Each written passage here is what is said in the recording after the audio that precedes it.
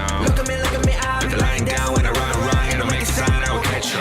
Watch out, it's better feel, got no mercy. Look at me, I'll be rising. Carry the season, you got a damn, gonna wibble. You never hesitate for another moment, but my bone is golden. I'm invincible, just let him know. I can show you all the glory I own. To the drunk, go find a way to the pad, it's time we did. Go, live from how can we go? It ain't a river, turn it back. Storm is coming, tired of your cold. It's my kingdom, fire, blowing up. We the kings, it's our honor, showtime.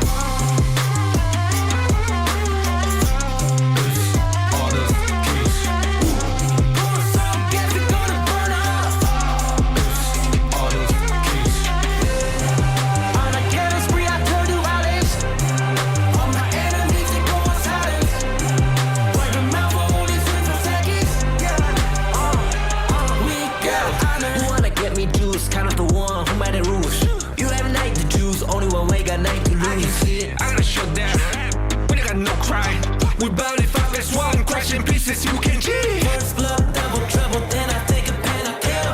All you do is sweat and look at me stay with the rain. Say. I've triggered my soul down. Follow my pace. We the champions, screaming, I'm invincible. Just let them know, I can show you all the glory I own. To the drunk, go find a way to the pad, it's time we did. Go, live from how can we go? It ain't a river, turn it back. Storm is coming, tired of your cold. It's my kingdom, fire, blow it up. We the kings, it's our honor, showtime.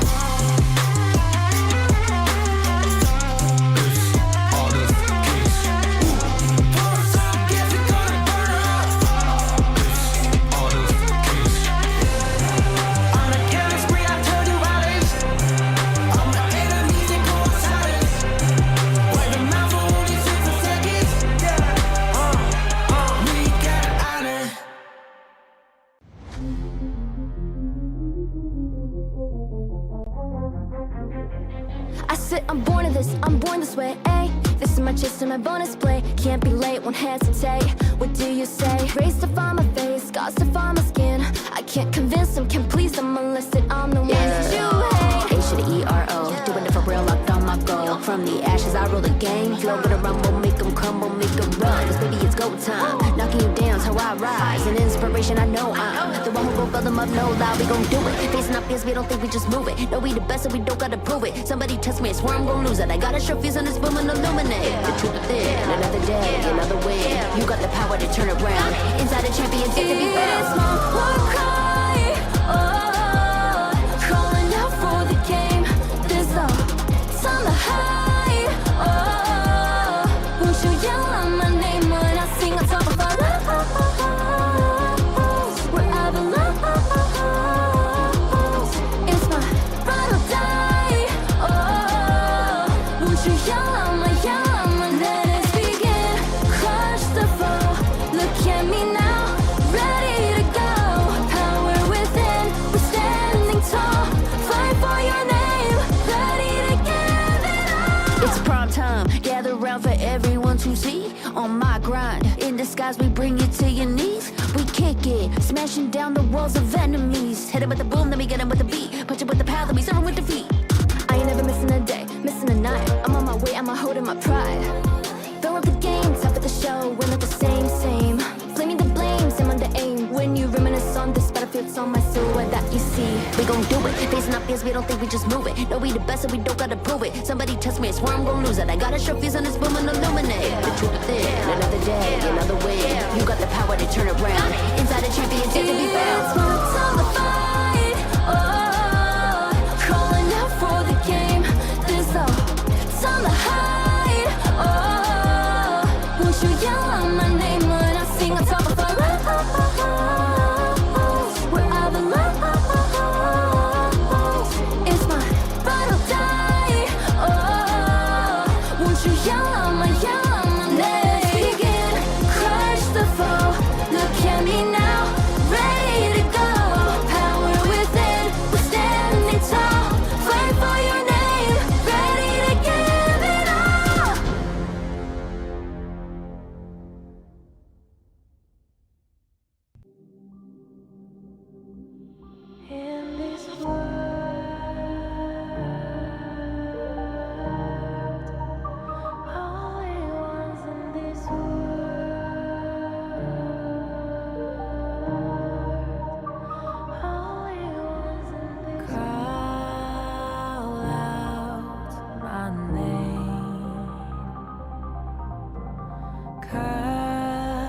the sound of the rain. No matter how I feel the flame, you know I feel the darkness and the pain. All of the ways we tried to break free from the night, you know we made it out, we found the light.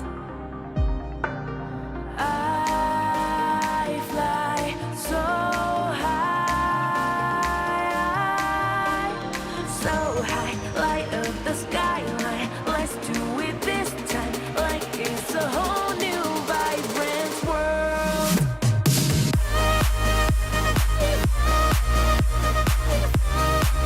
Like we're the only ones in this world.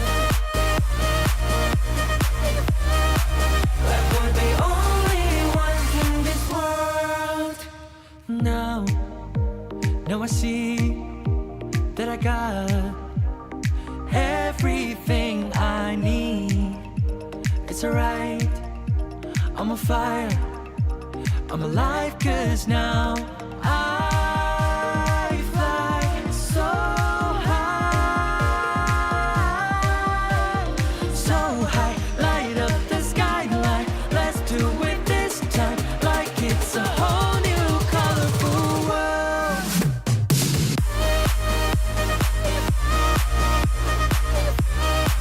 Like we're the only ones in this world. Like we're the only ones in this world. Never thought we'd get this far, burning like the stars. How we get this far, like we're the only ones in this world.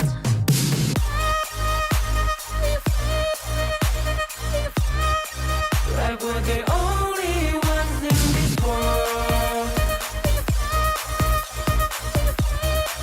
Like we're the only ones in this world.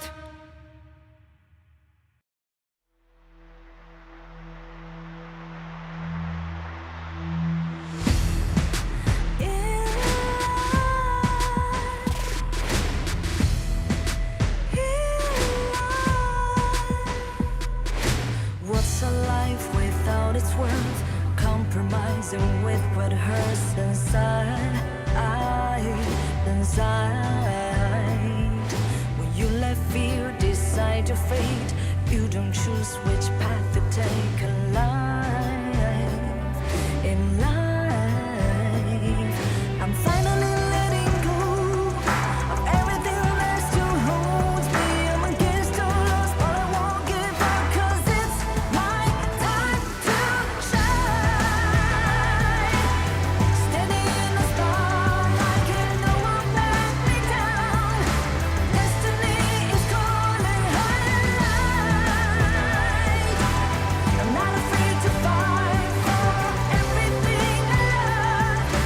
Victory's on my side.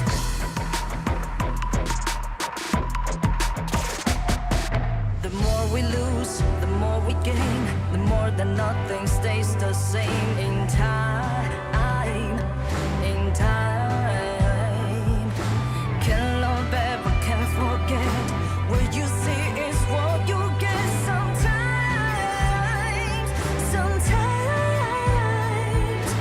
gonna show the world tonight the light that shines inside us. We're against all odds, but we won't give up, 'cause it's our time to shine.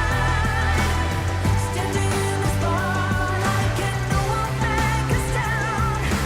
Destiny is calling highlight.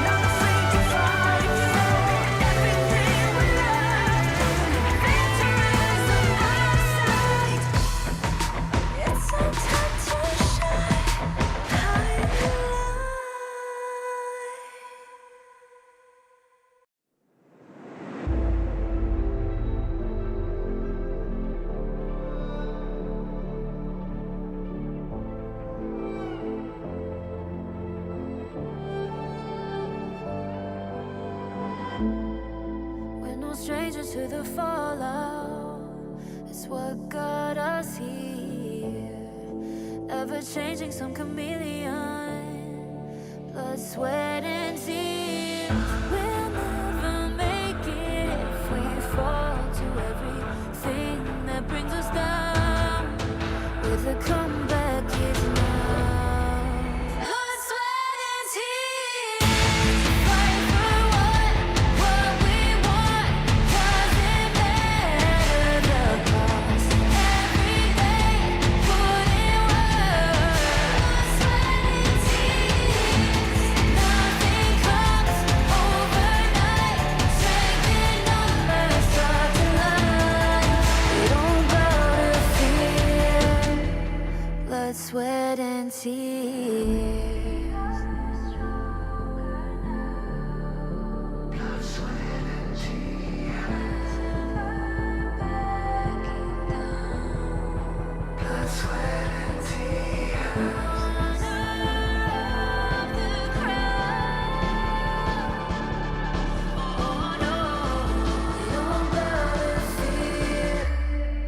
Blood, sweat, and tears. Fight for what we want. Doesn't matter the cost. Every day, put in work. Nothing comes overnight. Strength in numbers start to lie. We don't bow to fear. Blood, sweat, and tears.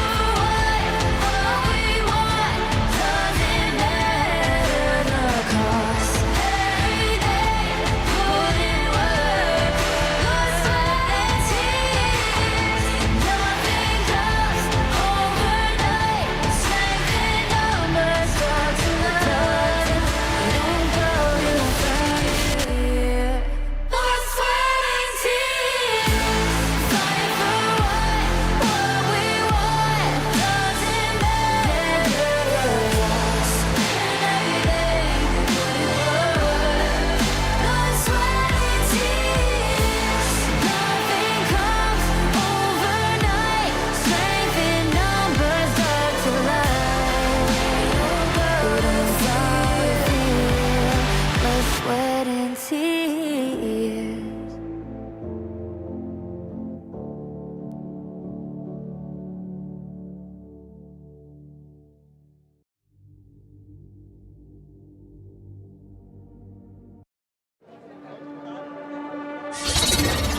Dongwon,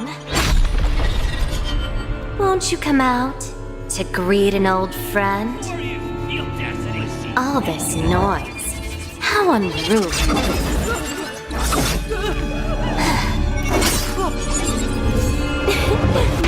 My, such a grand ceremony, and yet it's become such a mess. Let me help you tidy things up.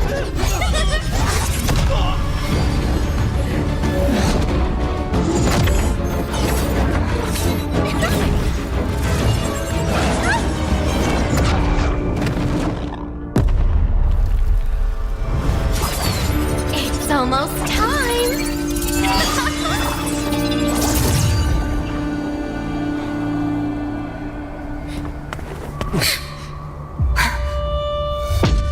Hang in there. We'll protect everyone. Someone will come to help us. Who will come to help us? No. How interesting. Very interesting.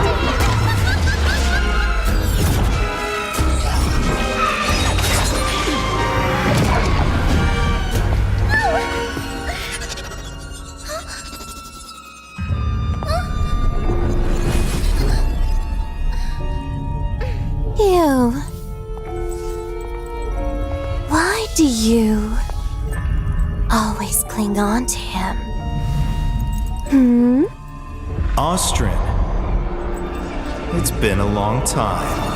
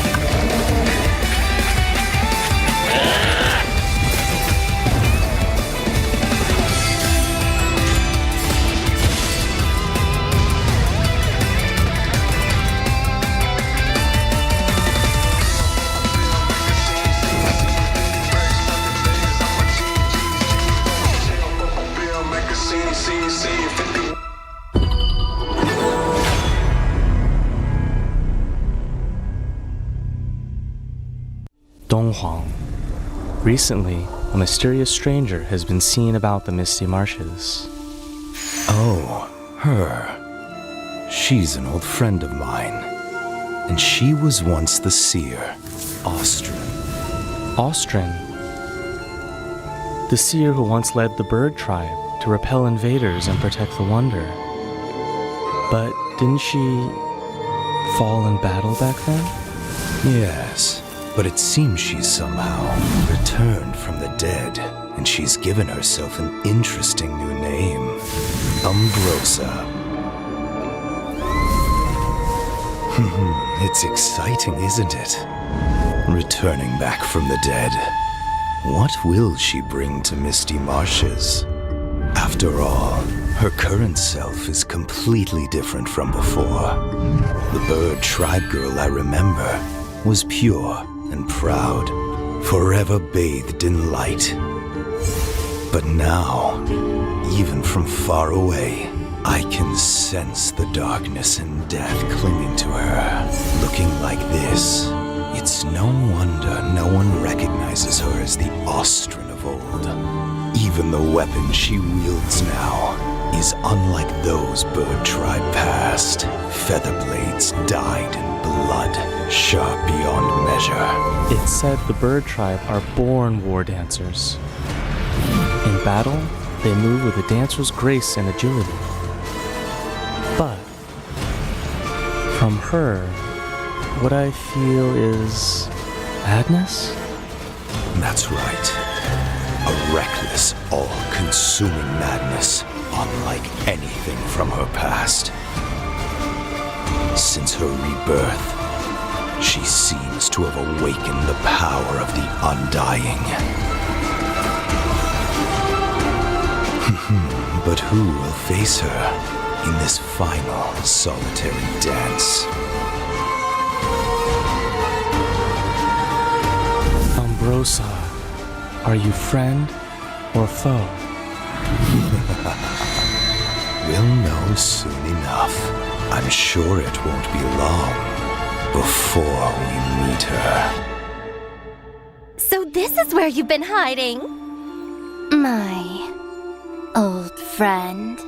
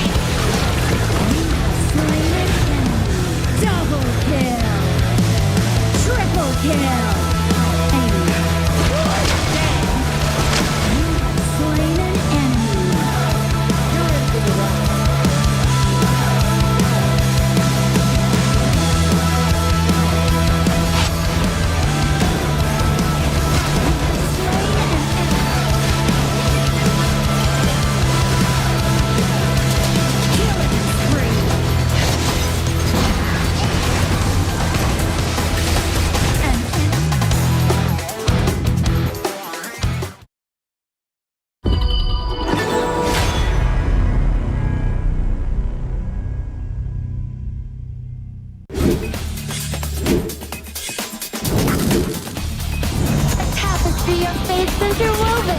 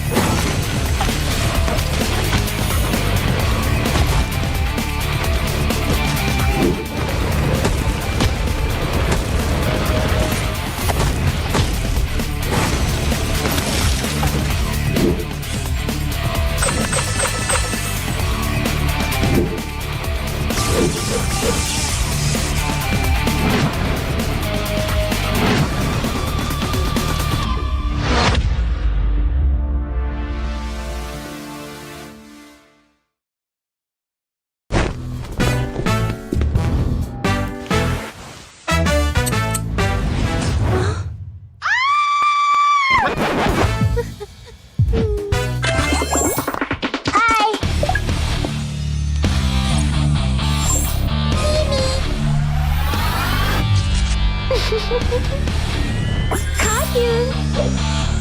Do not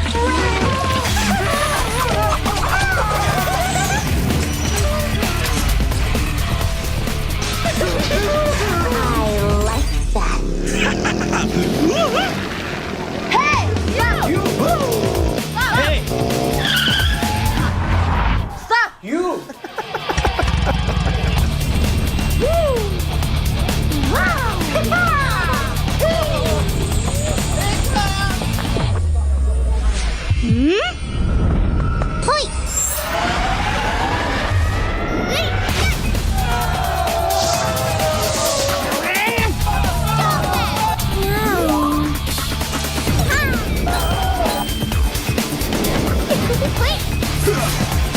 Cheers! The cursed name, Kaiser.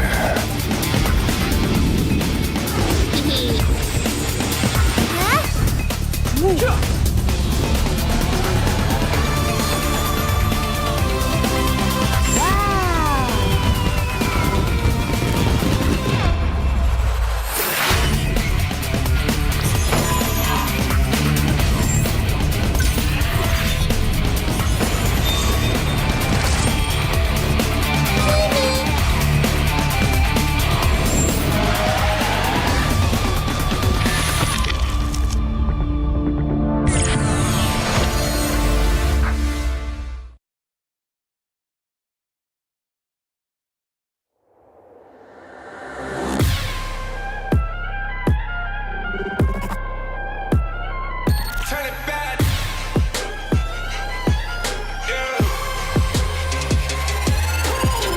Gear out the weapon, getting ready, counting down. Pay attention to the challenge, tell me where you from. Gotta be tough, gotta be strong, gotta be savage like animal. Every time you tryna push me down. Look at me, I'll be lying down when I run, and I make a sign, I will catch you. Watch out, it's better feel, kind of mercy. Look at me, I'll be rising. Carry the season, you got a damn, gonna weapon. You never hesitate for another moment, but my bone is golden. I'm invincible, just let him know I can show you all the glory I own. Through the jungle, find a way to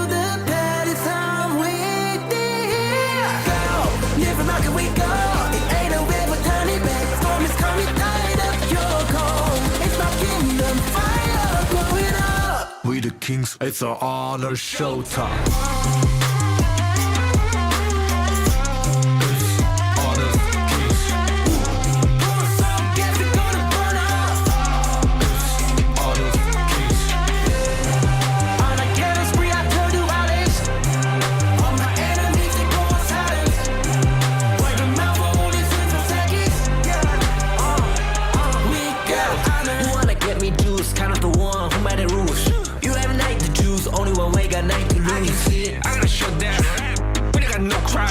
We bout it, 5 as 1, crashing pieces, you can cheat. First blood, double trouble, then I take a pen, I kill.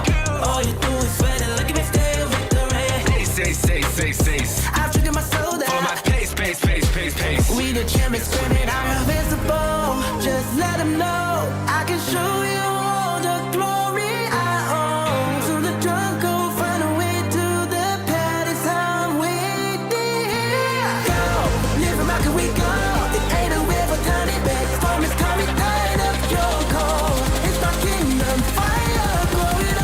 We the kings, it's an honor showtime.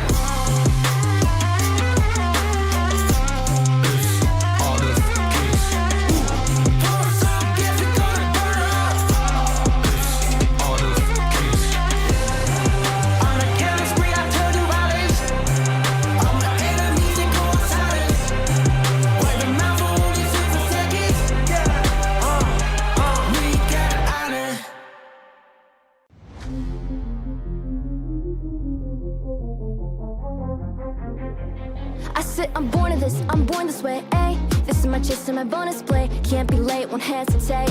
What do you say? Rays to find my face, scars to find my skin. I can't convince them, can't please them unless that I'm the one that you hate. H to the E-R-O, doing it for real, locked on my goal. From the ashes, I roll the game. Flow with a rumble, make them crumble, make them run. Cause baby, it's go time. Knocking you down's how I rise. An inspiration, I know I'm the one who gon' fill them up, no lie, we gon' do it. Facing up fears, we don't think we just move it. No, we the best and we don't gotta prove it. Somebody test me, I swear I'm gon' lose it. I got a sure fuse on this boom and illuminate the truth within. Another day, another win. You got the power to turn around. Inside a champion's yet to be found. It's my war cry, oh, calling out for the game. There's no time to hide, oh, won't you yell out my name when I sing on top of our lungs, where I belong.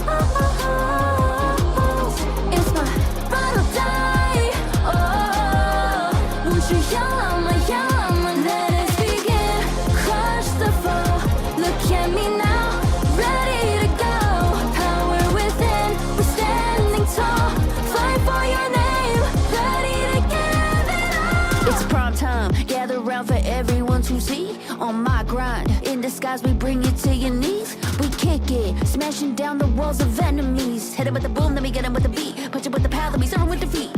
I ain't never missing a day, missing a night. I'm on my way, I'm holding my pride. Fill up the game, top of the show, we're not the same. Flaming the blame, same on the aim. When you reminisce on this battlefield, it's on my silhouette that you see. We gon' do it, facing up fears, we don't think we just move it. No, we the best and we don't gotta prove it. Somebody test me, I swear I'm gon' lose it. I got a sure fuse on this boom and illuminate the truth within. Another day, another win. You got the power to turn around. Inside a champion's yet to be found. It's my time to fight, oh, calling out for the game. There's no time to hide, oh, won't you yell out my name when I sing on top of our lungs, where I belong. It's my Will you live for real? Join the party.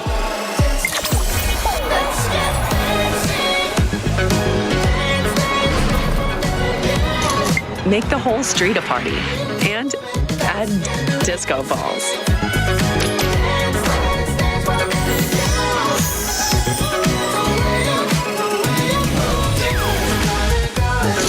Real Me 15 series. Live real in every shot.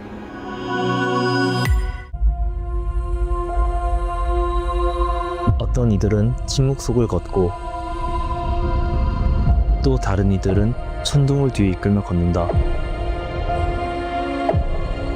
Ma una volta entrati, conta solo una cosa.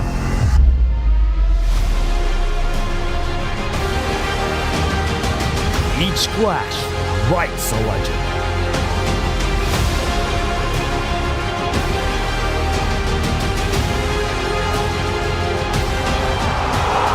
Each step takes them higher. And only the worthy remain. 그리고 모든 시선이 한 곳으로 향할 때 Dove il cammino dell'onore. Conduce i valloranti alla vittoria.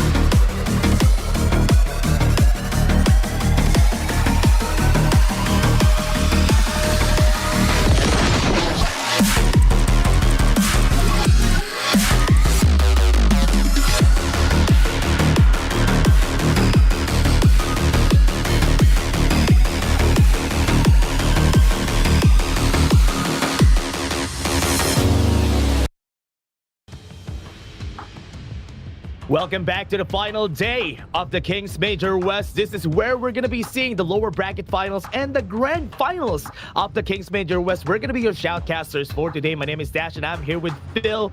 Phil, how are you doing? This is going to be a fun day.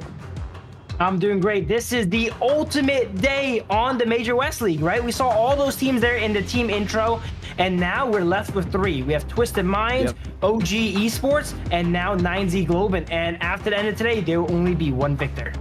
Yeah, we have seen Level Max Club yesterday got eliminated out of the tournament because of that playoff performance, but Twisted Minds back in shape, and seeing them like this, especially yesterday, was really exciting. And now today, they're going to be fighting against 9Z Global, who was sent to the lower brackets by OG.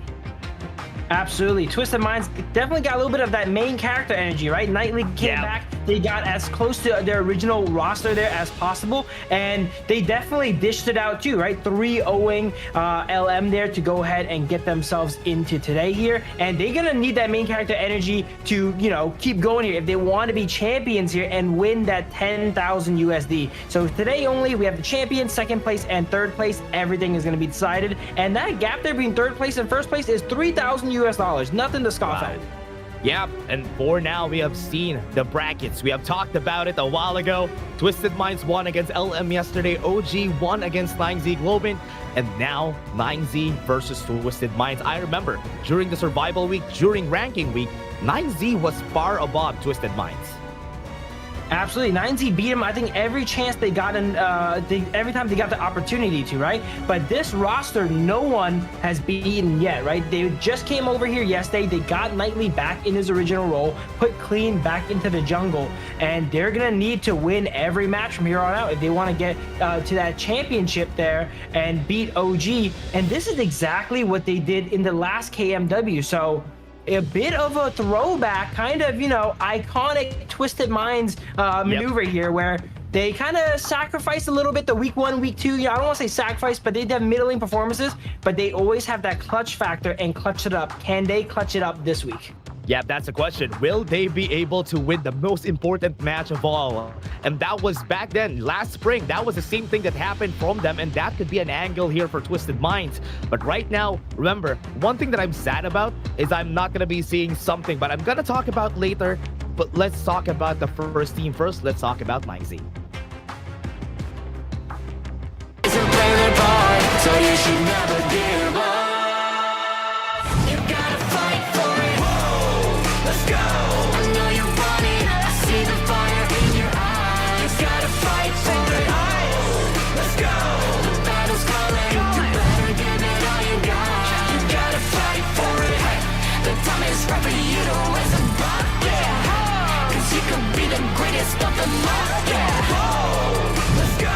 The battle's calling. You better give it all you got. You gotta fight for it.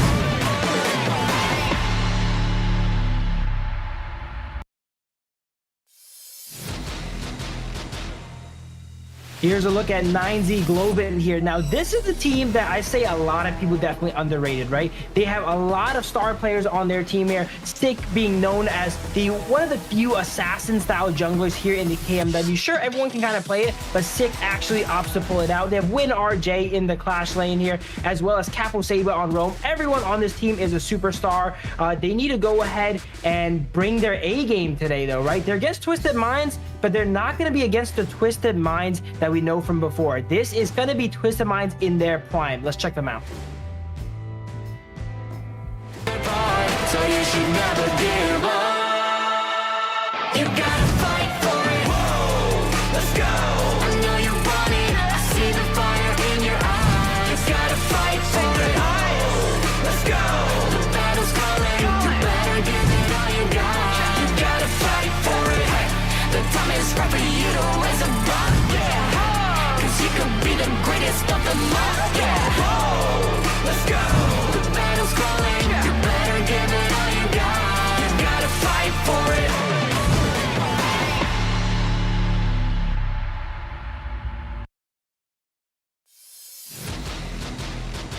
Twisted Minds, the mastermind, 90 is back in the Clash lane. We have Clean on the jungle. We have Shanks, ACC, and Highlang right there in the mid. And this is interesting because in the last moments, in where he needed them, 90 came back, and right now Twisted Minds is looking like a very different team from what we've seen during the past 2 weeks. Absolutely. We're hyping up this team a lot, and so far they've lived up to it. They've only had one match there, and they 3-0'd it with very, very decisive victory over LM. Sure, that is going to be a team from the lower bracket there, from the lower groups there, from Group A. Now, let's see how they fare against a top team here from Group S. Yep, now fighting against 9Z. 9Z from the last season was the 4th place finisher, but this time, at least they had a great start right now on the season. They're now at 3rd place. That's a very great improvement from the last season, but Twisted Minds are looking at the prize, looking at the end. Now let's take a look at the head-to-head. We have Shanks and Leffy. Absolutely. It's interesting that Shanks on average does a good amount more damage, but actually has less total kills than Leffy here, right? The average gold per minute is pretty head-to-head here. Teamfight position pretty head-to-head. This is as close as a head-to-head as you're gonna get here from both these marksmen. Yeah, what I like the difference between them is that Shanks is playing more of a laid-back playstyle compared to Leffy that has been more active with the kills, even with the presence of Sick on the team, who has been hungry for the kills. So that's a very interesting total kills for this guy. But this time, I just want to see if the game from yesterday brought down their momentum on the side of 9Z and Twisted Minds on an upwards momentum because they started from a win here in the playoffs. Absolutely. I think it really matters that it's the next day, right? If they were just fresh off getting 3-0 by OG, their spirits are probably going to be a little bit crushed, right? And go into the next game not in peak form. But this is the next day. Everyone's got a good night's rest here, and they are kind of refreshed. I would say this is probably going to be as, as close of a battle as it's going to get here, right? We have a lot of hype for Twisted Minds here. They do have the new roster, but we always got to mention, though, 9Z have been beating them, and they've beaten them the last few times. Sure, they have some new players, but 9Z has got 4 out of the 5 figured out. Yeah, it has been competitive overall for 9Z. Twisted Minds, this is a big difference for them that they have 9Z. We have seen them perform against Level Max Club, but now back to the draft. 9Z Globant versus Twisted Minds, and we are looking at the U1 ban as the first ban here for 9Z. Absolutely here. We're seeing these drafts really evolve throughout the weeks, right? It looks like people are kind of... 9Z, from what I see of the U1 ban, already says that, hey, we want this to go the distance, right? They're going to do some of these more targeted bans here in the first pick here. So they leave themselves more options here potentially once they get deeper into the draft, because they're gonna have to pick one strong hero, and then they know Twisted Minds is gonna take the other 2 ones. They're trying to save themselves a good second and third here by removing some of these more middling picks. Interesting that they left Divenjie out of the picture here for the side of Twisted Minds, because this is one of their highest pick hero on their side, and they left him out and has been banned right here. So 9Z has the option of going Dharma, but the Lung has been prioritized here by 9Z. Absolutely. The Longs are too consistent of pick. Probably, if I'm correct, in week 2, it was the most picked hero, actually, because it is so consistent, right? And speaking of consistent, that Dharma and Liang Po are also very consistent here. Solid front line / initiators for the side of Twisted Minds. No, a bit of a switch up, actually. Ooh. They opt to potentially get the pay first. Yeah, here. Surprisingly, they picked up the pay here. I love it that they got the pay right out of the first pick. Remember, yesterday, 90's first game back was with a Dharma, and he was the MVP during that game. So this is going to be crazy. He's going to be doing like a send back of what happened from yesterday. And 9Z picked up the Zhang Fei. That's also a priority pick of Twisted Minds. So this is good. At least they're denying a lot of picks from Twisted Minds.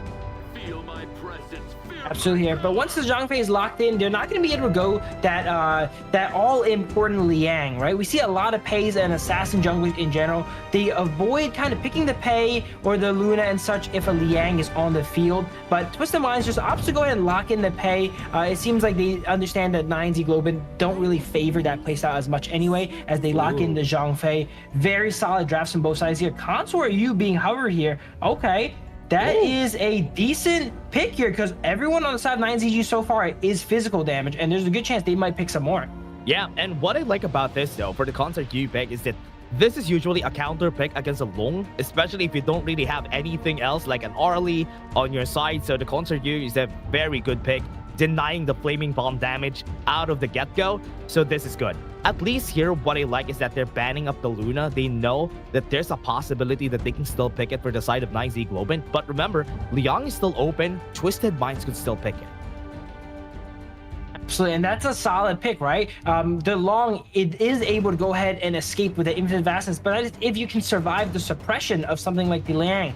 We're not sure if Twisted Minds are going ahead and lock that in yet, but the Consort you pick, I really love seeing from the side of Twisted Minds. This shows that they're drafting prowess. They're not just thinking about the game 1 here. They're thinking about game 3, potentially 4 and 5, right? Consort you is such an efficient pick, and it's not often you're able to pick it when the enemy team is basically showing 4 physical damage dealers here. They only have 3 so far, but with Luna banned, they're probably going to be pigeonholed into a physical damage jungler as well. Motsu has been picked for Twisted Minds. This is a sign that they could pick Gan and Mo for that last pick. They're waiting if 9Z Globant would go for it, because the Motsu has been really good, especially when paired up with the Gan and Mo. Very good combo from long range they can fight, and considering that 9Z Globant has a lot of low range heroes right here with the Fati and the Zhang Fei, that could have been good. But they went in with the I Ching just to be safe and just to cage out a lot of the members here of 9Z. Absolutely. The Yixing here is one of highlighting signatures, right? And they're pairing it up with Knightly's Dharma. We saw this game one yesterday as well, too. They opt to go ahead and take away the Ganima we were mentioning here from the side of 9Z with the Ogren as well. But Twisted Minds basically kind of drafting very similar to the game one of yesterday. And why would they change, right? Because they went 3-0 yesterday. That formula seems to work. They're sticking to the script.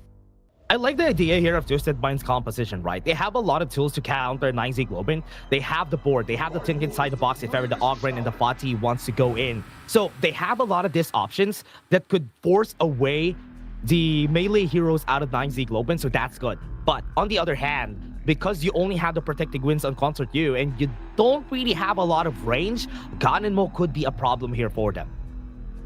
That's basically going to be the only person that can take down Concert U, so that's why the Motsu pick is very clutch here too. Ganemo loves when a Motsu's on his team, but he also hates when it's on the enemy team, right? Ganemo, relatively stationary target, does not like getting peppered by those cannon blasts, right? And while we know Motsu and Ganemo are a pretty solid combo, Concert U Motsu is not bad as well too, right? They have a lot of poke in that cannon blast and skill 1 from Concert U, and it is deceptively strong in the early to mid game. Yep. They can use it. They can make use of it. Independent lanes for sure on the farm lane because both of them could really survive the laning pace pretty easily.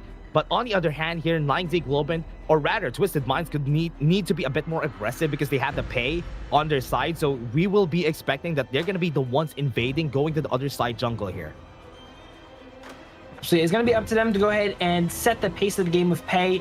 In the last KMW, Pei felt a lot more broken, mainly because it was only kind of OG playing it. But now a lot more teams have been playing it, and teams are kind of understanding how to play against it. It is still that early game terror, that menace, but it's not as like guaranteed anymore, right? Teams have been finding ways to go ahead and outmaneuver it, how to trade against it, and how to go ahead and go even against it generally. So I would say now to get those really early game stompy games here with Pei is rather difficult, and it's going to come down to a lot of execution on side of Twisted Minds. It all comes down to how they play the early game and how they are going to be starting off here, and that's why we were hyping up the invades that they can do here in order for them to start up.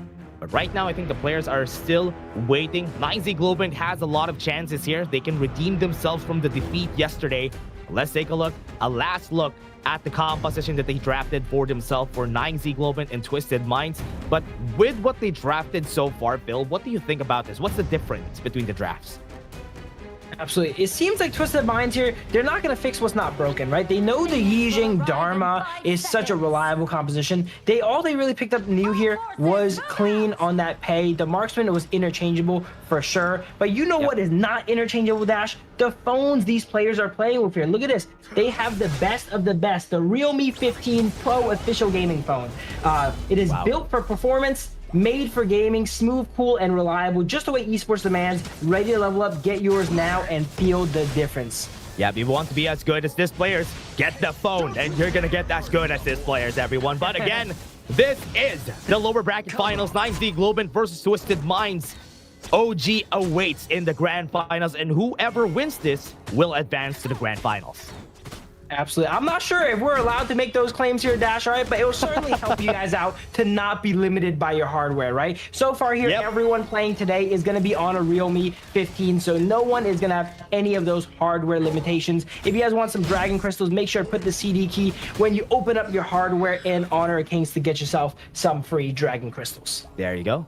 Look it up, everybody. And now we're going to be starting. We have seen the clears here out of Twisted Minds. Very early clears on Clean, right? Because this is what's going to happen in the early game. Clean is just going to be clearing up the waves a lot more faster with the jungle camps, so he could really have more freedom on rotating around the mid, around the top side, and now we can see him just being a bit more conservative, not going for invades, and just waiting for any wrong, or at least the wrong movements. Now, I think Moon has the wrong movement here. Good Garter Grave to just push Clean away. Look at that instant Garter Grave and still get dropped to half health. If it was a second later, he could have been dispatched there, and that just shows the early game prowess of Clean there on that Pei as well too. We see ACC on the Motsu applying some pressure here in lane with those cannon blasts. I would like to see the Motsu actually roam around with the Pei, because there's not much they can really get done from that 2v2 in lane, right? They're just gonna try and farm. I agree. I think it really needs to roam a lot more, help out Pei and Clean to find something around the map. Now, next jungle camps are going to be coming, and after this next clear, that is where we're going to see what Twisted Minds are going to do. If Clean is going to be cleaning this up fast, he could go to the bottom side first, go to the red side jungle, up 9Z Globant, then get a good invade there. Absolutely. We've seen these teams pre-4-minute mark before the first objective. It feels kind of solved, right? Like they know that if you go here, I'm going to go here. If you take that, I'm going to take this. So it's relatively passive 0-0 on both sides here. Everyone kind of understands what's going on. Once the variable that is that first tyrant comes out and you're forced to go ahead and fight your opponents here, that is when chaos kind of erupts here. And everyone is kind of preparing for that. This is like the calm before the storm. Yeah, they've seen Clean a while ago. You can see the vision score here of KMW, especially on the bot side of the map. Seen a lot of people just out of that brush right there in the bottom side of the map. And that's why he saw a lot. Knew that Clean wasn't in the top side. So that's why they are clearing up the bot side right now. Leffy going to be focused right here, half HP. Good thing he didn't pop the infinite fastness this early.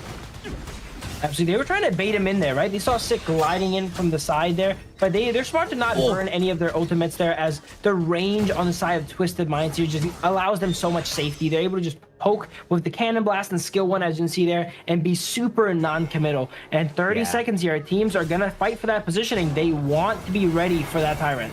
Last wave before the objectives. They do have the ults on KMW, so they're kind of scared about this positioning for the side of Twisted Minds. One unbridled outburst could change the tides of the fight. But 10 seconds in the clock and we're seeing them still clear the mid lane. And nobody's positioning on that Tyrant this early because they're kind of afraid. Right now, Sick is still on the top side of the map and Nighty going for the TP on the bot side. So it's looking like Twisted Minds has the better position here on the Tyrant. They definitely do, but both sides have their junglers actually opting to clear the buff first. They don't want to get it stolen, right? They Ogren could easily just go ahead and trade the Tyrant for that buff there, and they want to make sure that doesn't happen. And same with the other way around. KMW gonna try. Yeah, junglers potentially was going to be the last ones to right there. Ogren, as in here, look at the map here. Sick going to try and steal that red, but Pei was already there and secured it and able to move throughout the map and still respond to that Tyrant. Yeah, you know what? That is smart clear. At least 9Z Globant knows what to do in case the Tyrant gets taken by the side of Twisted Minds. He was already trying to go for that red buff, but what he didn't know was that they cleared it already. Very smart play from Twisted Minds even before going to the Tyrant. Absolutely there. Yeah, I think they was in their mind there that they were going to go ahead and concede that first Tyrant. It's very hard to fight the composition of Twisted Minds for it there, so they wanted to opt in and trade, but Twisted Minds greeded a little bit extra there by securing the buff first with the Pei, which compromised their position. Yeah, use the ult though. What a perfect ult right there. They went out. That could have been a good kill for their side though. The flash into the thing inside the box. The Noon is the first to fall down, and that's Twisted Minds getting the first blood. So, and here we go. This is the chaos we're talking about, right? You're only able to follow the script or the formula for so long before you got to adapt. And it's not often you get dove under tower there. So 9Z Globant takes their first casualty. Yeah, good kill. Good cutoff, actually. Moon was trying to go to the bot lane, and he didn't know that Clean was there on the brush waiting for him. For sure. And we see Ogren here itemized into Blood Rage super early here. So he's going to have a lot of activations of that all throughout the game. First item, Blood Rage. I would say the Ogren has been doing a good job of farming, right? Yeah. Right now to 90. Might be able to get a Truth Mantra. Gets it. No infinite vastness out of Leffy. That's a good kill, though. Highland could be the target here. Passive has been popped. Very small board. But at least he got it. Got the tower top mid lane. Got the tower bot side a while ago. Lefty was definitely not prepared for that. Right outside of his own tower, he gets Truth Mantra and assassinated down. Definitely good callouts with the cooldown of his ultimate, because I'm pretty sure Knightley would not have went for that play if he knew Long had that ultimate there. He had a small window to get that assassination off, and he took it. Yeah, he knew that nobody was there, nobody was checking the brush. He just went for it. Now, Twisted Minds are looking for a chance to go to the top side of the map. Look at 9Z Globant. Right now, they have been reactive about their defense. And now with the top side open, half HP on this guy, I think WinRJ doesn't have the ult. So this is going to be dangerous. Once it goes in, another Truth Mantra could be good, but the cooldown was right on time. Absolutely. I think it's actually a great matchup against the Dharma here, right? Dharma has that one crucial crowd control in that ultimate, and he is able to go ahead and cleanse it down with his ultimate there, and that's exactly what we just saw there. So it looked like he wasn't even controlled at all there. Yeah, good use of the Sacred Tree Blessing, but also might be bad here once they go in. Use it, the Truth Match onto the back, and that kills them. No answers from the side right here, and Bridal Outburst right there onto the back line. They're gonna go for it. Capo Seba gonna be left alone. Sick is gonna be dead. They're gonna go for the chase down, look for Leffy. Had to use the Infinite Vastness to go away and try to defend this tower. They have one more cannon minion, and they are really looking for it. 90 has been super clean with this ult, and now they're looking for the finish. Minions are coming in, and Twisted Minds are looking to finish this very early. They have it on the back. Good smite on the minion. They have to go back. 90 might be dead here. Sacrifices himself. What a good, freshly forged for Moon. What an insane early game. So it was 8 minutes, and Twisted Minds was pushing for the win already. This is definitely not the Twisted Minds we've seen in the past here, right? Very strong lead for them so far, 4,000 gold lead, and it just shows the presence that Nightly goes out and brings. We saw first game yesterday, he was able to land so many game-changing truth launchers, and this game is no different. They got themselves such an impressive lead because all of those plays that Nightly made. Opening on mid. This might be competitive. Tyrant will be taken here, no answers. Because Clean is at the top side of the map, so that is going to be an easy clear for 9Z. Absolutely. They have a huge amount of smiting potential there. 2 smites on their team with a Ganon mode. They should not be losing those objectives. If they were, they would be in a lot of trouble for sure. Radiance comes out, spots the side of 9Z Globant in their own jungle there. The vision control from the Motsu is so impressive, right? He's able to cannon blast the bush. He has the Radiance to go ahead and check it as well too. So Twisted Minds knows they're never going to be walking into the ambush. Yeah, Leffy at the ult though. 90 at the back. Zoning a lot of people here. Didn't know that he might go for the flash. But 90 is in position. No flashes just yet. So he's being a bit more patient on when he starts this. Waiting for the flash. Flash is up right now. So 90 could go for it if ever they need to. So besides Twisted Minds, they're content with just getting the high ground here. They don't want to go ahead and sacrifice Nightly like they have last time. And this is really bad for the side of 9Z Globant. They've already... Oh, they didn't take the high ground yet. I thought they did, right? But they took the middle high ground, and they're going to be leaking elite minions for the rest of the game here. And starting at 8 minutes, it is really rough. A lot of damage on 90. That is important because of that, they won't be able to go for that push or that truth match onto the bot lane. They have 15 seconds on this Overlord, and I do think they're positioning themselves at the top side of the map, so the Overlord is going to be in their sights. So they have complete control of the map so far. They could even potentially opt to take 2 at the same time if they would like to. I'd say it's a little bit risky as the members of 9Z have been slowly breaking out of base. They've been clearing those elite minions in the middle lane here. It takes a team effort to do so because they're so tanky, but they have been able to push back out. Yeah. See, Twisted Minds in position on the Tyrant. They are pushing the top side of the map, so Win RJ is not going to be here on this fight. Taking their time here. Double smite, though, for Capo Seba and Sick. So, Clean is being a bit more reserved on taking this because they know that this could be stolen. But nice take on this Tyrant. They are going to be resetting it just a bit. But the zoning from ACC has been so effective at just pushing them away. And that Cannon Blast is just not going to let them take this.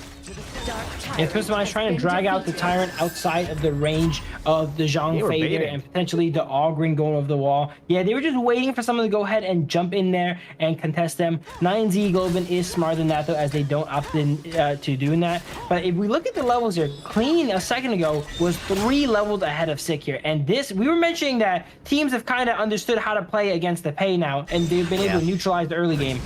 Not against Clean's play, it seems, right? Because he's level 15 here, XP is absolutely maxed out, and he's even brute forcing down the Overlord there with the Primal Bond. Yeah, doesn't even care if they have Primal Bond. 6k gold lead at this point in the game. Twisted Minds not going to be leaving anything open. No holes that they can dig into on the side of 9Z Globant. That's why they are not giving any openings here. 90, look at this. He's baiting out the members right here of 9Z Globant to actually take this. And Highlight is in position to get a good board, though. But yeah, they're just forcing them to move around the map. Yeah, Twisted Minds knows that if they just go ahead and play this slow, they're going to win on the map here. They have complete control over both objectives. If you ever find yourselves at home in this position where it feels like the enemy team just stays in their base and clears minions and, you know, you can't really defeat them, a good way to do that is taking both objectives, right? And that's what Twisted Mind does here. They take the Tyrant and they take the Overlord, so they have a lot of pressure at all sides of the map currently. Yeah, they have the Shadow Vanguard at the top side of the map, pushing on the bot lane. Nice clear on that freshly forged, and with the board sick, left alone here, would not be able to go away. Good thing they're already done with him. Top side with the Shadow Vanguard, they could go for another push. Absolutely. This is looking like the third high ground is in the sights of Twisted Minds, and once they take all three, those minions are going to get even stronger to the point where it's going to be an all-time job to clear them here, right? Yeah, Cannon Blast got hit, sick, taking a lot of damage, still has the Blood Rage. Shadow Vanguard got taken down pretty easily. Now they could go for the push here. 9Z Globant sick, had to force the Blood Rage. A lot of damage coming to their side. Now that's going to be a push, force Leffy out off the Infinite Fastness. Here we go, triple high grounds here. This is usually the death sentence for a lot of teams here, as from now on, they're going to be stuck in their base, clearing out those minions, and Twisted Minds are going to have free reign all over the map. If they want a chance, passive being caught here from high leg, but he gets caught out. Had to flash, had to use the Unbridled Outburst now with a 1v4. This could be good. Clean is going to be falling down. 9Z Globant looking for this fight since a while ago, and what a great kill out of Leffy from that, and now they are going to be chasing him down. ACC had to flash away, and they're fighting with a truth matchup coming from 90, and he changes the tides. That is what they wanted all along, and it's still a 2v3. Nightly on the Dharma. Everyone knows what Dharma does, right? He punches you in the wall. Yet, the best of the best, like Nightliers, are still able to find those angles where they have crucial game-changing truth launchers. That looked like a good little bit of a comeback for the side of 9Z Globant there, up until that truth mantra hit. Moon also fell. That's not good. Now with Moon down, that is a potential finish here for the side of the Shanks.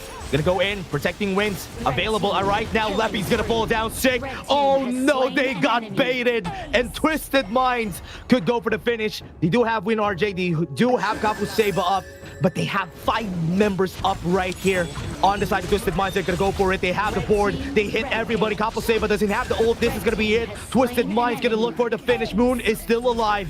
Got back, right down, freshly forged, pops the Sage's Sanctuary, but Twisted Minds is gonna take game number 1. Wow, what a game here. 14 minutes in, not the quickest game, right? But I would say very decisive. Twisted Minds not one of those teams that are going to be like OG and try to win out the game in the 10-minute mark. They're very smart, they're calculated. Even though they probably can make an attempt at the win, they prefer to play it safe, right? We saw them go ahead and get the middle high ground, back up, slowly rotate, and kind of choke out their opponents. And 9Z Globant, they didn't really have many options there, right? They had that one kind of return fight at the very end there where they did decently well, but no matter how well you win that fight, it was too little too late. They were down 3 high grounds already. Yep, at the 7-minute mark, they had an angle to finish the game, right? But it's a good thing that Twisted Minds didn't opt for it, because it's still a chance for the enemy team to come back from it, and they were just choking 9Z Globant out of their resources. Good thing they finished it. Good thing there was a play from 90, because that game could have been a disaster because of that kills that they got in the end there from 9Z Globant. Absolutely. I really like the line of play that Twisted Minds ended up taking there. When your opponents like 9Z Globant kind of ball up and turtle in your base, right? You need to take maximum advantage of that, and that's what they did. They took the Tyrant, they sold the Overlord here, they got everything on the map, they got all their jungle there, and they said, okay, do you guys want to hide in your base? Fine, we'll get all these objectives, and we will mount a impossible push that you cannot turtle up and defend against, and that's exactly what they did. That was a good performance right out of our teams right here. We've seen them, Twisted Minds. What a good showing here, dominating performance. It was so hard for the side of 9Z Globant to even fight back, especially Sick actually had a great time in this game, but Clean had the better time this game. He had a 3-level advantage against Sick almost the whole time until Clean got to level 15.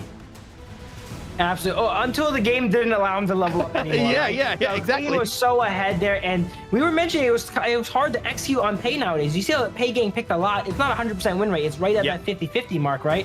but you can definitely tell a top tier Pei from a more average one, right? Clean, completely controlled all throughout the game, applying pressure. We saw level 3 there. He almost one-shot Ganemo in the mid lane here, just all around the map on top of farming perfectly there, and that easily sailed themselves into that win there. Again, it was 14 minutes, but it's because they wanted it to be 14 minutes, right? They wanted to guarantee it. I think they could definitely end the game sooner if they, you know, press their lead, kind of like what OG is kind of known for, right? But this is definitely Twisted Mind style.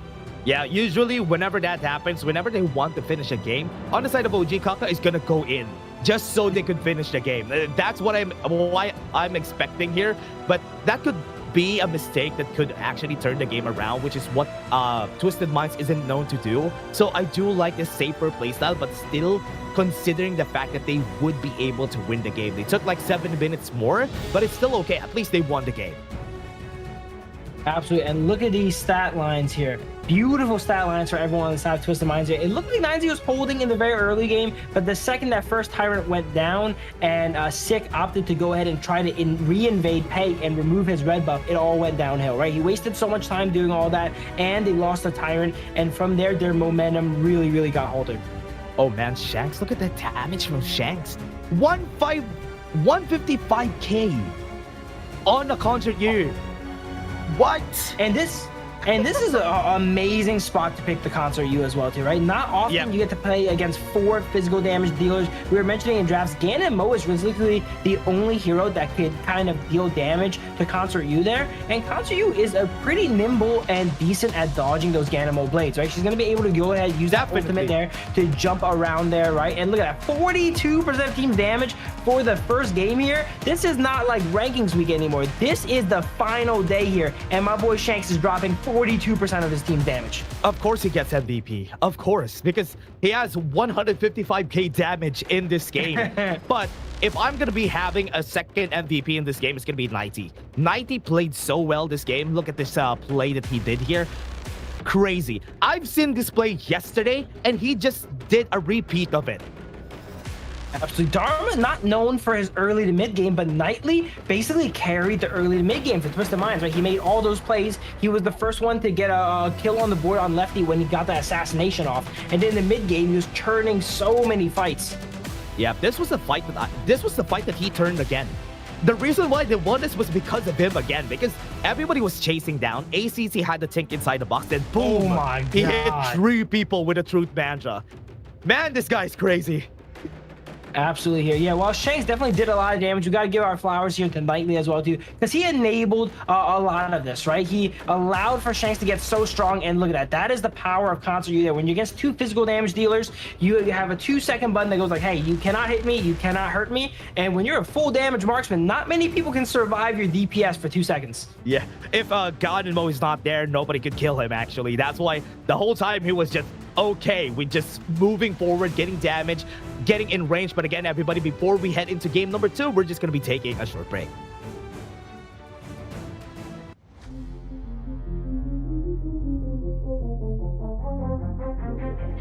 I said I'm born of this, I'm born this way, ayy. This is my chest and my bonus play. Can't be late, won't hesitate. What do you say? Race to find my face, scars to find my skin. I can't convince them, can't please them unless that I'm the one that you hate. H to the E-R-O, doing it for real, locked on my goal. From the ashes, I roll the game. Flow with a rumble, make them crumble, make them run. Cause baby, it's go time. Knocking you down's how I rise. An inspiration, I know I'm the one who will fill them up, no lie, we gon' do it. Facing our fears, we don't think we just move it. No, we the best and we don't gotta prove it. Somebody test me, I swear I'm gon' lose it. I got a sure fuse on this boom and illuminate. The truth within, another day, another win. You got the power to turn around. Inside the champions, yet to be found. It's my war cry, oh, calling out for the game. There's no time to hide, oh, won't you yell out my name when I sing on top of our lungs, wherever lost. It's my ride or die, oh, won't you yell out my let us begin, crush the foe, look at me now, ready to go, power within, we're standing tall, fight for your name, ready to give it all. It's prime time, gather round for everyone to see. On my grind, in disguise we bring you to your knees. we kick it. Smashing down the walls of enemies. Hit it with the boom, then we get it with the beat. Punch it with the power, then we serve it with defeat. I ain't never missing a day, missing a night. I'm on my way, I'm holding my pride. Fill up the game, top of the show, we're not the same. Blaming the blame, same on the aim. When you reminisce on this battlefield, it's on my silhouette that you see. We gon' do it, facing our fears, we don't think we just move it. No, we the best, so we don't gotta prove it. Somebody test me, I swear I'm gon' lose it. I got a sharp fuse on this boom and illuminate. The truth within, another day, another way. You got the power to turn it around. Inside a champion, yet to be found. It's my time to fight. Oh, calling out for the game. There's no time to hide. Oh, won't you yell out my name when I sing on top of our lungs? We're out of love. It's my ride or die. Oh, won't you yell out my name? Let's begin. Crush the foe. Look at me now. Ready to go. Power within. We're standing tall. Fight for your name. Ready to give it all.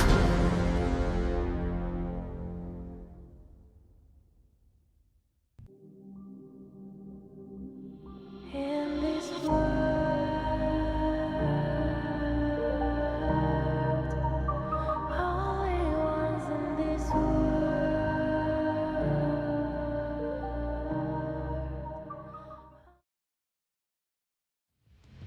We are back at the lower bracket finals at the Kings Major West. Everybody, we have seen Twisted Minds get a 1-0 against them, and we are still going to be your shoutcasters for today. My name is Dash, and I'm here with Phil. Game 2, what do you think they should do here, Phil? Besides 9Z Globant here, that first game there, it wasn't really, it was more of a feeler game, right? There's not what they're really known for. They're not on their comforts here. I always recommend whenever 9Z Globant is kind of like on the back foot, they bust out their comfort picks here, and those picks that they go ahead and feel. Look at the players right there. They're not too enthused, you know, after taking a loss here from Twisted Minds here. But on to Twisted Minds here, actually. Twisted Minds, they're living up to the hype, right? They have not lost yet. The second Knightley rejoined the roster here, and I can see why. Look at the plays Knightley was making last game there. He was carrying the early to mid game on Dharma. Usually that's a late game hero. Yeah, and that's what I'm expecting right here, right? From Twisted Minds. I like that they had the setups, the Dharma, just pulling out that pick right here from the get-go has been really good for them. But on the side of 9Z Globant, I agree with you. I do think they should pick out the comfort picks, like the very peculiar picks that they have, like the Nakaruru, the Fade that Sick has always been bringing out, and try to win with those, because we know them best when they are playing the Assassins on Sick. Absolutely, and while it didn't quite work against OG, you know, a team that's a little bit more composed like Twisted Minds, that might really break their ranks, right? OG's kind of all over the place. They're doing everything at once. Even if you have something like that Fade, they were able to go ahead and counter out a good amount. But Twisted Minds, if you're able to kind of disrupt their flow, which they love doing, maybe that could be what they need to get some wins. Yeah, might be able to do it. I want to see how they will win this right now. For the side of 9Z Globant, I want to have different picks here for the guys, but Twisted Minds very smart, banning out the Dharma so that Wind RJ wouldn't be able to pick that out for the next game. I think a pay ban could also be warranted here for their side so that they can pick the Mai Shiranui here once they go for the first pick. Absolutely. Yeah, you just want to go ahead and ban out the strong heroes that you use there, right? There's no opportunity for them to go ahead and use the Dharma or the pay anymore, so usually that's going to be the ban. But no, Twisted Mind says you guys can have the pay if you guys want it. We are much more worried about the Gudo. Oh, there you go. Interesting. Interesting, because usually the last time that they've seen this for the side of 9Z Globant, I think it was OG's second game. The fight yesterday's second game, they pick up the Agudo here for a Sick. So this time, they banned it, so they're not going to be seeing that. And as I said, Mai Shiranui will be their first pick here. Absolutely. Highline loves playing Mai. Doesn't get to play it too often, right? He's usually stuck on utility mages. So every time Mai opens up, you know he's pressing help pick and trying to get that pick locked in here. And it looks like the side of 9Z is ready to respond. They have the Yuan, which is a great matchup into the Mai, as well as the Channel, which is just a good all-around marksman. And it has a little bit of extra oomph against something like the Mai that's melee, because they're able to sink that soaring shot into it and deal a lot of extra damage. I do think they have the long angle here for Twisted Minds for this game. they could go for that, and the Tong Fei is also open for ACC, so that could be an angle that they could go for here. Or they can pick up the D-Ren Jet so that they still have the long come game 3.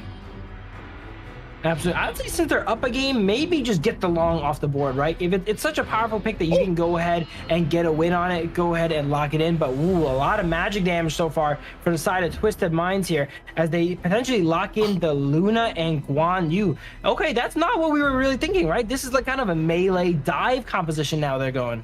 Yeah, they have a lot of dives. They have good displacement on the Guan Yu. They have a good target, though. Chino is a good target for them, so they could go into the back line. Yes, Chino has the leader sense, making it harder for them to chase him down, but with the Yixing, that makes it better for Twisted Minds. Actually, Moon's picks and Highland's picks are relatively similar in the mid lane. They both like playing the same hero, so it makes sense that they swap mid laners here going into game 2. But now that the long has not been picked from the side of Twisted Minds here, it is for sure probably going to get banned here, right? They have no marksman locked in yet, and some good options have been removed already. I would say 9Z Globant is going to go ahead and remove the Zhang Fei and probably the long here. I love that they are playing like this, right? The way that they're doing this from the get-go here for the side of Twisted Minds is that they're banning a lot of the comfort picks of Stick. Musashi is also a good comfort pick of this guy, and they're banning it again for the second phase. Oh, nice ban, as you said, long. Absolutely. Yeah, the Musashi has been really creeping up in usage here. Teams understand how reliable it is. It's kind of like the Liang of the jungle, right? It's able to just lock down these kind of mobile characters like the Mai, like the Luna, like the Guan Yu. So I think it was a great idea for them to go ahead and ban that out. I would say, looking at this draft, if 9Z wanted to go ahead and get something like the Musashi, they needed to go ahead and pick a third pick, right? Because you already see all 3 of the mobile melees on South Twisted Minds. The Yixing can always be picked later on if they're not afraid it's going to get banned. Yep. Ooh, they pick up the Futsu, so they have the option of locking down the Luna or the Mai Shernui with this pick. And I also love the Futsu against the Guan Yu, so they have ways to just lock them down and make them unable to do what they want to do around the map, and that's a good way to neutralize the picks of Twisted Minds.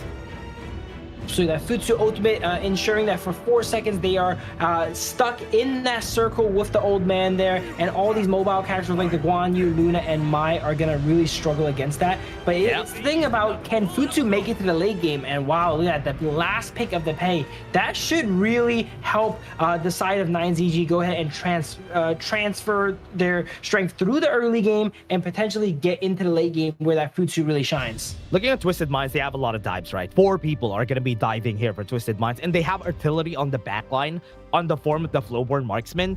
And on the side of 9Z Globant, you know that they have ways to counter that. They have the Yixing, they have the board, they have the Unending Sorrow just to stop them from getting a kill, and the Futsu with the Sage's Might so that they can lock down Twisted Minds. So I like this idea, but on the other hand, 9Z Globant has an easier MO here. They can do this easier compared to what Twisted Minds are going to do. Absolutely. The Yixing is going to be able to go ahead and lock in all the melees on the side of Twisted Minds there. But I would say even if they are locked in, they don't really have that much damage, right? They have the channel there. If they get later on in the game, is able to summon those wolves and get the pack attacking there in that board. But in the early to mid game, Yuan, Yixing, these heroes might be lacking a bit of firepower when it comes to taking down the people inside the board. Oh yeah. Let's see. Right now it's Twisted Minds having advantage in this series with a 1-0. But man, oh man, this is scary. I want to see how 9Z Globant are going to be fighting back in this series.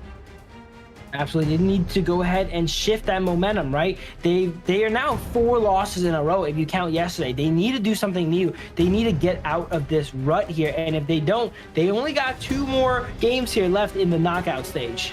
Yeah, you can see difference in the composition, almost the same. We have very different compositions in every game. Not going to be doing the same things. Twisted Minds wants to engage. 9Z Globant wants to trap them. And now, this is good. Game number 2 is underway, everybody. Twisted Minds versus 9Z Globant. If you haven't been here, they already are on a 1-0. Yeah, and here is the CD here again. This time we'll give you everything box. Make sure to join in. We always like to reward our viewers at home for watching, and this is one of them here. And here we go. Level 1, both sides are already scrapping here. The Mai and the Liang Po. A lot of durability in the double melee mid, and they're actually keeping up versus the Yi Jing and Yuan. Yeah, you can see it though. 3K HP already for Sick on this Azure buff. They're going to be taking this without any contest from the side of Twisted Minds, and this is not good. Losing an Azure buff on a Luna is not good. That is absolutely disastrous. And look at the side of 9ZG here, protecting their own Azure Golem to ensure that while they take yours, you cannot go ahead and take theirs. Now Luna is not gonna get level 4 quite on time here, and is potentially gonna have some mana problems too, now that both Azure Golems went over to the side of Sick. Yeah, now Hailang had to force away, but right now onto the back line, though, Compo Saber over to use his flash, and he's gonna be dead here. Is that gonna be a first? But no! The Kacho-sen missed! Hailang was a little bit off with the skill 1. They're almost getting Yuan. We're seeing Yuan's getting a lot of pressure put on them before level 4, right? That's when they're vulnerable and they're not able to go untangible with that ultimate there. But their Compo Saber was actually able to get away there. We see Luna try to make a play here. Combo on the 2. They just dropped really low. Yeah, win RJ. Oh, 1 HP. Almost getting the kill, but the first blood still comes in for Twisted Minds. The fact that Clean does not have the Azure Golem and it was still able to get that first blood and get a score on the board here is very impressive, right? Because that's going to be a time that he's really weak. He doesn't have the Azure Golem. He's level 4 on Luna, not really known for the level 4 ganks, but it was a good job that he identified that both sides, both people on the side of 9ZG there did not get that level 4 yet, and he was able to get that gank off. Yeah, you can see that the problem here whenever you don't have the Azure buff, especially for Clean, you can see him not having any mana, right? So now he's at the half mana because he didn't have the Azure buff during the fight a while ago. And this is the problem why you always need to get the Azure buff. But one good thing about that is that even though he didn't have the Azure buff a while ago, the kill that he got was way more worth it. Yeah, for sure. And then we see Luna actually go ahead and secure the Azure Golem the second it comes up. They don't want to take any chances with Pei invading them anymore, right? We're kind of waiting there for 2 seconds for it to immediately come up and take it. And now Clean can freely transverse throughout the map with that ultimate and not have to worry about running out of juice. Oh, yeah. Now Twisted Minds doing the same thing, going for the bully, and he's not going to survive. Sick has just been pulled back, and another kill for Twisted Minds. This is not the Pei performance like we've seen from the game prior, right? Sick is not really able to get a foothold off in the early game, and even pre-level 4, Twisted Minds has a pretty sizable lead as they go ahead and invade the Crimson Golem on the side of 9ZG. It's going to be tough. They're going to be taking this. ACC has the ultimate, though. They're going to be taking it fast, but ACC was able to take it. Tremor Smash is available, but he's going to be using it. He's not going to be able to jump out, but the flash saves him. Got what they wanted, and then they got out. That Crimson buff actually went on to ACC there, so he had to make extra sure he was not going down there. He didn't want to give it back over to the side of 9ZG here. And before this first tyrant comes up, we see Twisted Minds with a sizable 1,000 gold lead, but they're not going to have that Tremor Smash for this first objective spawn here. So maybe 9Z can go ahead and take advantage of that and get this tyrant off the board. Insane vision score, though, for ACC. Look at this. He has 13 already on that vision score because he has been seeing a lot of people moving in and out of the brushes. So this is good. Right now, with his body moving forward, walking in front of everybody, this is what's good about the Leon Po. He's not going to die in the early game, so he can definitely find more vision for the team. Absolutely here. Twisted Minds here. They're playing a little bit coy here, right? They know they don't have that ultimate available. Liang Po just got it back, so they're going to go ahead and pressure this Tyrant. And if the enemy team comes in, they will force a fight for sure since they're sizably ahead now. That was so fast, though. Mindset Globant knows that they cannot fight that because they don't have the firepower. The Futsu and also the Chano gets stronger in the late game, and Twisted Minds has a composition that is built to last here in the early game. So that's why they're taking every fight that they can get. When RJ even has to force the flash because Clean has been dealing so much damage. For sure, 9ZG kind of grouping up here, looking for any sort of plays here. They know their Crimson buff is coming up, and they don't want to get this one stolen away again. So they help out Sick to go ahead and secure that. But they're still kind of just fighting for their own jungle here, right? Anytime you're just fighting for your own jungle, you're not really getting ahead. You're just trying to break even. and they're slowly kind of slipping away here if we look at the gold lead. Oh, yeah.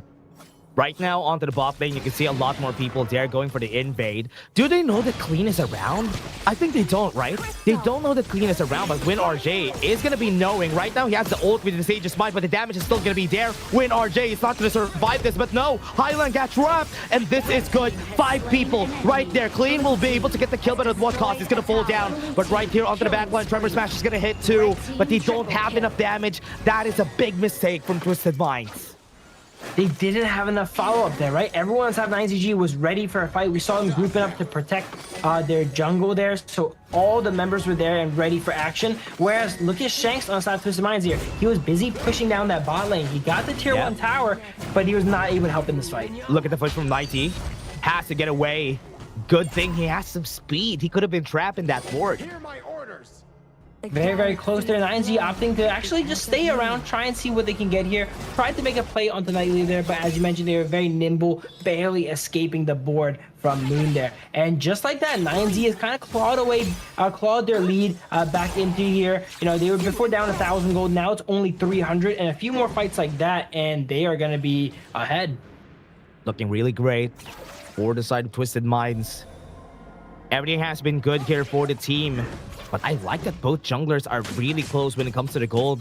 Not really ahead against each other. So 9Z Globant has a really big chance here. Spark Forge already built for WinRJ. So I'm waiting for him to be a bit more tankier once he gets the next items.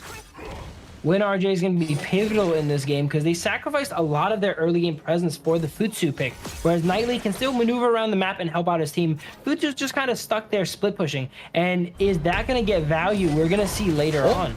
Yeah, Tremor Smash is going to get used. No flash and combo Saber has to go to the back line. When they go for it, they got the knockback. They're going to be pushing the tower, but onto the back line, they're going to go. WinRJ is going to be the first target. That's going to be one more kill, and they got 3, but it's still a 3-for-3. Game's not over just yet. Sick could still go for the chase, but that's it. Twisted Minds are okay with a tower and a 3-for-3. So far, Twisted Minds is not only surviving the pay early game, they are thriving, right? Consistently ahead this game. Definitely not as much as before, because in the 7-8 minute mark, they were all the way up to the high ground. But they're able to go ahead and try and outscale. And once the Luna gets late in the game, sure, Sick is kind of close in gold, but you much rather have a level 15 Luna than a level 15 pay. Yeah, what's scary about this, though, is that you can see, right, the gaps here for Twisted Minds, because every time they get caught by WinRJ on the Sage's Might and also by Moon on the board, it's going to get scarier, right? So that is what they need to look at here for Twisted Minds, because when they get caught, they can't get away. They're definitely going to be dead.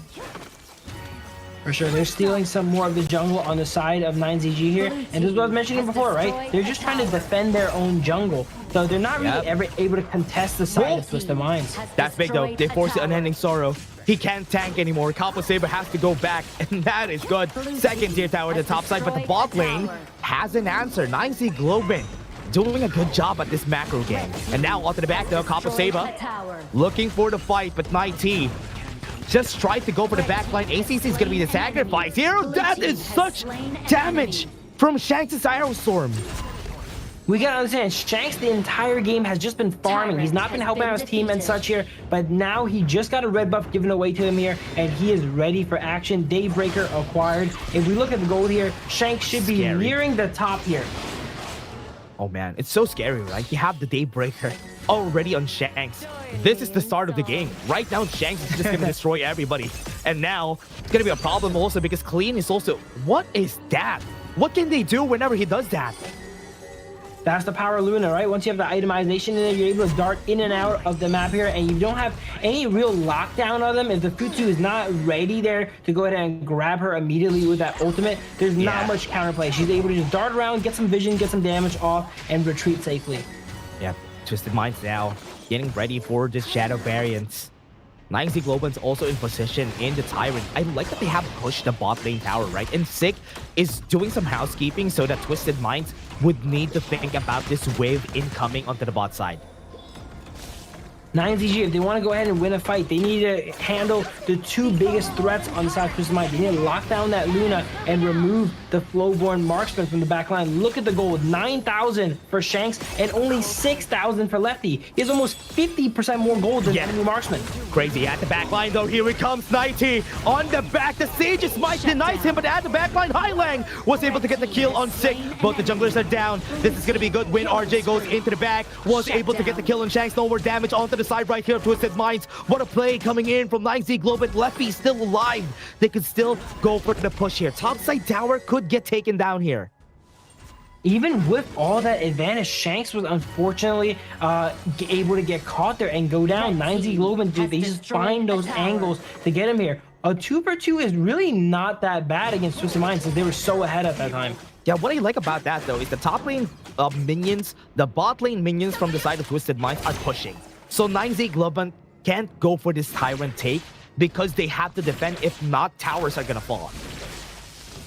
For sure here, Twisted Minds making sure that all their lanes are pushed here and it's the optimal time to fight so that even if they lose, right, I'm not saying they lost the fight there, the enemies still can't make that counter siege, counter push and get more from it. If there's something on the map to do like pushing waves, they're going to prioritize that first before they go for these fights. Nice taking that Overlord. That could be good for 9Z Globant. That could mount the comeback here for the team. Because right now, they're still waiting on where they want to put it. Twisted Minds is just finding scraps on all the lanes, making sure that the lanes are pushed so that when the Shadow Vanguard comes, at least they're ready. Absolutely. We see Shanks still going throughout the map, mainly focusing on that farm, right? Even till now, even with all that lead, Shanks is still farming, ensuring that he is going to be on the top of the leaderboard when it comes to gold here. But if he is able to get an effective use of his skills here in the fight, not getting one shot by anyone here, he's going to output so much damage on that Flowborn Marksman. Shadow Path on the top side. That is where they put it. They have to put 90 on housekeeping duty on the top side. But I like that the answer of Twisted Minds is just go to the bottom lane. Let 90 push this, the top side. Most members of 9Z Globant are in this area, but because 90 is here, it can just push out the Shadow Vanguard and clear it, while 9Z Globant need to think about the bot lane. It is going to take him a while here, but he's on the Guan Yu, right? He's able to go ahead and get vision of the enemies and retreat if it really needs to and not be very overcommittal. It looks like the side of mind, they don't quite care about the enhanced Shadow Vanguard yet, right? They're just let it push in, and once it gets close to the tower, it looks like Shanks is going to be tanking it up and taking that out. Full item already on clean at 11.4k.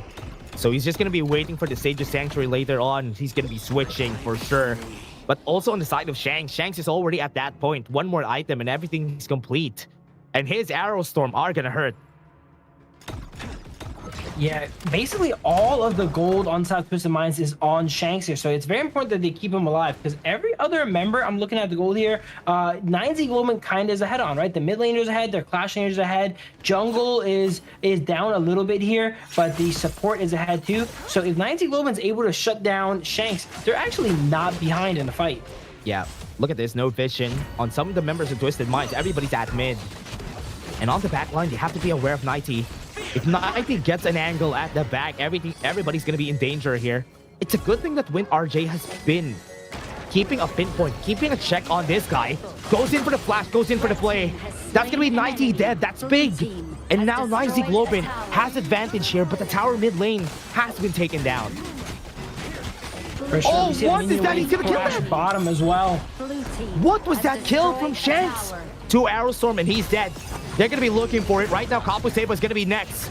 They have the board clean, is trapped. And Luffy is pushing. Right here into the backline, Highline was waiting for his prey. And Sick is going to fall.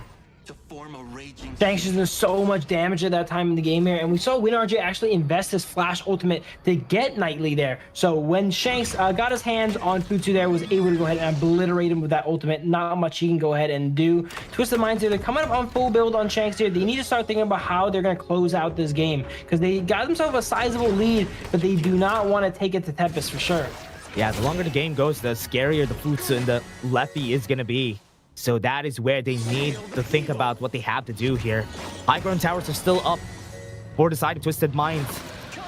And they are looking for the Tyrant here. They're positioned already, but Clean is on the top side of the map. Not going to let 9Z Globant take this Overlord right here. That's half HP already. But what they don't know is that Shanks is taking the other objective at the bot lane.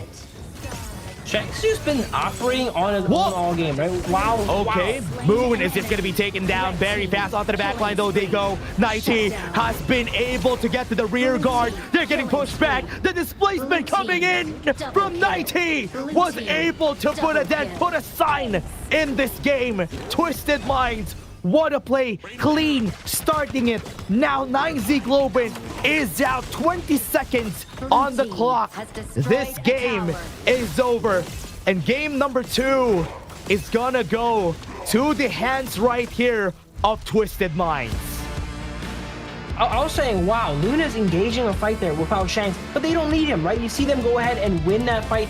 Potentially 4v5 almost before Shank comes in and cleans them up there. All game, Shanks has just been operating kind of solo. He was farming bottom, he was farming his own jungle, and then whenever his team calls him over, he's like, fine, I'll help you guys push, right? Just like at the end there, comes in for a little bit of a cleanup, but that Luna is so disruptive, and the only time the Futsu got an ult off was really on Nightly, and while Nightly is very important on the Guan Yu, he's building full tank Guan Yu. You want to invest your skills on one of the carries on the side of Twisted Minds. Yeah, it's a good thing that he was using it on, like the Sage's Mind, using it whenever Nighty is going to go to the backline, right? If he gets to the rear guard and nobody stops him, everybody's going to get pushed forward to the side of Twisted Minds, which is why he had to use it. Because if not, everybody's going to be dead. But in the end there, it was also so hard for them to even get a pinpoint on a clean, because that Luna was not staying for like 0.5 seconds. There was no chance that you're gonna hit him. Yeah, anytime you play against Luna, it's like you're watching a slideshow. 1 second she's here, 1 second she's there, she's blinking all around, right? True. And like, there's so many crucial characters on side of Twisted Minds there. We almost forgot. Mai was in the game too. There's so many threats. There's Luna, Mai. We didn't even talk about Mai the entire time. The Highlang there was doing combos on everyone with the Mai, applying a lot of pressures, right? Applying a lot of poke with a skill 1. Shanks was a threat. Everyone on the sides of Twisted Minds was just a threat, and it was too much for 9Z Globant to handle. It was crazy, right? That Shanks, what he was doing is just drop an arrow storm. If somebody dies, okay, that's good. And they're just gonna go back after that. And the damage from the arrow storm, especially in the late game, is actually crazy. And I don't know how, but they were able to do it 3 times in that game. And Shanks just got away with a lot of murders there. For sure, that arrow storm build, he has full damage, full crit, and then all those little arrows are going to be critting. And as you mentioned, you know, 1 arrow storm is usually enough to take down a squishy target. Yeah. But if it's not, they go ahead and load up another one. That's the beautiful thing about Flowborn Marksman. They're able to reset that ultimate and get it off multiple times. And something like the Futsu there, sure, you can survive 1, but can you survive 2? I don't think so from what we've seen. Yeah, I do believe Clean deserves the MVP here, right? He was putting pressure on the other side jungle, even Pei. I love that Sick was doing a good job. Sick was doing a good job this game. It was just not possible for him to do anything else. He was going for the push. He was doing a good job trying to go to the back line, but it was so hard. It was so hard for him to do anything in this game, which is why you don't see him dealing a lot of damage against the enemy team. Absolutely here. We see Pei usually drafted with a strong Clash laner, right? But this game, they kind of drafted Pei to buy themselves time so that the Futsu can go ahead and scale up. The early game pressure of the Futsu is kind of non-existent. We see Luna go ahead and take the 2v2 against them top and get the kill on them there. Usually you want to not really patch up your team's weaknesses there, right? They notice the Futsu's bad in the early game, maybe we pick up a Pei to patch it up. You want to exacerbate your strengths. Once you pick that Pei, you get the Byron as well too, and you create so much pressure that the enemies can never skirmish you and 2v2 you. And that was not really the lineup from 9ZG, right? The Pei just never got rolling because he had so many weak early game heroes that are not able to really match his pace. I mean, sure, Shanks got a lot of damage. He got a lot of kills for this game, but as we said a while ago, as you said, he was just farming the whole game, and he was getting farmed. I mean, okay, he still got 29% damage during the whole game, so it's still okay. He was like 3k gold lead at one point in the mid game against Leffy, and that's a crazy thing. But what's crazy was Clean was doing this. Ladies and Guan Yu pushing the targets back and forth in them. Dash for a second there, he sounded like me when I thought I was gonna get an MVP, right? And it did not happen. It was like, what? There's no way, right? But as we were mentioning, Twisted Minds has so many stars on their side. It's really a toss-up of who's gonna MVP, right? Highland can definitely MVP as well there too. Knightley had some good plays, right, on the Guan Yu, getting a lot of crucial engages there. Look at that Arrow Storm. Oh, what is that damage? That is actually crazy. One good thing about it is that you can reset it with your convergence, which is really good. And that's why it's very scary. This is one time that I thought could have been a chance for 9Z Globant. That double kill that they got there, but because the lanes were pushed, it was actually crazy. Shanks, God, look at that Arrow Storm. Yeah, I think you deserve it, buddy. Yeah, that Arrow Storm on the Futsu there basically dropped him from 80% to 0 there, and there's not much he could have done. That was one of those fights where he already expended all of his tools to get Knightley there, and then Shanks just was able to run him down with impunity. Yeah, at that point in the game, like the last clash that you've seen there, everybody, Shanks wasn't needed.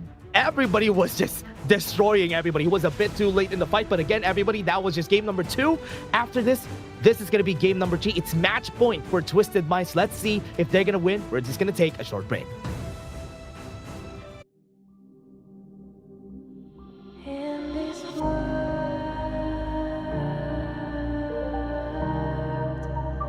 only ones in this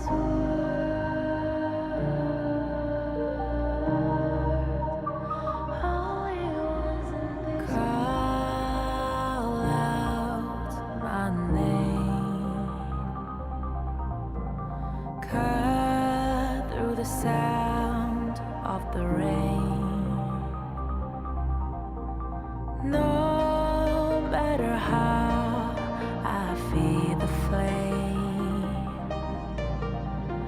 you know I feel the darkness and the pain. All of the ways we tried to break free from the night. You know we made it out, we found the light. I fly so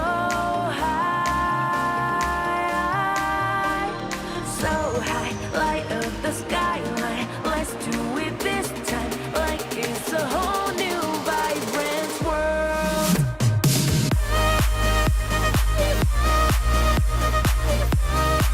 Like we're the only ones in this world.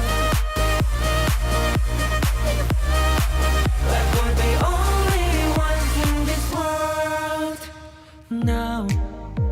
Now I see that I got everything I need. It's alright, I'm on fire, I'm alive, 'cause now I fly so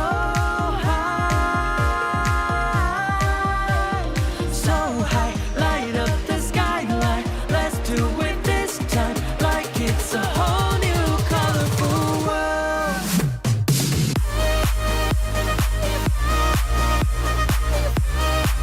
Like we're the only ones in this world. Like we're the only ones in this world. Never thought we'd get this far, burning like the stars.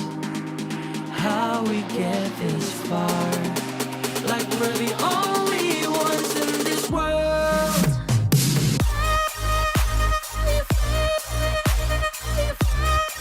Like we're the only ones in this world.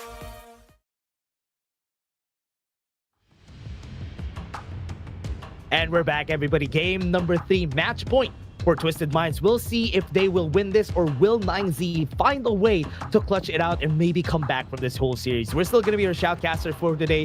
My name is Dash, and I'm here with Phil. And Phil, what do you think about Game 3? Does 9Z Globant have a chance? There's a thing I always say. If a team 2-0s you, usually they make it 3-0, right? It's very hard to shift the momentum at this point because look at this. They are down in the dumps. They just lost 2 in a row. They are on a knockout door here potentially, right? As it's match point for Twisted Minds. Yesterday, they didn't get a win either. So they've been kind of throwing everything and nothing really sticks here. For this potential final game, they definitely got to switch it up. I honestly don't know what they could do either because the new Twisted Minds is living up to the hype so far as they are 5-0 and they're showing no signs of slowing down. Yeah, man, imagine this feels like an anime, right? Like the protagonist was on a training arc, then he came back clutch to save the team because they were at the bottom of survival week. And then here you go, 90, the protagonist of Twisted Minds, just clutching it up for the team and just being like an additive or like a catalyst to make the team better. For sure. You know, if they go ahead and reverse this, right, and potentially maybe even win KMW again, they're never going to hear the end of it from Nightly, right? They're going to be like, yep, you guys were struggling, you know, week 1 and 2. I don't know, kind of shoddy performances. I hop on, I'm MVP every game, man. 9Z, never lost to them, you know, can't relate, right? That's true. So let's see here.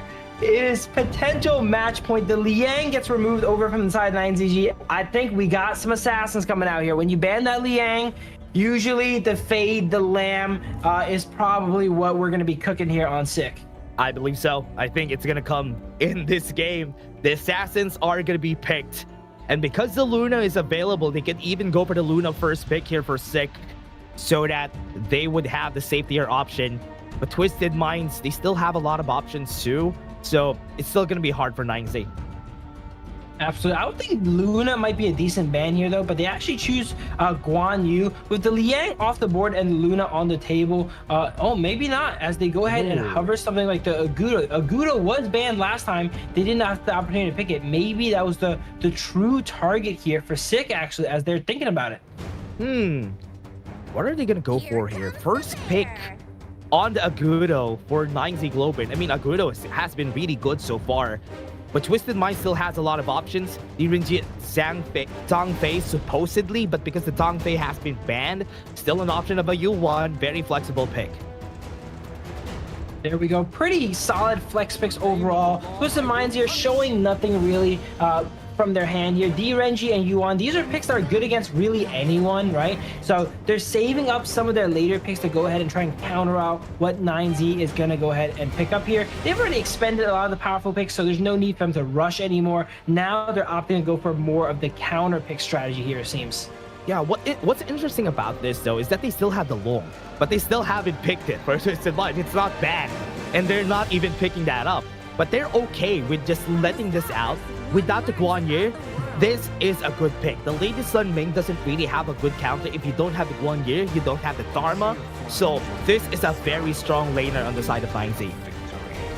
There we go. We see the Lady Sun Ming get locked in, and this is a very popular strategy. We saw the strategy actually a lot during the KWC here, where they go ahead and funnel up and supercharge the Lady Sun with the Ming. But we have yet to really see a team execute on this strategy here so far. The few I've seen so far were middling kind of performances here. We've yet to see the Lady Sun that was levels ahead of everyone going into the enemy jungle with the Ming and taking them out. And it's going to be a lot tougher now that the Masashi here is locked in for Clean. One of the best Masashi so far as we've seen yesterday. Yeah, we have seen this yesterday from Clean, and it was their first pick even for the first game.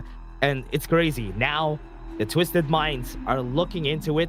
No Mai Shinuis are up. So this could be all in for all of our players right now. I want to see what Nighty has in mind here. Byron could be good. My Yin is open also. So they could go for those bans here for 9Z. Dharma being removed makes a lot of sense. Twisted Minds, their ban strategy is really like basic, but not in a bad way, right? People say keep it simple, stupid, right? If you pick the hero already and it's strong, just go ahead and ban it, right? You're never gonna be able to pick it again. Might as well remove it from your opponents, and that's exactly what they're doing. Outside of the super weapon that is Arlie, that has to be banned regardless. They banned the Guan Yu, the Mai, the Dharma. All these picks are something that they've played in the past, and they're not gonna lose any options from removing them now. Right now they have choices here for 9Z Globant. They do have the Lady Sun, but Princess Frost is going to be their first idea here for the picks. I kind of prefer the Lady Sun because against the Musashi, just throw the Destructive Deluge and it's going to be hard. But now Mulan is going to be picked up by 9Z. Wow. It seems like the side of 9Z here, they're really trying to play around the Lady Sun as the carry, right? They're picking as much utility as possible to help it out. They have the Princess Frost to potentially slow down and lock down opponents there. They have the Ming, obviously, to pocket the Lady Sun, and even the Agudo to provide a little bit of sustain here. And what is this? The Shangguan being hovered here. I was joking about how Hai Lang has his hero behind him as Shangguan, but I was saying he's never picked it. There we go. He's like, all right, I'll give you all the Shangguan here. It's one of my favorites, and he's just locked it in. The first ever time that I've seen him play the Shangguan without Adoya was last year. And now he's bringing it back right now, and I love it. It's one of his favorite picks, as you said, and he could play it pretty well even without the Doya. So this time he's showing it again, and I like the idea, right? Their idea is because there's nothing that could stop them from going to the back line, the Lady Sun Ming is in threat. They have the Shangguan, they have the Mayin, they have the Musashi to get to the back line. They have a lot of lockdown potential for sure here. And yeah, as you mentioned, Shangguan usually picked with the Dolia. It's going to be a lot more risky when you do not have that Dolia for you there, because oftentimes you got to choose to invest your ultimate offensively or defensively, right? And when you have the Dolia, you don't need to choose. You can use it offensively and then use one defensively here. But now it's going to be a lot more tricky here. You either want to commit your ultimate to get that kill and then struggle to kind of disengage and leave the fight, or use that ultimate defensively there and not have enough firepower to cut through the likes of 9Z Globant. Twisted Minds versus 9Z Globant, match point for Twisted Minds in this game number 3. Will 9Z Globant be able to find the win that they need, or would Twisted Minds be back home to the grand finals?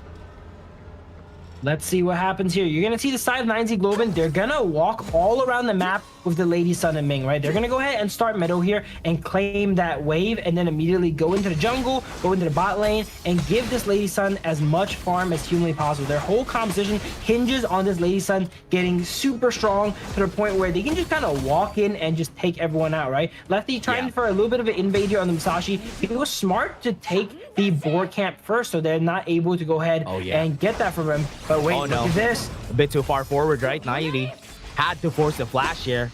I like that 9Z Globant, what they're doing is just giving all the resources right here on Lefty, like what you do with an army, right? You want the Lady Sun to get advantage. She has more range, so she can bully a lot of lanes with this strategy. And Lady Sun is one of those picks that you get to the critical mass where if you have enough damage, you can just delete people, right? And if you're not able to get to that point, you're not going to be very strong. But if she can get to the point where she can use that frag grenade, that rolling rage, and just one-shot a lot of the members of Twisted Minds, there's not much counterplay to that. And it looks like 9Z Globant is trying to accelerate that atomic clock as quickly as possible. Now they go to the bot lane. They have level advantage against Shanks, and there's 3 people on the bot side of the map. So right now, there's a lot of pressure going in from the side of 9Z Globant. I hope they use this effectively, though, because with the pressure that they're giving the enemy team, this is good. Twisted Minds is in pressure, and Shanks is not going to be allowed to do anything here. Yeah, this is one of those games where Shanks is not going to have the freedom he had in the past, where he could just peacefully farm here. He's oftentimes going to be behind here. There's not much he can do. Even if he plays perfectly, you know, they're funneling every piece of farm into one, right? And Twisted Minds play. Yeah, Highland can go for another dash, though. Needs to not be able to flash away. He doesn't have any flashes. So that's going to be an easy first blood for 9Z Globant. Yeah, once you land that skill to Princess Frost, that's going to be all she wrote there. And in front of the Lady Sun as well, too. This is a picture-perfect start here for the side of 9Z Globant. They're getting accelerated here. Can they go ahead and keep up this pace and not let Twisted Minds get away with a 3-0 again like yesterday?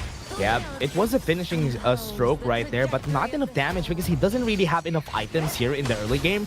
So you're not going to expect him to get any kills at this point. But the idea of the Shangguan pick is to find a way to snowball the early game post-Tyrant. So that's what I'm waiting for. Once they go for the Tyrant fight, I want to see how Highline plays it. For sure, and if she has enough damage, she can just sail in and take out both the Ming and the Lady Sun. So it's going to be a game of critical masses, all right? Is either side going to give it a hit a critical mass of damage to take out the opponents before they can really respond? That is going to be the question here. 1 more minute until the Tyrant here. 90, dropkick gets them, and exploit weakness was able to exploit 9Z Globant.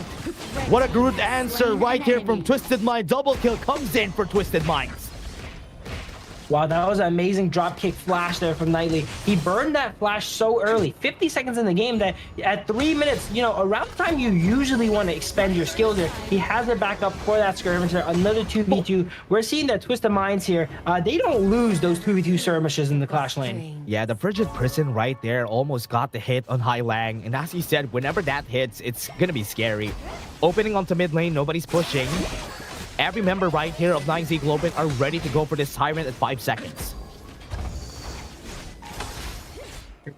Opting to go ahead and clear the wave and get ready, but it looks like Twisted Mind has the positional advantage, right? They're already hitting it. They have everyone on it already, and 9Z might be forced to give up another Tyrant. This is not a good look for them so far. Yeah, bit too late. The timing on that Crimson buff was at 7 seconds before the Tyrant came in, so he had to clear it by then. And because they didn't have any vision in that Tyrant, that was an easy take for Twisted Minds. But remember, no vision here. Shangwon is here. Hai Lang is hiding somewhere. There you go, he has been seen. I think once again, Twisted Minds is going to be in the driver's seat. They're usually the team that gets the first. Yeah, goes in with a finishing stroke right here onto the back though. Might be able to get the damage, but Noon not gonna hit the Frigid Prison, but it's okay. No kills for Twisted Minds. They push him back here and give him another tough start here. They have the Tyrant buff, so 9Z Globant, they don't want to fight too much here. They know they're weaker in the combat there. But I was saying, Twisted Minds, they're able to get that first Tyrant pretty consistently, so they're often able to dictate the pace of the games here. And 9Z Globant, they need to disrupt the status quo. Yeah, on the top side though, Clean having a 1v1 here. Puts him in the air, and now down under. 90, wait, another fight though. Exploit weakness, was able to get the damage with the drop kick. And Moon and Kapuseva left alone here, gets chased down by 90. Triple kill comes in for Hai Lang. Well, Hai Lang showing you guys do not need Adolia there. Triple kill for Hai Lang. He had a bit of a rough early game, right? He got caught out once, but he's definitely making it back up, and it's paying dividends here, the Shangwon pick. He's now 3-1 here on the side of Twisted Minds. Oh, wow. And again, 90 is always has been the reason why they can start these fights though. Once he gets a drop kick, half HP on almost everybody, and now that's the time for everybody to clean up. And look at this also, the Masashi going full damage here, right? The damage jungle item along with the Axe of Torment, and he's up 2,000 gold to boot here. Whoever he gets put to death is gonna find death pretty quick. Good stun, good slow on ACC. And he has been trapped, Frigid Prison. That's a good catch though for 9Z. That gives 9Z a little bit of breathing room, but it doesn't really do much, right? They're down 4,000 gold, and taking out the roamer on the side of Twisted Minds is not going to allow you into their jungle to really take those objectives. 90 has been trapped. They used the Ghost Mobilization to get the knockup, but wasn't able to. Had to force a flash out of Win RJ.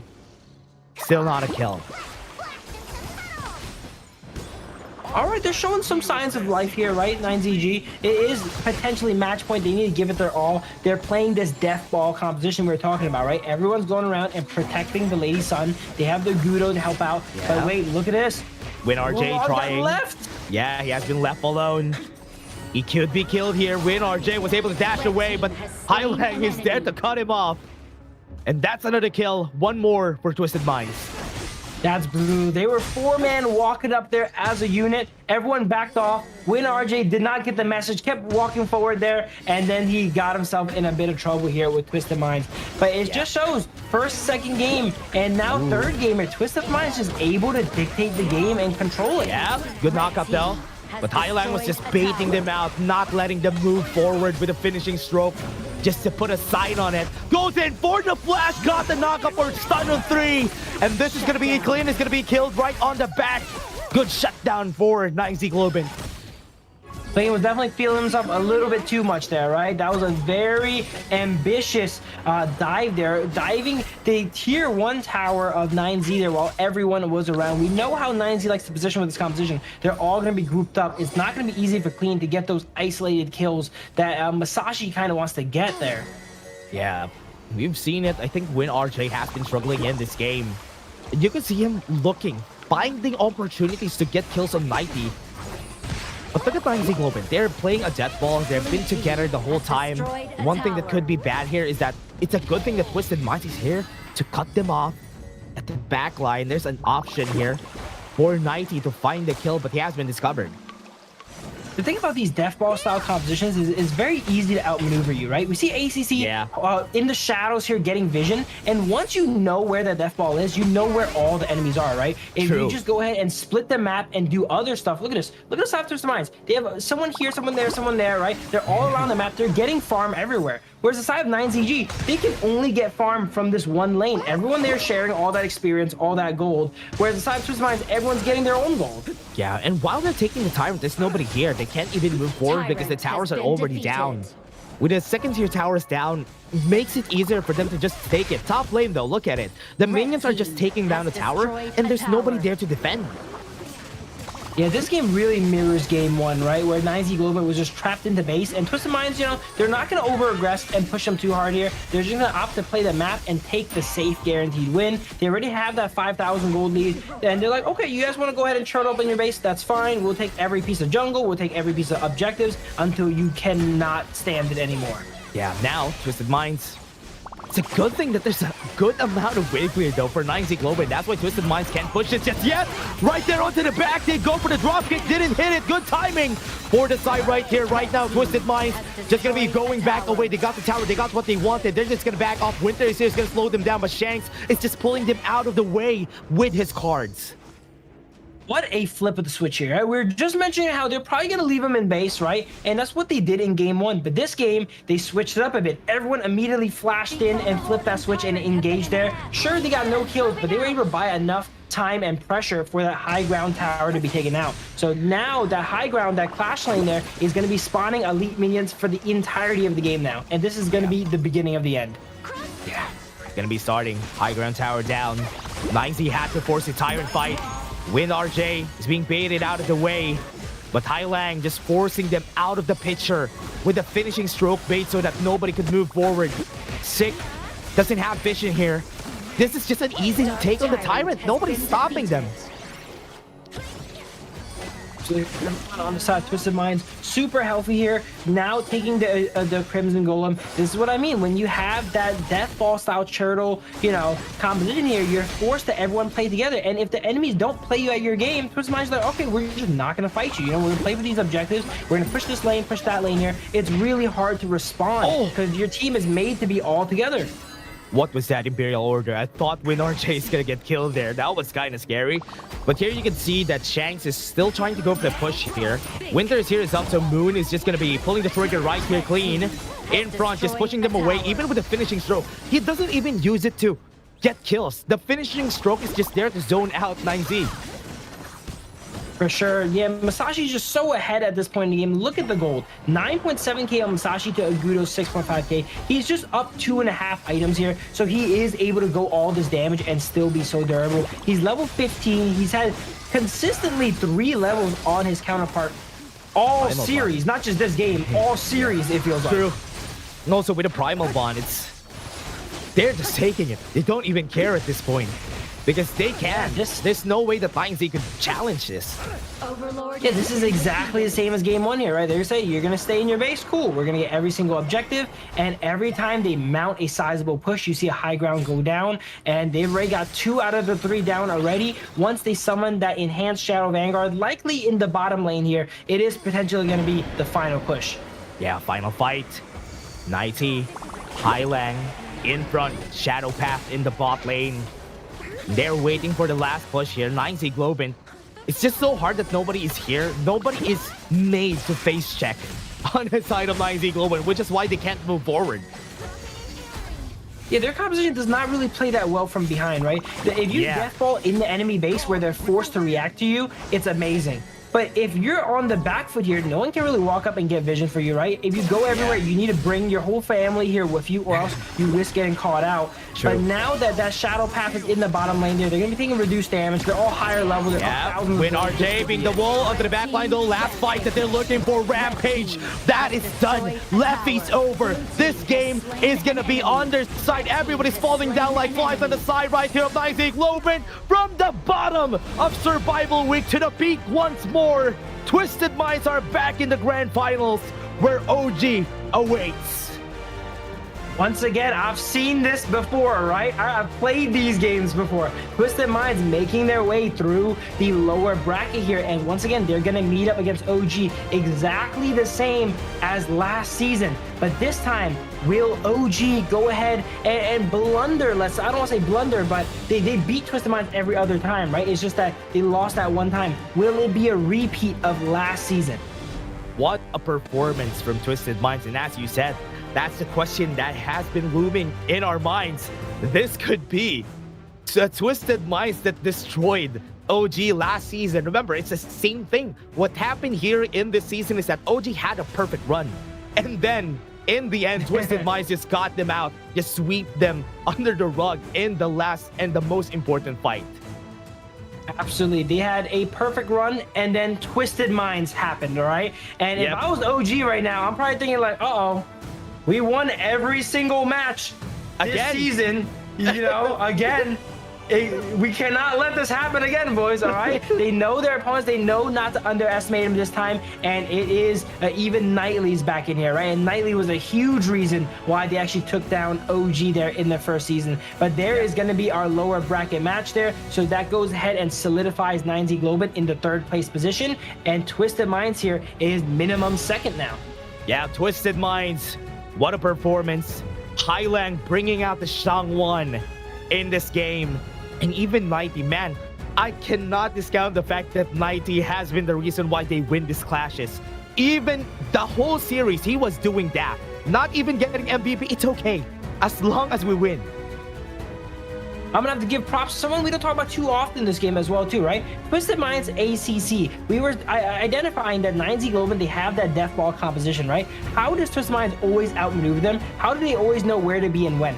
ACC is always looming in the shadows over a wall, getting vision, spotting the enemies, saying, hey guys, they're all over here. They go ahead and rotate around and steal the farm elsewhere where it's safe until they can build up a sizable lead and just take a full-on fight to the doorstep of 9Z Globant, as we saw here at the very end, and close out the game. Yeah, you can see the gold graph here. There were some times that 9Z Globant was fighting back against Twisted Minds, but in the end there, even Highlang had just one mistake in this game, was just at level 4 tried to steal the boars, but it's okay. Clean still the MVP in this game. Shanks got 2, Clean got 1, so it's still okay. At least Clean was able to get it in the end here. For sure here for Clean there. But yeah, it does not matter the strength of the player you are, right? If you get hit by Princess Frost skill 2, that just shows anyone can get taken out in the early game. Even the mighty Highlang on one of his favorite picks here, the Shangwan, right? Very excited he got ahead and busted that out. Maybe he's thinking this is one of the last times he can go ahead and play that, as they know they're going to be against OG next. Look at this place, right? Highlang, what he's doing here is just so smart. This is something that everybody should learn. When they're playing Shangwan, you could stop whenever you're using the finishing stroke. He was always stopping. He's stopping, cast something, then stop again, then try again. You could go back, you could go in. You don't really have to just go in, because you have the option to go back. For sure here, and it looks like they are going to be going back to last year's finals now. Twisted Minds versus OG. I'm pretty sure OG was not ready for this one this year, right? True. Like, they saw 9Z Globant get the second seed here. They're the second runner-ups here in Group S. They saw Twisted Minds, you know, kind of washed up, getting knocked down potentially, right?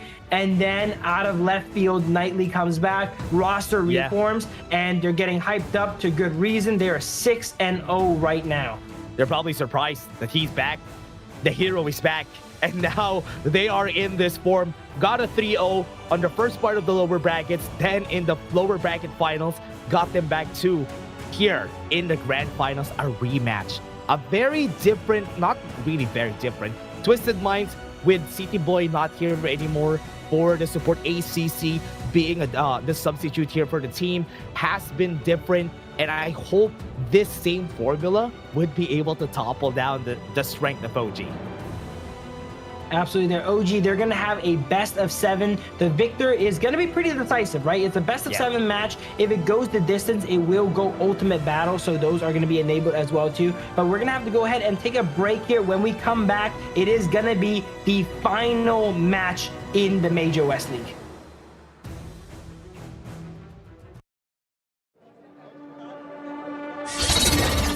Don't Huang. Won't you come out to greet an old friend? All this noise. How unruly.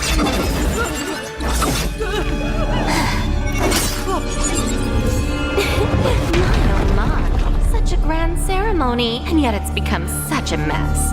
Let me help you tidy things up.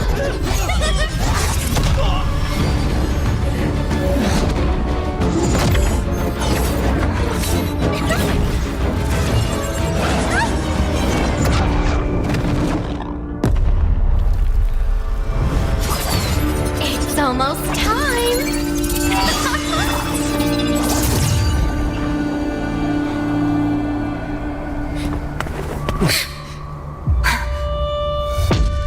Hang in there. We'll protect everyone. Someone will come to help us. Who will come to help us? No. How interesting. Very interesting.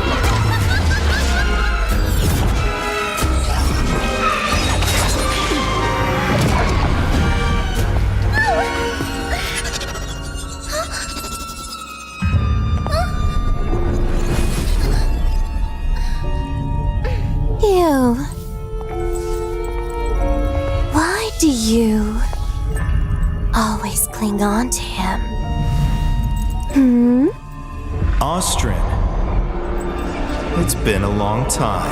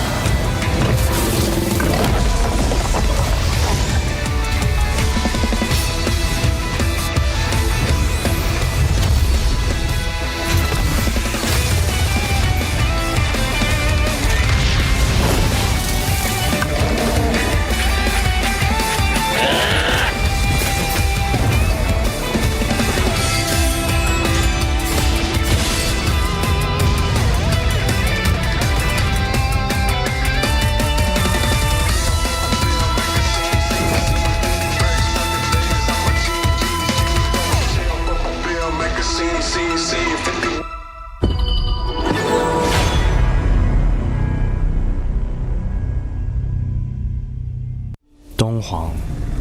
Recently, a mysterious stranger has been seen about the Misty Marshes. Oh, her. She's an old friend of mine. And she was once the seer, Austrin. Austrin? The seer who once led the bird tribe to repel invaders and protect the Wonder. But didn't she fall in battle back then? Yes, but it seems she's somehow returned from the dead, and she's given herself an interesting new name, Umbrosa. It's exciting, isn't it? Returning back from the dead. What will she bring to Misty Marshes? After all, her current self is completely different from before. The bird tribe girl I remember was pure and proud, forever bathed in light. But now, even from far away, I can sense the darkness and death clinging to her. Looking like this, it's no wonder no one recognizes her as the Austrian of old. Even the weapon she wields now is unlike those bird tribe past. Feather blades dyed in blood, sharp beyond measure. It's said the bird tribe are born war dancers. In battle, they move with a dancer's grace and agility.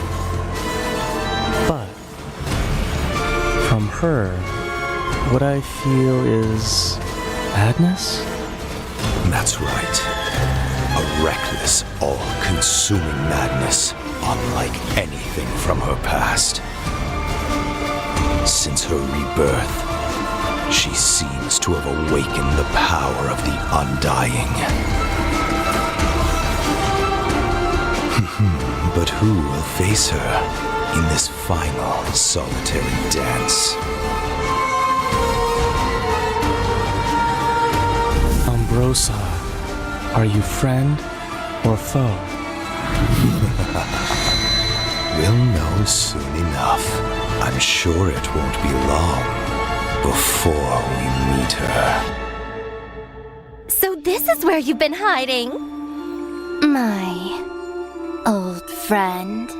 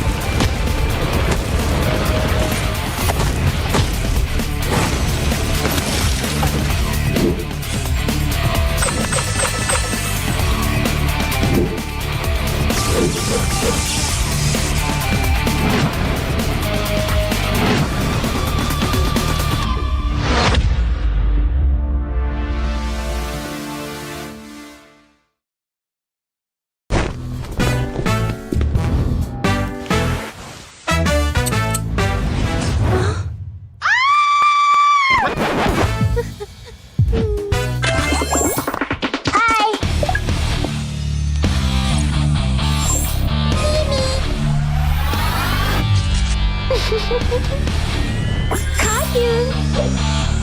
Do not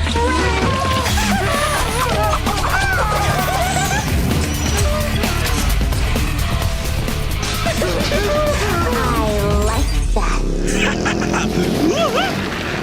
Hey! You! Hey! Stop! You!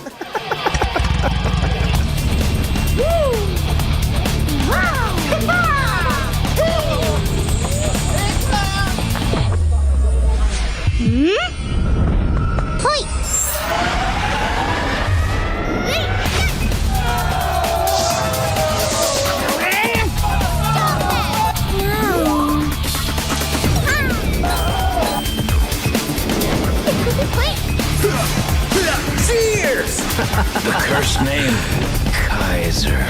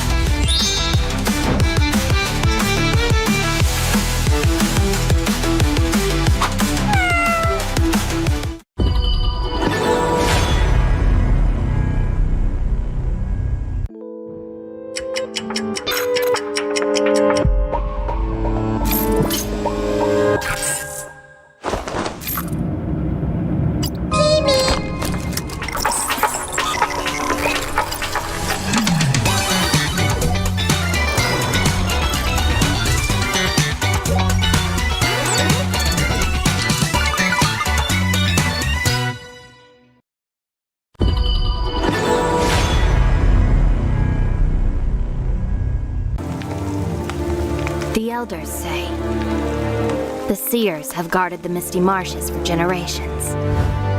We are the forest's future. For families to gather in joy. For dear friends to stay together. For the peace of the bird tribe and the forest. Even if my feathers burn away, I will never fear. Even if the sky falls and the earth shatters, as long as we stand together, as long as we endure, we will surely, losing everything. Just as I did. Sinking into darkness. My old self is already buried. How amusing. This eternal, blissful heaven. What a beautiful little bubble.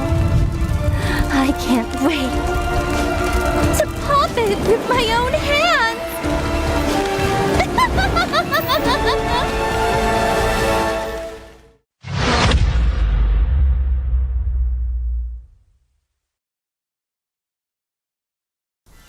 Life's growth has always been bound to conflict.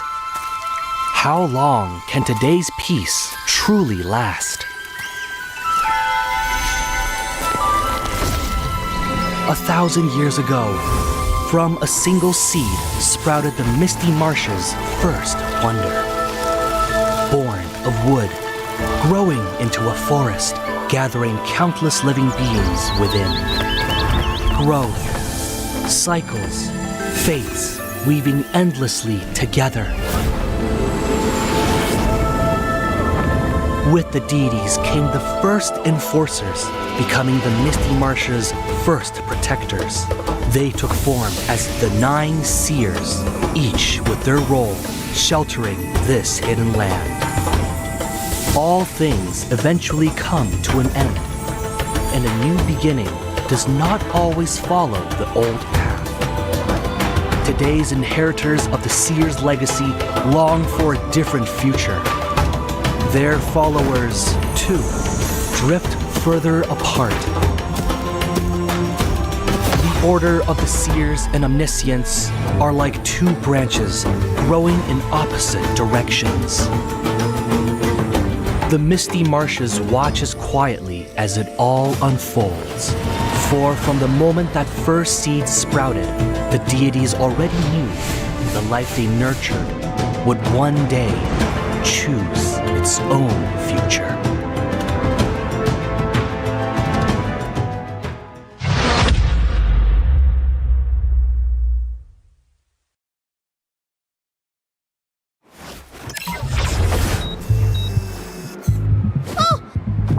I'm definitely late!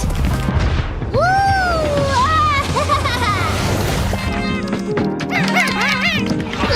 Why aren't you answering the phone?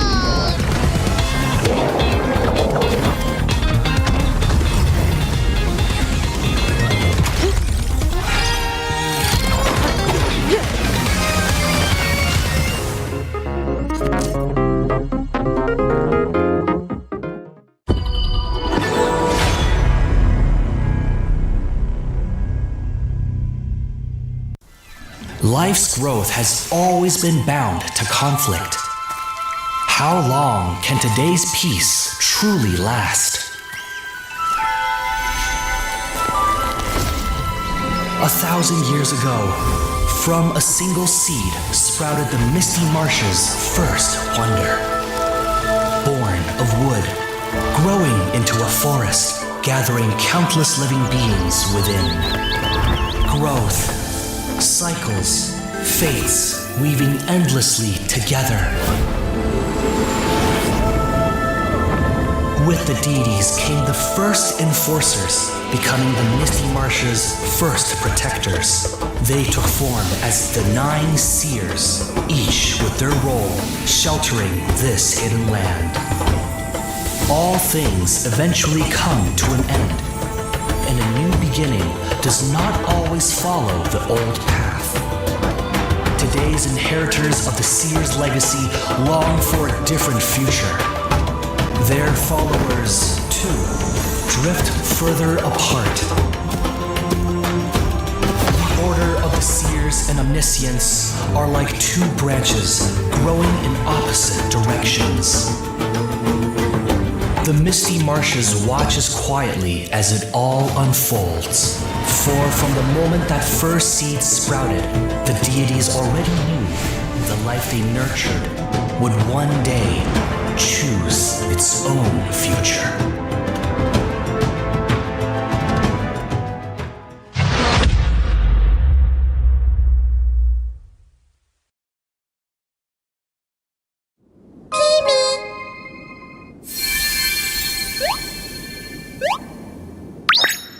Hello. I'm a spriteling. This world is so strange. Happy people are colorful. So beautiful.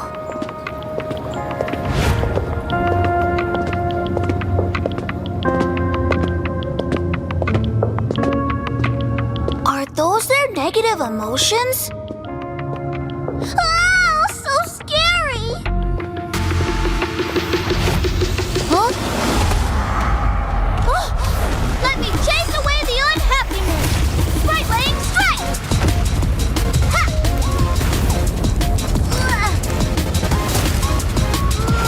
Hey!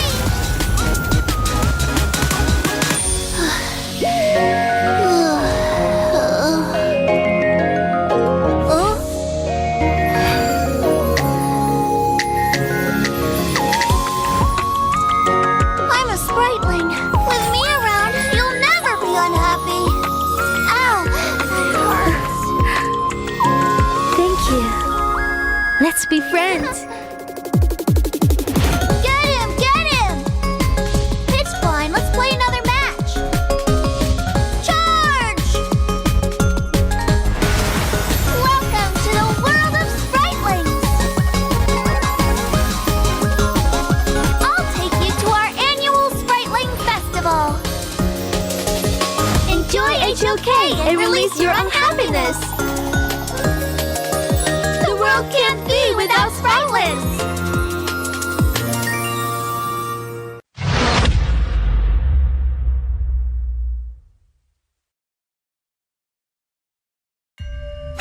This is her passive ability. Each basic attack applies a mark on the target. Ranged basic attack damage scales with attack speed, and repeated rebounds increase ranged basic attack damage. While in melee mode, basic attack deals multiple attacks rapidly. Skill 1 enhances Umbrosa. After use, it damages and slows enemies within range. Umbrosa then enters a fevered state briefly, gaining a large amount of movement speed and attack speed. Skill 2 is her only movement and recovery skill, enabling her to both dash ahead and knock back enemies. Missing an enemy reduces the skill's cooldown. Landing a hit on an enemy activates their Featherblade marks and transfers the mark to nearby enemies. This skill deals damage multiple times to enemies within range and recovers Umbrosa's health. Umbrosa's ultimate is her core enhancement skill. Actively using this skill boosts her movement speed and health temporarily and causes her to briefly enter the Indomitable state. If she dies while her ultimate is not on cooldown, she will slowly resurrect.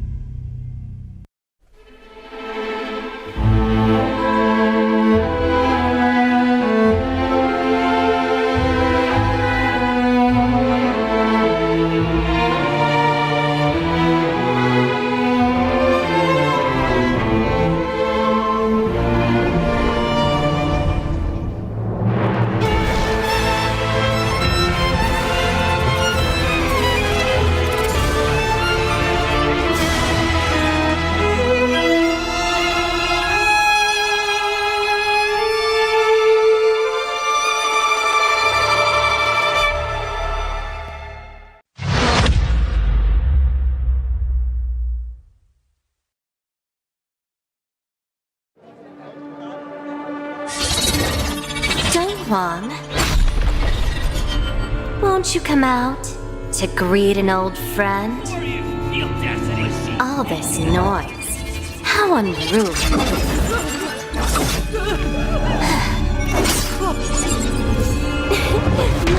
My, such a grand ceremony, and yet it's become such a mess. Let me help you tidy things up.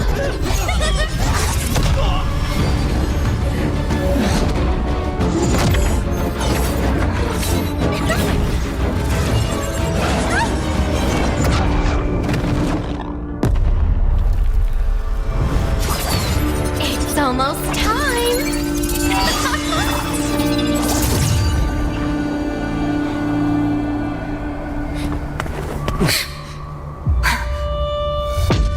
Hang in there! We'll protect everyone! Someone will come to help us!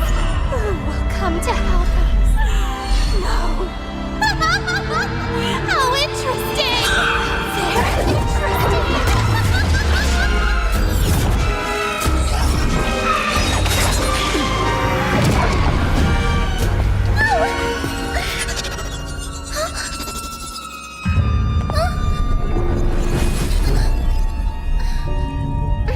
You. Why do you always cling on to him? Austrian. It's been a long time.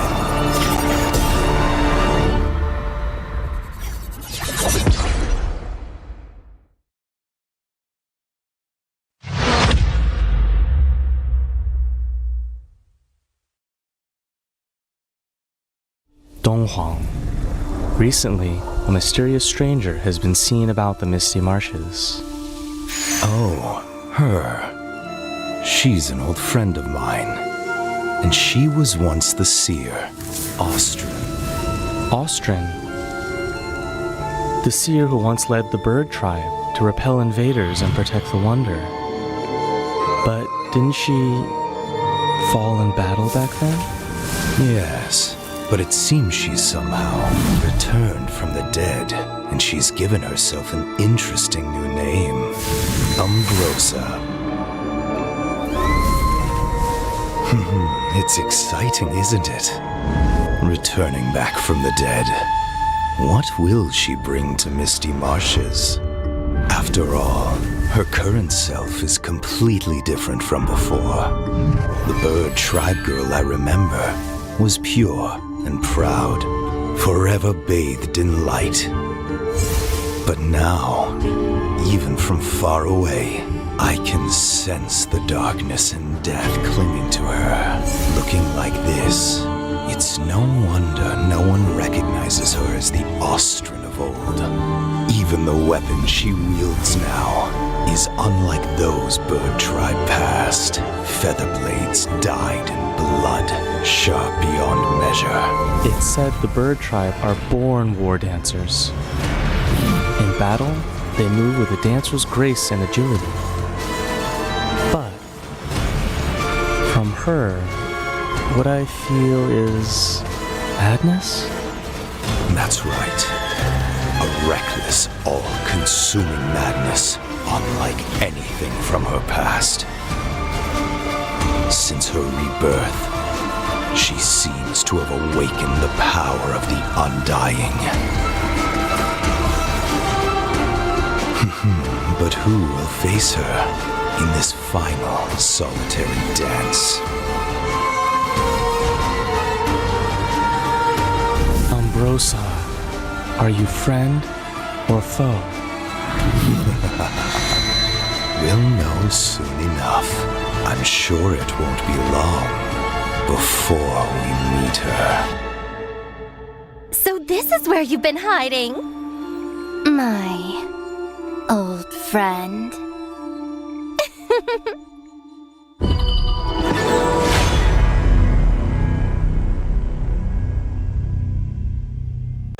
Will you live for real? Join the party.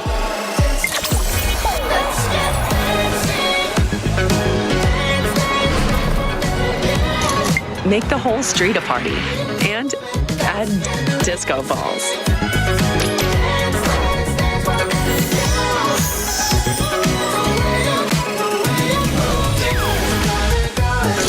Real Me 15 series.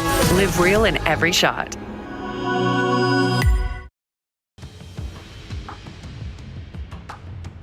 Welcome back here, everybody. In the grand finals, we have an El Clasico. We're back with Twisted Minds versus OG in the grand finals of the Kings Major West. We're still going to be your shoutcasters for today. My name is Dash, and I'm here with Phil, and today's actions are going to be intense.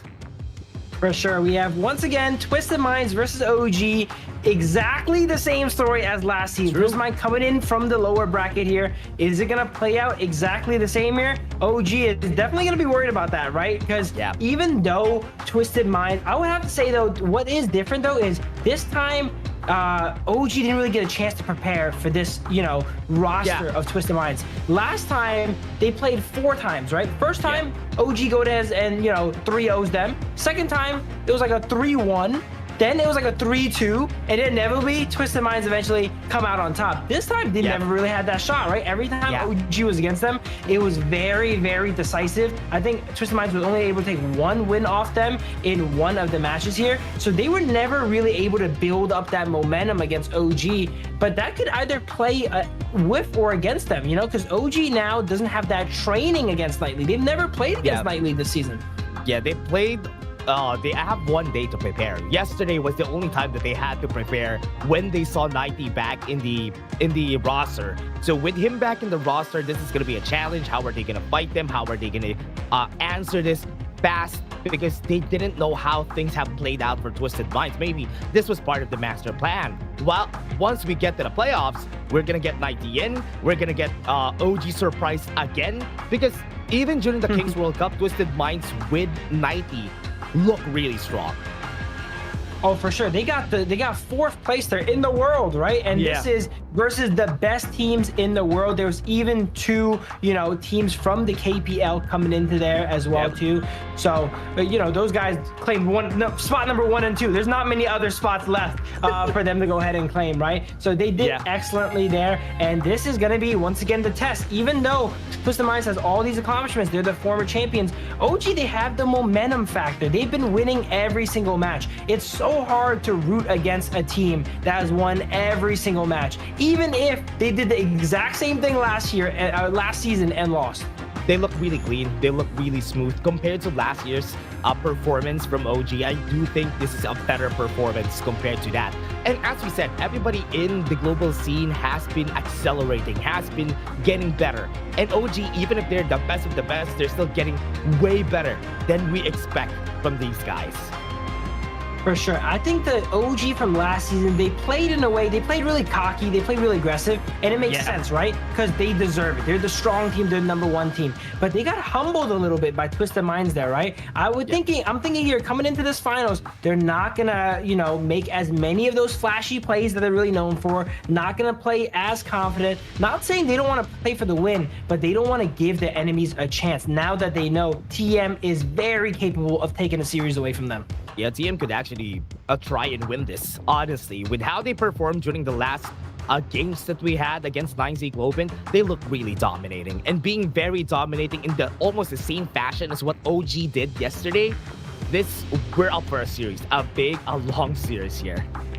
Yeah, statistically, it's really hard to gauge these teams' strengths off of someone like 9Z Globant, right? OG 3-0'd them as well. Twisted Minds 3-0'd them. They're both very, very decisive. So we know they are squarely in the #1 and #2 position. We just got to go ahead and find out who is #1 and who is #2, right? There's a big prize pool jump there, and you get that slot into the KWC2, which is very, very important for the victors here as well. This is going to be a best of 7. It's really going to test the team's stamina, their hero pools, because this is the only best of 7 any of these teams have played so far. Yeah, very different, right? From the last season, we only have a best of 5 in the finals, but here, best of 7, Ultimate Battle is in the table.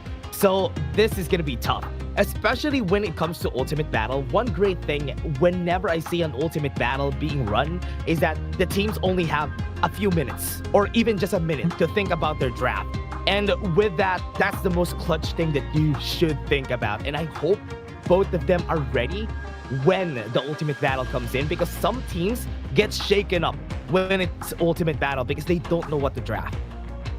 Oh, for sure. And the amazing thing about Ultimate Battle is we know a lot of the heroes are going to be the same, but those teams that opt to take those adaptations, right? The one hero they switch out will play a pivotal role because every other character is usually the same. You're often probably going to see the Mai, the Long, come out, and maybe the Dharma in the clashing. But the one they switch, we saw in the KWC, some teams opted for, the Diadea, some teams opted for the Liang, right? That adaptation plays a huge part because when everything else is the same, that's the only difference there. That is your edge, and you need to learn how to play around that specific character only there. But Dash, do we think an Ultimate Battle is happening here though? Because to get to Ultimate Battle, for those of you guys that don't know at home, it has to be 3 wins on either side. Then to close it out, it is a blind pick draft Ultimate Battle.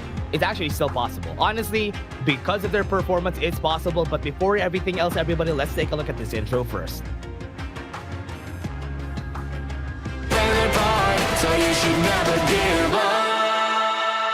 You gotta fight for it. Whoa, let's go. I know you want it. I see the fire in your eyes. You gotta fight for it. Let's go. The battle's calling. You better give it all you got. You gotta fight for it. The time is right for you to raise a bar. Yeah. Cause you could be the greatest of them all. Yeah. Whoa, let's go. The battle's calling. You better give it all you got. You gotta fight for it.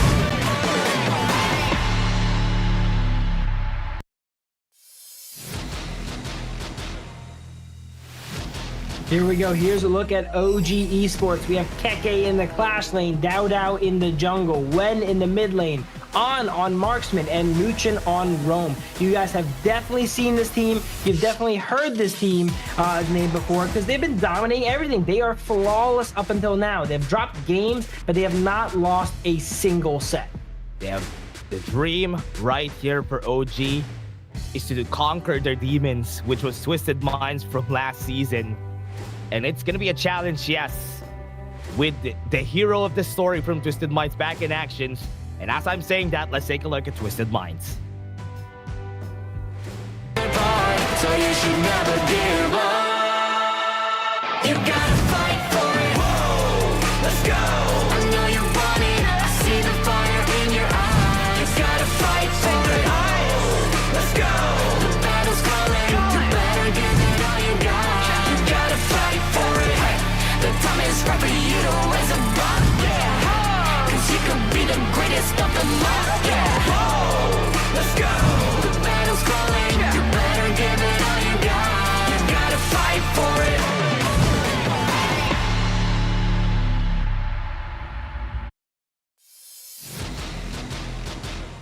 Twisted Minds, the Masterminds, Nighty, Clean, Highlang, Shanks, and ACC got your back. We've seen them a while ago in their first series. They got it in a dominating fashion, and they're back home in the grand finals facing their former opponents, OG. And they make history repeat themselves, right? They've been here before. They're definitely not shaken because it's not their first time making that lower bracket run, right? And they ran it all the way up to the grand finals. And in this bracket here, you know, OG they don't get a second life here, right? This is it. Whoever wins this match here goes home the champions there and is gonna, you know, once again, conclude to the fans which team hailing from Italy is gonna be stronger. Yeah, I want to know from the fans watching right now, do you think an ultimate battle will be handed to us in this series? It's a big possibility. Put it down there in the comments. We want to see it because we want to know too, because we are thinking that this could be an ultimate battle. For sure. I'm going to make the exact same prediction as I did last season. I think it can go either way, Twisted Minds or OG. But OG has the potential to end it off sooner with a 4-0 or 4-1. Whereas I think if Twisted Minds does win, it is going to be a bloodbath here with potentially an ultimate battle coming onto the gorge here. Let's take a look at the drafts. We see Luna, Auburn getting banned from side of Twisted Minds, heavily targeting the side of Dao Dao's junglers there. And OG takes a more balanced approach, removing the Arlie and the Dharma instead. Yeah, Twisted Minds going for the Lung first pick here. Not the same fashion as they did during the last game because we haven't seen the long pick from Twisted Minds during our last game, but OG prioritizing the Agudo and the Yu1 for the first pick. We've seen Dao Dao play a lot of Agudo so far too, right? So when they heavily target his hero pool here with those two bans, he's going to fall back onto Agudo here, and this is going to be kind of that like early game siege composition we see out of OG where they get a strong lead and instead of really playing for those double objectives like we seen in the last match, they opt to go ahead and brute force down some of these high ground towers. Interesting. They went in with the Dahlia for Twisted Minds. Dun is on the table and OG could actually take it out of the picture with their bans.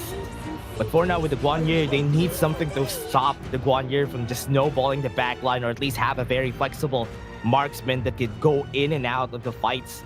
The buy-in is a good answer though, at least to stop the first onslaught of that Guanyu. For sure, the early game pressure from the main here is going to give Guan Yu a lot of trouble as he needs to go ahead and, you know, get a few items and play for that mid game when they get team fights going down. As mentioned though, the Dune could be banned away from the side of Twisted Minds here if they think they're going to go ahead and pick it. I would say though, you know, the Dahlia Dune combo has kind of fallen off a good amount. It's still strong, but it's not something that's relatively worth a ban so far. It looks like OG opts to go ahead and remove stuff like the Masashi actually and the Pei. Yeah, they're opting to go for just very good heroes for clean. They're taking out all the options here. I like it that they banned this and even banning the concert here so that there's no option to counter the Lung like what they did a while ago from Twisted Minds. They used the concert you to win. Oh yeah, interesting. On the be coming out, one of the best global presence marksmen, right? He's able to land, he's able to shoot that global arrow that if it hits someone across the map is always going to convert into potentially a kill there because of that scaling crowd control there. I love the Mai ban from Twisted Minds. They identified that they don't want the Mai because it's going to play against a Yuan potentially, but they also don't want OG to go ahead and pick it up and then rotate down Yuan into that roam position. So a very smart ban there, and the Console U is always a great pickup against something like the Guan Yu and Long, and maybe the Lamb too. That's a good reason to ban out the Console U as well, right? One of the biggest counters to Lamb. Also, one good thing about the Lamb pick is it's a good counter to Agudo. Space Split, you have a lot of targets for you to jump onto, which is why it's a really good counter whenever you see an Agudo on the other side. The question is, how are they going to play around it? Oh, that's why they picked the Ho Yi, because they're going to be picking Kong Ming in mid so that they have more firepower, they have execution power right out of the Kong Ming. Explosive drafts coming out from both sides here. Game one, it feels like both of them are kind of making a bit of a statement, right? Twisted Minds locking in the Lamb, telling them they're not afraid to bust out the Lamb versus OG, and OG firing right back saying, all right, we'll bust out the Kong Ming mid, right? These are not very textbook drafts. Both sides are just, you know, trying to send a message to their opponents, and a win with some of these strong, high variance, kind of feast or famine picks will send that message. First time pick for Twisted Minds in that Lamb. They just want to counter the Agudo badly, which is why they picked it up. So this is interesting. Being the first time draft here in the tournament could be a surprise for OG because they were not expecting it. But I like the Ho Yi pick a lot because most of the time, even KWC, we had a high win rate on the Ho Yi because he's not picked a lot, yes, but he was also doing a lot of work for the team, especially the utility side of the Burning Sun Arrow. So a lot of marksmen in Honor Kings, if they die, they just kind of do nothing and you get no value and you lose the fight, right? Ho Yi almost always gets value, similar to the Long. It has a great matchup against the Long, number one, and it's just going to be firing those arrows all throughout the map and trying to help out their teammates, right? Both marksmen extremely consistent, and it's kind of funny that they have such consistent marksmen when they have stuff like the Kong Ming and the Lamb, which is the complete opposite in the other parts of the map. Yep, Twisted Minds versus OG, everybody. The grand finals, a repeat of the last season. We are back. We are so back in this grand finals. Game number 1 is underway, and let's see if this goes to Ultimate Battle. For sure, we are gonna see that the Realme 15 is the phone that the players are going into. You like that segue there, huh? All right, here we go. Yes, the Realme 15, built for performance, made for gaming, smooth, cool, reliable, just the way esports demand it. Ready to level up? Get yours now and feel the difference. This is going to be the phone that all the players here are going to be playing on in the finals. They want to ensure that the players have the best of the best, no hardware limitations at all. And with the Realme 15, that is not something they got to worry about. Yeah, right now you can definitely see it though. The Kaka and the Mighty battle, this is what I've been looking forward to. The Mayin against the Guan Yu. I want to know how they play this out because I do believe that the Guan Yu is not going to have, he's going to have a problem against the Mayin, but the longer the game goes, it's going to be okay because he's not going to be focusing on the Mayin anyway. He's gonna be looking to just push his wave up there, right, and then get that farm and help out his team. In the very early game, it's gonna be rough, especially if OG opts to go ahead and send 3 people up there to take that space right to open up that teleport there. On being left alone here in the bot lane against ACC and Shanks, but it's okay. There's Yuan coming in clutch here to go ahead and give him a little bit of presence. But so far, both sides playing pretty passive, no real headwinds either way. Yeah, this is something that we've discovered also from last season, right? We pick up the Ho Yi, build up a lot of HP whenever you're picking up a Long. So this is one of the counters that even the KPL did last season that we understood just from last season, because it's actually a good counter because not getting one shot by the Long in the late game is an important thing. For sure, and then you can use that ultimate to lock down the Long and potentially take him out before he has the ability to use that that infinite vastness to get away. And if he does get away with 1 HP, you know, and you know where he lands, you can also kind of set him up for a brutal arrival as well. Oh yeah, that's true. Right now on the top side, Kaka and 90, but Clean is also here so they could go for it and maybe take the fight against them. But as early as now, we are waiting for any movements. Both teams are just at a standstill. Like a duel of high noon. They're not even moving. They're not even getting anything. Just Small skirmishes, small takes on camps, just small steals, and that's okay. That's a good, stable thing that they have to do here. Yeah, and 2 minutes 30 seconds in the game, we're seeing that OG is able to win that tiny war of attrition so far, right? Up a little bit of gold. So maybe it's a sign of what to come. It is negligible, you know, the little bit of gold that they are up. But we have 1 more minute to the Tyrant, and that is not going to be negligible, right? Whichever team goes ahead and takes that usually takes the driver's seat. We saw Twisted Minds get most of those Tyrants versus 9Z Globant, and because of that, they had really good dictation throughout most of the games in the prior set. And it's also smart that both their teams are just not taking anything, waiting for everybody to scale. Shanks has to force out the infinite fastness. They used the Burning Sun arrow on him, so he has to get away. Yeah, I think both marksmen are just going to be about able to get their ultimates up right at the spawn of that Tyrant. They have to make sure they have these abilities ready. There is the Dolia to reset Shanks' ultimate though, so yeah, he's going to be good to go right here already. Wow. Beautiful unending sorrow from Muchin here, not being able to get caught by Highline. Had the flash for on. That's very important though. The flash timing, 20 seconds on the Tyrant, so he will not have any flashes for this fight. But that pushback coming in has to flash away for when 2 flashes are down. Getting himself in a bit of trouble here. Looks like Twisted Minds has the common skill advantage, but still it can go either way, right? Once everyone is up here, Dao with the Gudo pressuring that mid lane, helping push out that wave. And if they take their eye off the ball here, Twisted Minds, Gudo can definitely rip down that Tyrant very quickly. Good knockback. Infinite Fastness is down again, even with the reset. But now, looking at it, Clean is not going to try it, not going to opt to steal this. So that was still a good bait. Just try to go for fishing on this Tyrant for Shanks. That's what we're talking about right there, right? They got their eye off the ball, and Dao saw an opportunity, immediately rips down that Tyrant so quickly that Twisted Minds knows they can't really even react. That's why it's very important to be in position when the objective spawns, especially against someone like the Gudo, which is able to take it down so quickly. Yeah, easy push for them. Even in this, I think OG has advantage in this fight if ever they try to take this. At the back, 90's gonna push back 1, and that is gonna be down. They're gonna be pushing them back away. What a push again from 90. That's what they're looking for. On to fall down. They got 1 kill and almost gonna make it 2, but they have a 2-for-2 for now. Kalka is gonna be here to get the advantage, not gonna be even out, and he's gonna be chasing down Shanks. The last kick to get a 4-for-2. 4-for-2 for side of OG. Not the best time to fight, right? They just got the Tyrant, so they have that extra boost in stats when it comes to combat. Clean has just been kind of farming all throughout the map. He's not getting himself into any trouble here. He's in the enemy jungle. He's gonna get himself in trouble right now.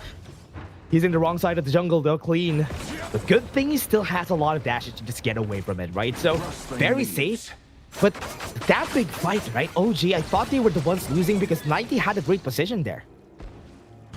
He did, and they got Dao trapped up in that box there, but as we mentioned, they have that the Tyrant buff on there, and even if you don't start the fight as favorably, when you just have more stats than your opponent, as we've seen there, they're able to go ahead and win that. And the richest member on side of Twisted Minds here, the Lamb, was also just not in that fight too. He was off farming alone, getting himself a bit of a lead, so that's gonna put Twisted Minds on the back foot when it comes to combat.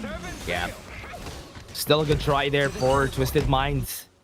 Good fight actually, but they just didn't win the fight just yet. Still need to wait for Clean to get the items though. On has a flash though. Burning Sun arrow is in the table. Use it in close range. Not a lot of stun though.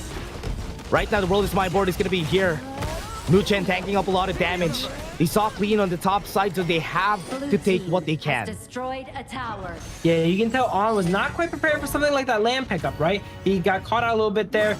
Didn't know that Clean could be in that position there, invisible. He uses the close range ultimate. Speaking of close range, wow, look he got pushed back. That is good. Dao is going to be dead here, but he was still able to stay alive with a blood rage right in front.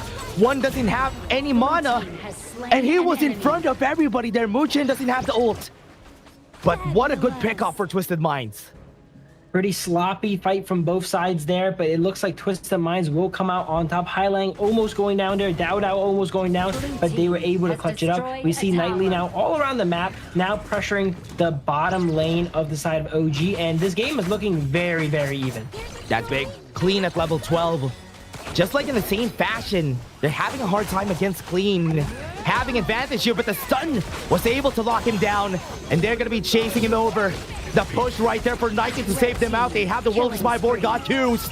But they still were able to shut them down with Kaka. In the backline, was able to get 90. And he's chasing down Highline. Does he have the passive? Yes, he does.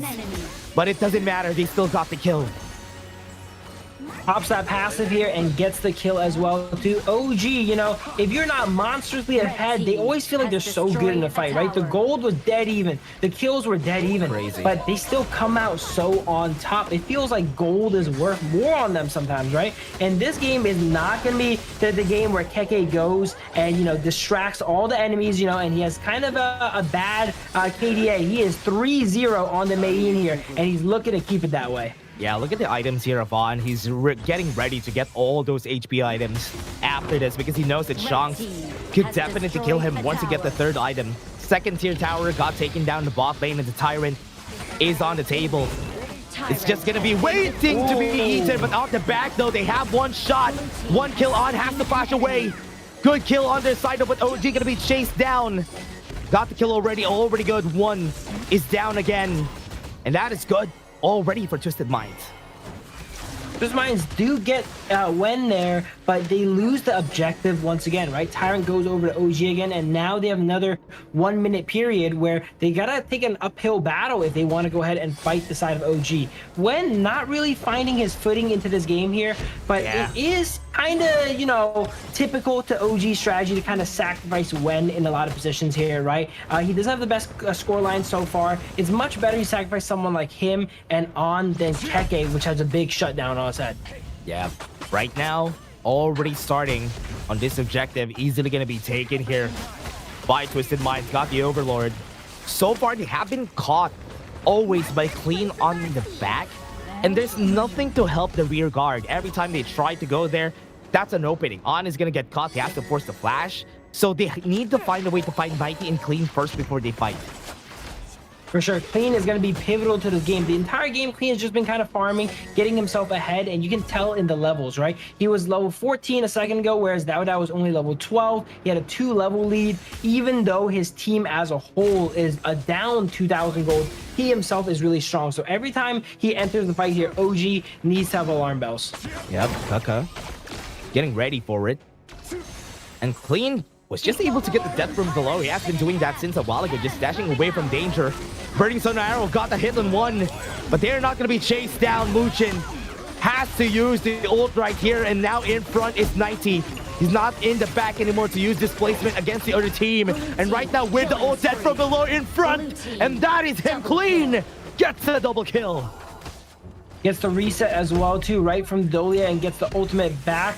Great fight there. It looked like it was really going well for the side of OG, right? Keke was on the sidelines getting drop kicks off onto the Dolia, but all while that was happening, the bot lane of OG was just getting cut through by the side of Clean. And this is going to be the first Tyrant here that Twisted Minds is able to take, and a very important one as well too, as it's the first enhanced version. We have a series in our hands, everybody. This is a very tough match. Twisted Minds are taking over the game. I mean, they don't have the gold advantage in this game, but Clean and 90 already in position for a fight here. Burning Sun Arrow has been seen a while ago, but Clean looking for it. Tower's gonna be down, and even the Gorge mobilization is not gonna hit anyone. Here's the thing though, Clean was so ahead of everyone else that he had at 1.23 levels on Dao maybe, right? But now he's stuck on 15. If they don't kind of close out this game soon, everyone's just going to catch up to the level that he is at. He has 3,000 gold on Dao here. I don't think I've ever said that statement before ever, right? As someone has 3,000 gold on Dao, but Clean does. So he's going to look to try and close out this game before they catch up, because they will eventually catch up on the side of OG. Yeah.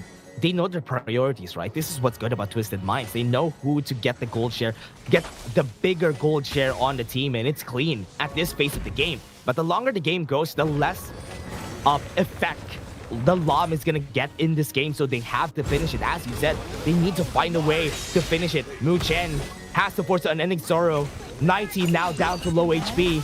14 seconds out of the Primal Bond. And they even have to use the Gorge mobilization here. They do have it available for the next one. And they can still roll Furball for Dao. For sure, they're sizing up this Overlord here. OG wants to get something on the board as they lost that Tyrant there. They're waiting out, very intelligently waiting out the Tyrant buff we see from Twisted Minds, right? They know that they're going to be down the Enhanced Shadow Tyrant buff. They don't want to take a fight. Now that it is over, they're going to look for something here as both sides can take this objective. Yep, at the back again, Clean finds it and needs to flash away, and now 90 in front got stunned. Not going to be moving anytime soon. The World's My Board is going to be there. Shanks tries to go for the kill onto the backline, but Kaka looking for the back, doesn't hit anybody, but it doesn't matter. Highline is going to be using the Splendor already, pops the passive, and he's going to go for the chase down, gets Shanks, and will be getting more. ACC has to get away from this. Everybody's still alive, but Clean is looking to maybe equalize the numbers here, but Kaka turns it around again, and that's it. ACC is down, an ace for OG, and that team fighting is what we were looking for OG. Agudo, they're very likely able to go ahead and end the game here. Look at this. This is the power of Agudo, being able to summon these critters to tank up that tower and brute force down. It is over. Wow, one team fight win there.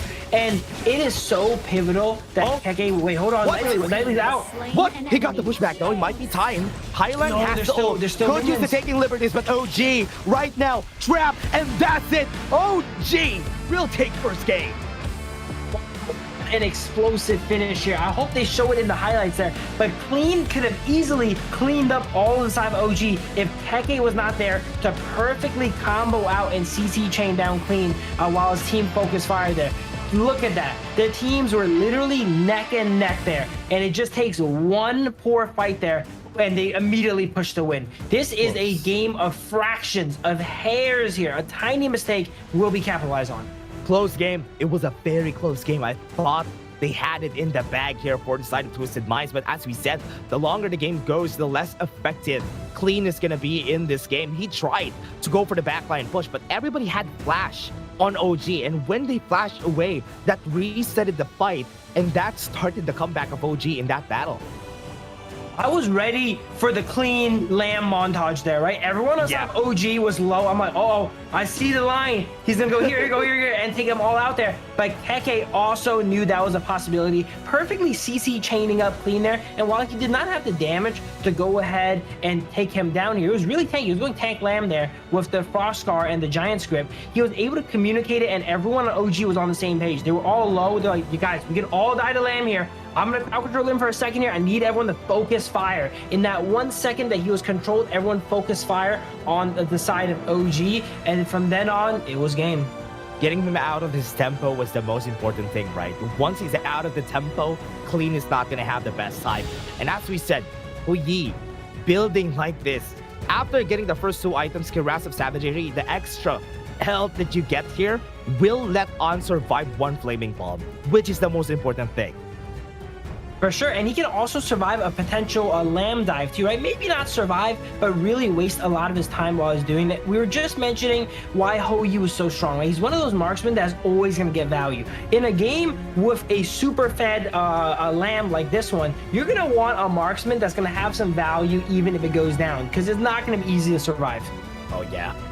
It was a very close game. Nike was doing a good job getting into the back line, but OG was doing their thing, just reacting against them. But take a look at the gold lead. One thing that's the reason why they did not lose is because OG has the gold lead the whole game. There was only, you can see a pixel here in the late game in where Twisted Minds got a bit. Yeah, they had that momentum shift there, and usually it's very hard to go ahead and come back from those there, right? But Dao anchoring all the fights, had a little bit of a rough early game, as you mentioned. Not the best matchup against the Lamb, right? I think he went down once because of, some shenanigans that Lamb pulled on him there in the early game. Yeah. But he was able to go ahead and focus down all these objectives. Every single time an objective come up, he was there. Here we go. I mean, some shenanigans that Nightly pulled on him as he pushed him into the heart of the side of Twisted Minds. That was the only time he went down. Every other time he went up, he ripped down the objective when it was up, and he did his job as a jungler. Yeah, bro, I can say is that OG has been so clean on team fights, right? Even if 90 is here, 90 making a night and day difference. Not a pun, by the way, but he's making a big difference in the fights. But OG is just better in the team fights. Look at how they tackle the team fights. Even if they get pincered, they're not afraid of taking, or at least spacing out then reset the fight. Like what they did here, this was so good. For sure. I would also like to say that when they do burst out targets and take people out, it's someone like Wen or On. And it's not that these guys don't have impact. It's like this game in particular, Keke is holding all the gold, right? He has 10,000 gold. You need to remove Keke from the fight. Once you expend cooldowns on Wen or On, it leaves Keke free reign here to do the stuff that he's been doing. And look at that beautiful CC chain here from Keke on 1 HP. Clutched it up there. That could have easily went south there if they did not commit for that play. That's the only time he popped the Pure Sky. That's why he survived that fight. That's why he survived clean, because he popped the Pure Sky. But yeah, that's just me nerding out, everybody. But before everything else, before we go to game number 2, we're just going to take a short break.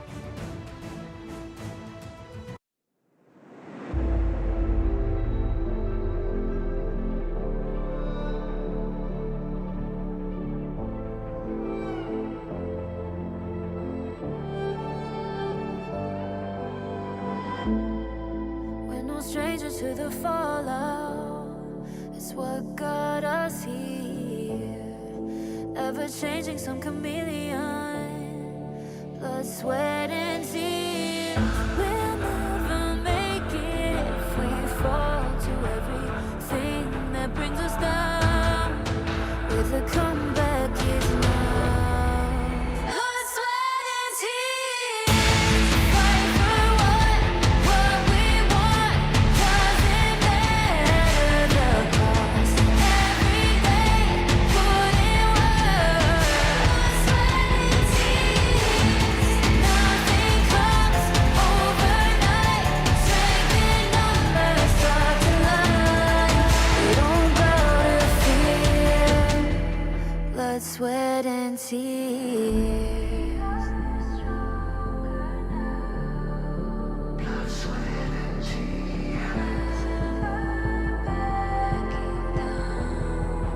Blood, sweat, and tears. Blood, sweat, and tears.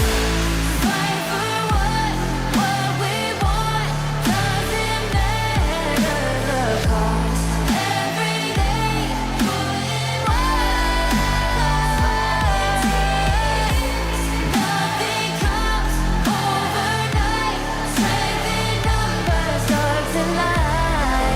We don't bow to fear. Blood, sweat, and tears.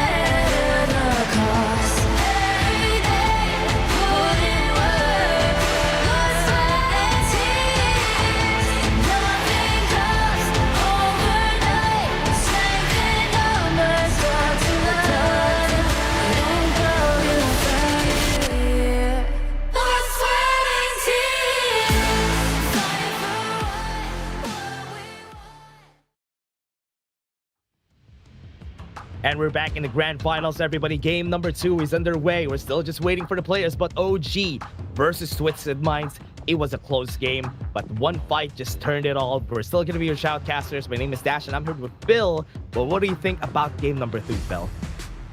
Game number 2 honestly can go either way. OG did win the game, right? But it was not in dominating fashion, right? I know it's weird to say OG winning a game not in dominating fashion, but they were really struggling that game. Clean was up 3 levels, up 3,000 gold on Dao Dao. And as we're mentioning, it's not often you see Dao Dao play from the back foot, play from behind here, but they were able to execute a perfect, beautifully orchestrated team fight to go ahead and get that win. Before then, these teams were neck and neck. Yeah, it was close, and we're still waiting for the draft. I think everybody right here are already starting the draft, and we're waiting on what they're going to be picking. What else are they going to be doing?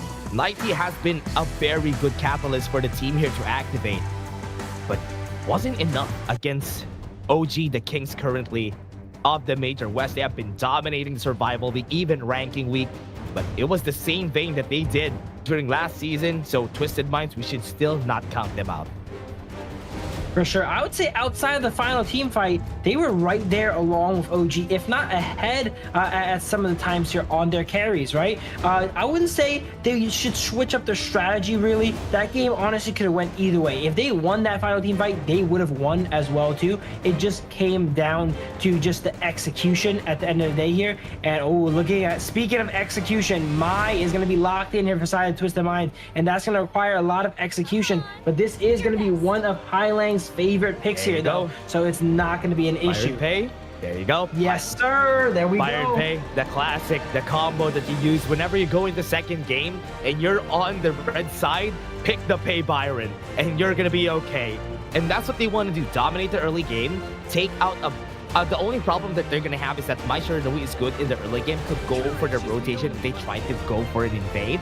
So they need to have somebody stable in the mid lane that could neutralize the My Shiranui. For sure. And the Byron Pay, everyone knows that combo now, but who brought it to the West? It was OG. They popularized the Byron K combo in the original, in the prior KMW, and they set the pace, right? Every other team before them never really knew about the Pay there until OG came up here and made everyone started playing Pay. So let's see how the OGs here, the OGs on Byron Pay, go ahead and pilot it here. Yeah, I want to know how they do it. How they do it. How did they start it in the West? And now Long is going to get picked up here by On. They need to find it. I think it's really scary too. What's scary about this is they have an Agudo that could match the pace of the Pay. And the mid and clash lane on a Magin and Mai, as I call her, them rather, is Eminem. The Eminem combo. Yeah, they're very good at dominating at least the early game. Absolutely, a very explosive early game from both sides. And looking at just the draft here, OG is definitely not pulling any punches in this game at all. They want that momentum. They got the game 1 win, and they're drafting like game 2 is the final one here, picking everyone's signature heroes, right? The Byron, the Pay, the Long, and they got 2 more up and coming here. Potentially gonna go something like the Lady Jen maybe against the Mai, or potentially the Yuan, right? If it's not banned out, some great matchups against the Mai here for when they're going ahead and giving this second game all they got. Yeah, one thing that I can see, I think the Lady Tun is really good against the Mai, or even the Ganenmo. You know what? Ganenmo could be an option. Ganenmo Mots is still on the table that they could use here for One and Muchen. For sure, a lot of combos are left onto the table here, but wait, hold on a second. I see a combo that is devastating. That is another one. Okay, there you go. Twisted Mind saw it as well too. Nice. I was like, hold on a second. They popularized Pay and Byron. What's the other one again? Oh yeah, Liang, Princess Frost. Who are the 2 people that need picks here on the OG? Oh, Muchen and Wen. I thought that was gonna slip through for a sec, and that would have been disastrous for the side of Twisted Minds. Good catch. That is a better catch right there for the team. What would OG pick? Do they pick defensive because they have 3 offensive picks already on this first 3? They could go for the Lady Tun, as you said, because they could counter it out. But the Leon Poe, just to have more vision on the side of Twisted Minds whenever they're walking on brushes. That's a lot of early game power they're looking at. If Liang Po opts to go ahead and join Pei and Byron in the adventures in the Clash lane, look what you're staring down here, right? Pei, Byron, Liang Po, not many heroes can go ahead and survive that combination. And Marco Polo is not one I would think of to survive that combination as well too, right? The relatively mid-range nature of Marco Polo is going to put himself in a good amount of danger against that composition. Does he opt to go ahead and go it though? Maybe it's because the true damage, there's a lot of shielding on the side of OG so far, the Liang Po, the Pei, and the Byron. Maybe they want the Marco Polo to, you know, cut through all that. Wow. Here we go. Ooh. Yaria Marco Polo. What? We see this here? Oh man, this is something that I only see in the East. And now I see it here from Twisted Minds. This is the first time that they pulled this out for this season. The Marco Polo Yaria, seeing it here, and also the first time the Twisted Minds also pulled it out. But we forgot about Milady. They're cooking. Cooking. This is one of Wen's favorite picks here, and if he gets the opportunity to play against a Mai, which Milady has an amazing matchup against a Mai too, he is gonna bust it out. Wow. Is this the Kings Major West League Grand Finals, guys? Best of 7? Or is it peak tournament? Because look at this. We have Marco Polo Yaria versus Milady. It does not get better than this. Oh man, if you want to know, everybody, why the reason why the Milady is good is against the Mai Shiranui is not because she doesn't win the 1v1. She wins by her presence. Because if she's alive, if she's somewhere, Mai Shiranui has to be there. Because if not, the lane is gonna get pushed. And that's the reason why Milady is a good counter to Mai. Absolutely. And later in the game, during these team fights, Milady is going to have all her minions laced with anti-heal, slow, burns. Yeah. And as a Mai, you're a melee mid lane. You're eventually going to have to go in and get a combo off on the enemy. And while that's happening, those robots are going to be chipping away at you, applying all of these debuffs. And Milady is just generally an amazing anti-melee hero. And when you pick an extra melee on your team in a melee in the mid lane, it's going to just give her more targets. Yep. Give her an option to not let Mai Shiranui roam really fast because her wave clear is also very strong. So that's the reason why this is going to be a challenge. Twisted Minds does have a lot of pickup potential, has a lot of carrying potential with the Marco Polo Yaria, which is the first time we've seen from Twisted Minds. And OG just going with the classic. They have the Pay Byron, they have good invade power, and now game number 2 is underway. Everybody, OG versus Twisted Minds. Who do you got? Drop it in the comment sections. If you want to go ahead and get an everything box as well here, there's a code on screen and action has started already. I gotta say, composition wise, I really like OG's composition. I gotta give them the edge here. It is so well rounded. It is good at what it wants to do, and it is good at not allowing the enemies to do what they want to do here. But let's see how Twisted Minds navigates the Yaria Marco Polo. They opt for the lane swap to try and put Keke behind. Yeah, good denial here for Kaka on the top side, because what they want to do here is just deny him any space. And what I like about this is that Marco Polo Yaria is also very good at moving around. He has the dash, he could move from lane to lane, and not letting Kaka, or at least not fighting against the Lung, is already good, because you're in a range disadvantage if you fight them there. For sure here. And I gotta say, Keke's been doing very well, right? He shoved away, he's able to secure his own monsters as well. When coming up here with some aid on the Milady to try and get that space right, it is now a 2v2. And they have to be very careful on the side of Twisted Minds, right? Marco Polo early game. Wow. Ooh. So scary. Nightly outputting a lot of damage onto On there, but it's okay. On goes in, backs up, and heals it back up here. He has Muchin here ready, though. Does he have stacks, though? That's the question.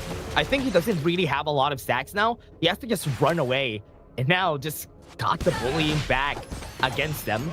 Very early in the game, it's not going to be an invade angle, right? Because the Agudo's wave clear is as fast as the Pay. So it's not going to be easy to go for an invade. Yeah, there's not going to be much stuff left to invade there, right? So Pei is going to have to be more proactive in this game and get his advantage via just outright killing their opponents. And look at that. Pei Byron partnered up together in the Clash lane. Marco Polo Yaria, that's a good combo too, but not at this time in the game here. Yeah, it's going to be hard though. I think they need to get the Snowball and Shanks first before they get this. What a good flash in from Kaka. Had to force the Purifier here from Shanks. If he did not immediately purify there and hesitated just a moment, Dao was in the wing, ready to pounce on him there. But amazing play from Shanks, immediately purifies into the dash away. And, you know, Keke's flash, it was kind of burnt for not much. Flash for Purify is not much of a trade. Bot lane is going to be there, has to force a flash away from On. Dao is here in action. Hailang, 90, even had to flash off, but On also burned his. For sure. Dao was going all around the map, not really able to make anything happen so far. You know, he's still looking for that angle. He's not behind. It's just that he's not able to find that opening yet, right? Shanks slowly farming up here as well. I'd say Marco Polo is going to be difficult to pilot this game. Look at this composition outside of OG. They have Keke to disrupt him. They have Wen. They have Muchin. Even Long can go ahead and disrupt him out of his ultimate with the crowd control that he has there. So you're gonna have to find that spot where everyone's kind of not looking at you to go in. Yep, challenging. Verdant Protector had to be used for ACC to be safe from here. And they didn't really go away from the Clash lane, right? They were just here the whole time. Yeah, they're making sure that Keke gets a good game here because he was one of the pivotal reasons they won last game, right? They don't want Twisted Minds to be able to just force a 2v1 and negate his impact from the game. So they always make sure to give him a lot of pressure. So even though they are 2v1 outside Twisted Minds, they can't really like overextend on Keke, right? Because Wen or Dao can always be in the wing ready to turn it. 5 seconds, Tyrant. Shanks is not here, so this time it's going to be a free take for Dao. Level 8 already, so he has the level advantage. But that's just going to be easy. Also, couple it with a Milady. This is going to be an easy take for them. That's going to be a take for them. They have the course mobilization, force splash out of 1. And now onto the backline, they go with Highland, but they're not going to be hitting their targets. But here it comes, Tidy. He's just going to push back on. Well, was able to get the first blood anyway. Dao is running for his life. And it's still good because they got the first blood. Dao on the back there, taking out Highlang. He was focused on running away from the side of his team on the top side. Forgot Dao was on the bottom there. Yeah, look at the zone here from Kaka. Not taking a lot of damage. He's so tanky. Goes in for the flash. Will he hit them? Wow, he's taking a fight against 2 people. Creating so much space here, and it's at the perfect time to when that Crimson Kaka comes in. Kaka has to back off. Not gonna survive that though. Doesn't have the ult. Muchen has to flash away, now equalizes it with a 1-for-1. They actually ended up not getting that Crimson Gold in there. Too clean smites it away, but it was great initiative on the side of OG, right? Choosing to force a fight with that Tyrant buff right when the Crimson Gold spawns outside of Twisted Mind. Execution was could have been a little bit better there at the end, as Twisted Minds did end up getting a kill and securing the Crimson buff though. But the idea was there. You can see how OG goes ahead and ticks, right? They know what they're gonna do before it even happens. They plan it in the future. We're gonna take the Tyrant, slow push into their jungle, force a fight there. Yeah, you can see how tanky Kaka is, right? Because that's the good thing about this, especially when you pick up the Byron. You have like a second tank for the team. You have Muchen, then you have Kaka. Whenever he pops the force field suppression, he becomes a big tank and also steals a lot of move speed from the enemy team. And he has the initiation potential too to catch the side of Twisted Minds off guard. Once he has that energy built up, he's able to use that skill to flash in, knock him up. We've seen him use it a little bit so far this game. Not much came of it yet, but later on, those are going to be pivotal. Big item pickup though. Venomous Staff already built by 1. So with this Venomous Staff, not a lot of healing is going to be seen here from the side of Twisted Minds, and that's good. Right now, they're looking at not really big gold advantages there. Kaka being targeted. As I said, the force field suppression gives him so much shield that he's not going to get killed easily. Fever's Barrage goes in, but no kills happen. No kills happen indeed. I'm already seeing that this game is going to have some really long, drawn-out fights, right? You see there, full-on 3v3, 4v4, and no one really went down because both sides are relatively durable. That is where this Milady pick is going to come in here. Having that anti-heal, the burns, that later on the slows in these drawn-out fights is going to be pivotal. KK, once again, trying to make some plays here. Let's see what he can do. Yeah, he's just tanking up a lot of damage. Muchen is here. Has to flash away, and that's going to be trapping 2 people. Make that 3. ACC is also on the chopping block. He's going to be next. Delete him out of the board. Now Shanks is going to be chased down. He has some dashes to get used. Even a Fever Barrage, but Dao from downtown goes in. Gets 3 kills for the team. There we go. Dao has absolutely been rolling this game here now. He's level 12 to Clean's level 10. He did not enjoy last game, you know, where he was down 2 levels. This game, he's flipping the script on them. And if he could win while being down 3,000 gold, I'm worried for Twisted Minds what he could do when he's up it. Yeah, I'm still waiting. Highlang, because of the counter that we've seen from 1, you can see the pressure out of the Milady, right? The pushes that they can do. We're still at 7 minutes in the game and we already have 4 towers down. And this is the Milady effect that we're seeing here, everyone. And he's just been helping out his team, right? This is full damage Milady here so far at this point in the game with the Venomous Staff there. He does so much damage. Those skill ones are very easy to land. You sometimes ignore them in a team fight too. You know, you see the playing 5, I can't really do much about it, but it really adds up. You're gonna see that Wen does a lot of damage in this game overall. The robots are so annoying. Look at them. They can't even clear that. They don't have the wave clear to clear the robots. That's why they're having such a hard time defending their towers.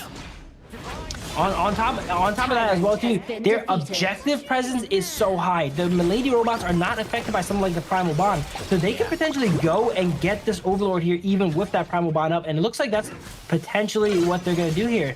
maybe know when ops to go ahead and play around that bush. And so far, Twisted Mind kind of getting trapped in their base here. We see this is usually a bad sign for teams. When we see them in that position there where they're trapped in their tier 1 side, it's all downhill from there usually. Very low kill game, right? But you can see the pressure. 5k gold lead on 4 kill, or rather 3 kill advantage in this game. And that just shows how they're doing. It's just objective. Highline's gonna get chased down onto the backline. What a flash from Kaka! And they're gonna go and clean up the back. The rear guard has been breached, and there's nobody here to help them out. OG gonna go to the high ground, and they are destroying the towers one by one, and they're looking to go for the finish. Dropkick is gonna hit the tank. It's not gonna deal a lot of damage. OG is looking for the finish here. They're looking for the wave clear. Shank still has the fever barrage, but the tower, the crystal is gonna go down, and they are gonna take game number 2. Once again, OG wins a decisive team fight, and we have one of the best heroes to siege. Last game, they won a team fight, right? They have the Gudo to go ahead and take down all the towers. This game, even better, right? They win a team fight, they have the Milady. One of the worst things that can happen here, guys. If you lose a team fight against Milady in the early game, she summons all those robots, she's there, tank up all the tower shots, and allows everyone on the side of OG to go ahead and breach the base that is Twisted Minds here. And they are not happy with that. Two games in a row, and they are soul crushed. That's a gloomy look when you saw Twisted Minds when the camera panned on them. That is not good. They need to reset. They need to find a way to win this. Remember, that last pick was the bane of their existence. The Milady pick, remember, they have Mayane, they have the Mai. They have the Marco Polo. They don't even have good wave clear, which is why the Milady was such an annoying pick. And also, remember the patch in where the robots combine? That made it more annoying. Oh, for sure. They just had no way of really dealing with the Milady. They had no divers to go ahead and take her out. They had maybe potentially the Mayene, but Milady is relatively durable. If that game gone a little bit longer here, they're going to end up going a Splendor. They're going to summon all these robots and be so frustrating. And let's talk about the Marco Polo Yaria pick as well, too. Now, that combo, it has worked before. It's a peak tournament staple, right? You see a Marco Polo here in GM, your support almost always locks in the Yaria. But in a tournament format, you know, like this here, I have to say that was not the best spot to pick that up, right? Look at the side of OG. They have the Byron, they have the Pei, they have the Liang Po. Sure, Marco Polo is going to be able to do the true damage and help cut through some of the shields on the side of OG, but you have so many interruptions. You don't want to jump into Liang Po. You don't want to jump into a Pei or Byron, right? And then Milady robots are littered all around the floor there. I think there could have been a better spot to find the Marco Polo instead of such a challenging game like this one. I was kind of looking at something else, maybe somebody a bit more stable on the side of Twisted Minds. I will be happy if they pick up a Demon Jia here for Twisted Minds. That could have been better, but I see the idea that Twisted Minds is going for here. They want to go for dive, so what is a marksman that can dive? It's a Marco Polo, yes, but in this game alone, it was hard. It was hard for him to do anything. So they were trying to fight fire with fire, but as we see from the results here, Twisted Minds here, OG burns a lot hotter here into this game here. Yeah, it was hard. It was hard for them, but still nice effort, nice try for Twisted Minds. OG are just one step ahead every time. That drafting was a checkmate. That Milady pick was a checkmate on Twisted Minds, and that's why it was so hard for them to play this game. Absolutely, and we were really gassing up Twisted Minds, right? They were 6-0 before this, and OG is making light work of them. Game 1 was extremely close, I would say, right? It came down to just whoever wins that team fight, but Game 2, a different story. I don't think it was close throughout this game here. Twisted Minds was just on average, ever since the first Tempest Dragon that gone over to Dao Dao, they were just slowly bleeding up until the end. That was pre-10 minutes. Yeah, and you can see MVP of this game, definitely well-deserved. Dao Dao 6-0. What is that perfect KDA for this man? And 24% damage, because they didn't really have a lot of fights, right? Which is why you don't see a lot of damage here from Dao Dao, but they still got a lot of kills anyway. Dao Dao's like Thanos. He collects MVP like Infinity Stones. He's going to try and go ahead and get as much as possible in this. He can only get 4. They might try. They might try to get some more. You never know, right? He's gonna finish half the gauntlet at least here by the end of this potentially here. I think that's like good. Keke is always gonna be there to fight him for it, right? Keke, you know, trying to stop Thanos from completing all the stones there. But look at this. Look at that mobility from Pei, being able to bounce through the wall there, catching Marco Polo. It's not like Marco Polo is a slow marksman. He has 2 dashes. He committed his ultimate to jump the wall there. It was still not enough. Dao was able to just bounce off the wall and just clean them up. Yeah, they had no choice here. What a good choice. Good checkmate from OG. 2-0, still not over. We still can have something here for Twisted Minds. But before we go to Game 3, everybody, we're just going to take a short break. See you guys in just a bit.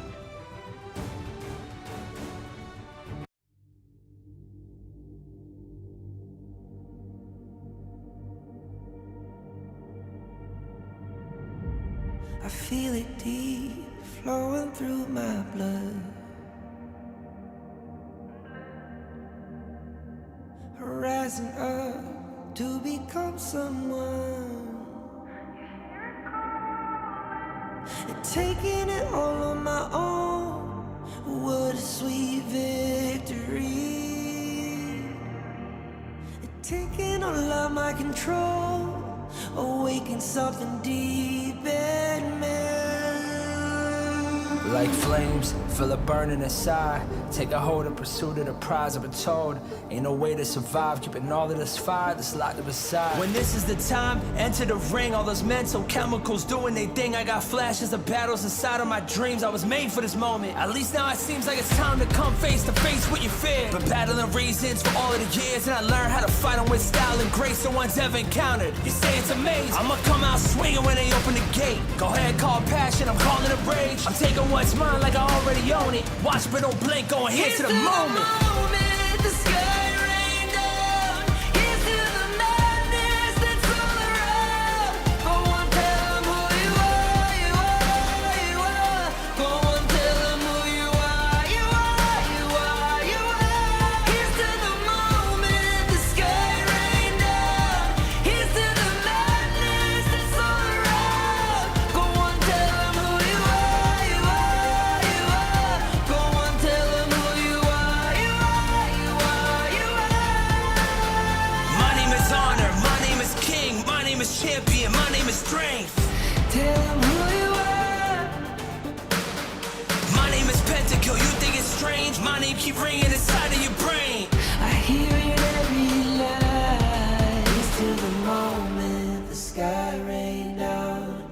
Here's to the madness that's all around. So tell them who you are, you are, you are.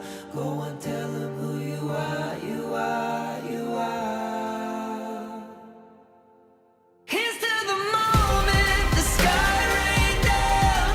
Here's to the madness that's all around. Go on, tell them who you are, you are, you are. Go on, tell them who you are, you are, you are, you are. Here's to the moment the sky rained down. Here's to the madness that's all around. Go on, tell them who you are, you are, you are. Go on, tell them who you are, you are, you are. And we have seen OG win another game 2-0 right now on a very dominating fashion, having the Milady in their draft that last game. But again, we're still going to be your casters. My name is Dash, and I'm here with Phil. And Phil, game 3, do you think it's a 3-0? Or do you think there's a possibility that Twisted Minds win this? OG is on what the kids call a heater at the moment, all right? They've been winning nonstop.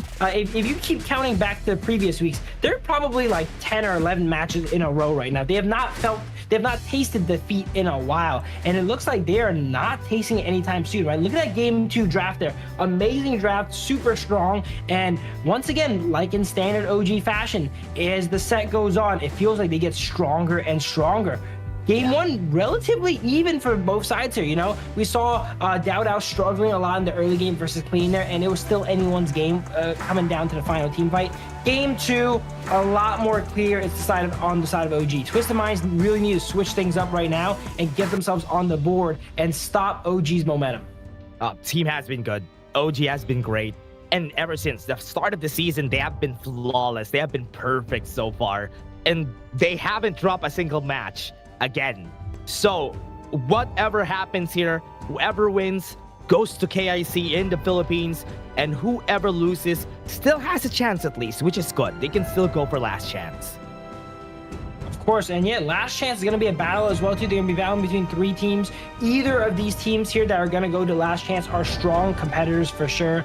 Twisted Minds removing the Luna, removing the Liang. We were talking a little bit about it on break here, but the Liang is kind of like an auto win pickup for the side of OG, right? Same with the Luna. Those picks need to be removed. Dao just does not lose on Luna, and Muchin does not lose on Liang. So those 2 picks are kind of set in stone for the side of Twisted Minds as bans going forward.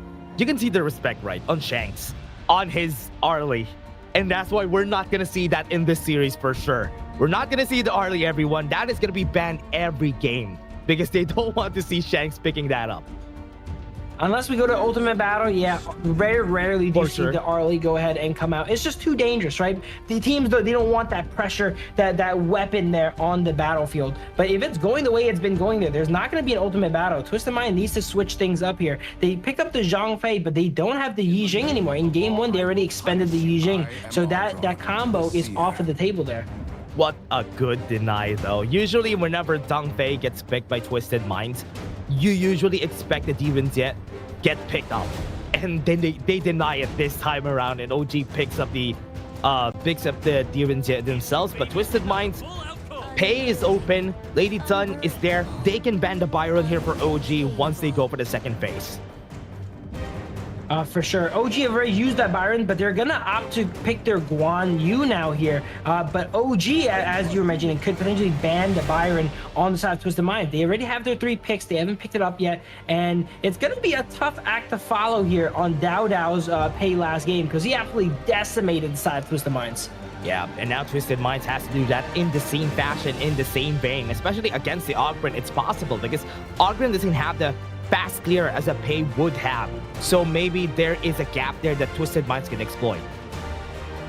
For sure there. Now Twisted Mind is going to be targeting down Wen once again. We're seeing that Wen is oftentimes the last pick on the side of OG, right? He can kind of play anything, whatever the team needs here. So he allows his team to get the priority picks, and then he'll lock in the, Milady, the Kong Ming. So far, he's been doing amazing work with these, not really known as top tier picks, right? And it looks like this game, they're removing the Mai. They're not letting him get it going forward. So interesting that they banned the Fati, not the Byron, right? Because they kind of want 90 to pick up the Byron Pei here. So they know how to answer it. So they're kind of expecting this. So that's what I want to see here. Good catch and Twisted Minds to ban the Motsu, because this is a potential Ganenmo angle. There you go. Here we go. Ganenmo is hovered currently. They don't have the Motsu to combo with it, but just standalone, it's decent as well too. It has light synergy with the likes of the Renji, maybe able to hold someone down for him there. But Wen is probably going to be playing more of a poke style Ganenmo this game here, right? And trying to soften up the side of Twisted Minds. We see Charlotte and Flowborn Marksman being considered here so far. So that's a lot of split pushing potential. A pretty classic matchup with the Charlotte versus Guan Yu. Charlotte wants to stay in lane. Guan Yu wants to go ahead and run away. Uh-oh, here we go. Uh-oh! That's locked in. That's locked in.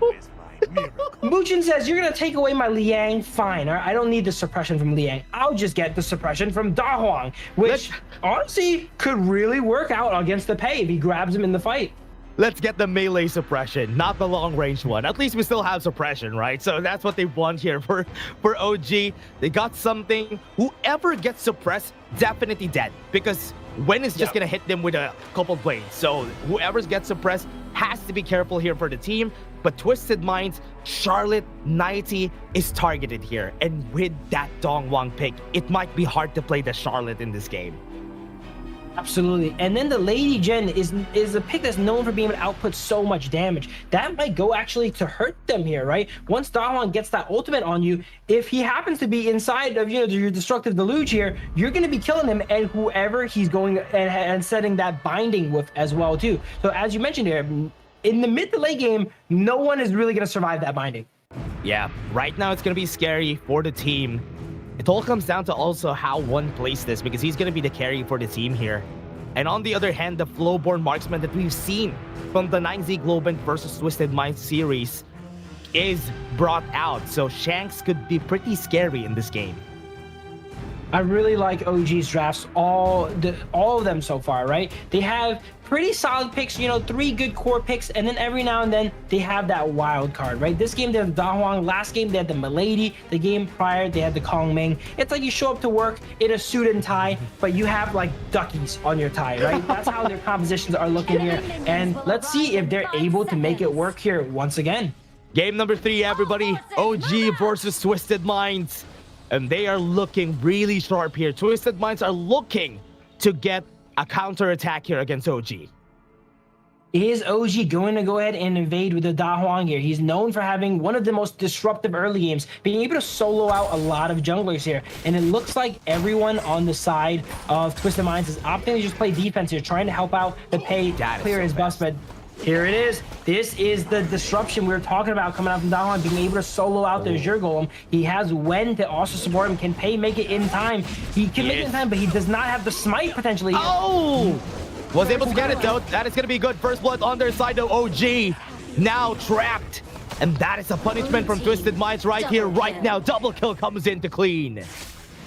Wait, that was so clutch what Twisted Mind did. While Zhang Fei was leashing the Pei, he used his smite, allowed Pei to save his smite here because they know that they're going to pull some shenanigans in the early game, and Clean was able to come by and smite it down. This is one of the times where having double smites has already paid off in the ultra early game. So helpful, especially for them.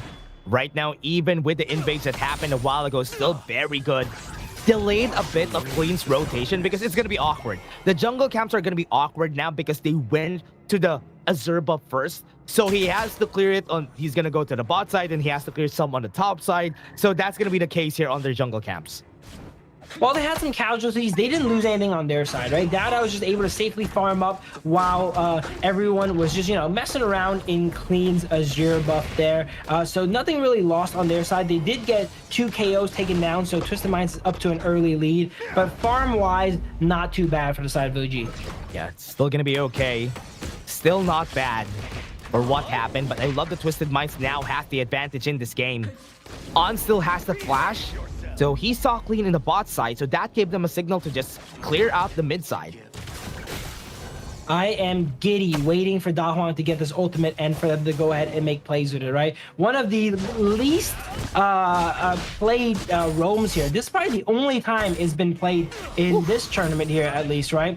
We've seen it being experimented with a little bit in the past. Oh, look at what this. A good stun, though, and On was able to move forward. ACC. Even with Unbridled Outburst, he can just use legal immunity to just get away from it.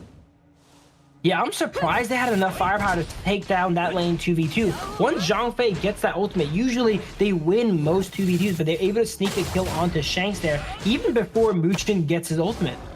Yeah, one good thing about the demons, yeah, he can take out any stun, and Zhang Fei only has 1, so it's gonna be an easy take for him here. I think Twisted Minds is. Whew, they're gonna stripe it, but they're not gonna take it, right? They're gonna be able to steal it. Never mind, smited. ACC smites it. And Muchin was thinking about grabbing the Zhang Fei there. You saw he was thinking about it. He's like, hey guys, you guys ready here? But the thing about the Da Huang there is that if you do lock onto a target and you drop a lot of damage on it, you're gonna have to trade your life away for that too, right? It's not like the Liang where it's only the suppression. You guys are binding yourselves together to Da Huang ultimate. So whenever Da Huang takes damage, his target takes damage, and whenever his target takes damage, he takes damage as well. Pretty scary stuff. Gonna go for the chase. Had to flash in, wasn't able to get it, and here it comes the delivery from Kaka to get Clean, and that's a revenge kill for their side. Now they want to go for 90. 10 seconds on the objective. Clean is not gonna be up any earlier, so that's good for them. You can see the bloodlust in Muchin, right? He flashed over there, was not quite enough, but Clean wasn't able to run too far afterwards there, being able to lock him down there, and that's going to be a sign of things to come, I think, right? A lot of fights throughout this game, if Muchin has ultimate, they're going to go ahead and grab that Pei. Yeah, not even need to use the smite there. Freshly Forged is enough to just secure the objective for themselves, and because it's off-timed on the respawn of Clean, it actually is helpful that they got the Tyrant there. For sure. Keke has just been kind of chilling this game, right? He's against the Charlotte, just farming here. Everything's been happening around him. He has not really arrived yet 4 minutes in, but later on, he's definitely going to join around the map and help out. This has definitely been Muchin's game. He's been roaming all around the map. He has those boots of depthness to be around the map as quickly as possible. Yeah. And it's going to be so fast, right? Yeah, he's not going to be taking this kill for now. But from what we've seen, you can see that On still has the advantage. Look at that. Gets the hit. Doesn't have the coupled blades. One doesn't have mana. When just barely missed those blades there. Even if he landed those blades, Muchin was for sure going to go down because they have that shared damage, right? But for sure, Knightley would have went down. But he just barely overshot it a bit there, and he was able to get away. Kaka had to really back off from there. He had some mana from that fight. That could have been a kill for this side, though. But Twisted Minds are doing a good job reacting. Even with a Tyrant on OG, they weren't able to do anything with it. There is going to be a little bit of a clash here when it comes to farm between Wen and Dao Dao, right? Ganamo, not one of those mid laners that love giving away their farm. Uh-oh. Yeah, hold on. Bridal Outburst comes out. Yep. Very early, had the stun, but no damage from OG. They have to back off. They need Wen in this fight. But he isn't here. So they have to back off. They have to retreat. Respect Twisted Minds at their own game. I'm surprised nothing really came of that there, right? I guess the side of OG didn't really want to commit into the fight there. On is just able to just defuse the situation with that legal immunity. Blades coming out, dropping a lot of damage on the high line here. Muchin has ultimate again and flash, so he's ready to go ahead and make plays here around the map once again. One couple blades and one freshly forged could definitely kill Hailang here if ever one hits again on the sweet spot.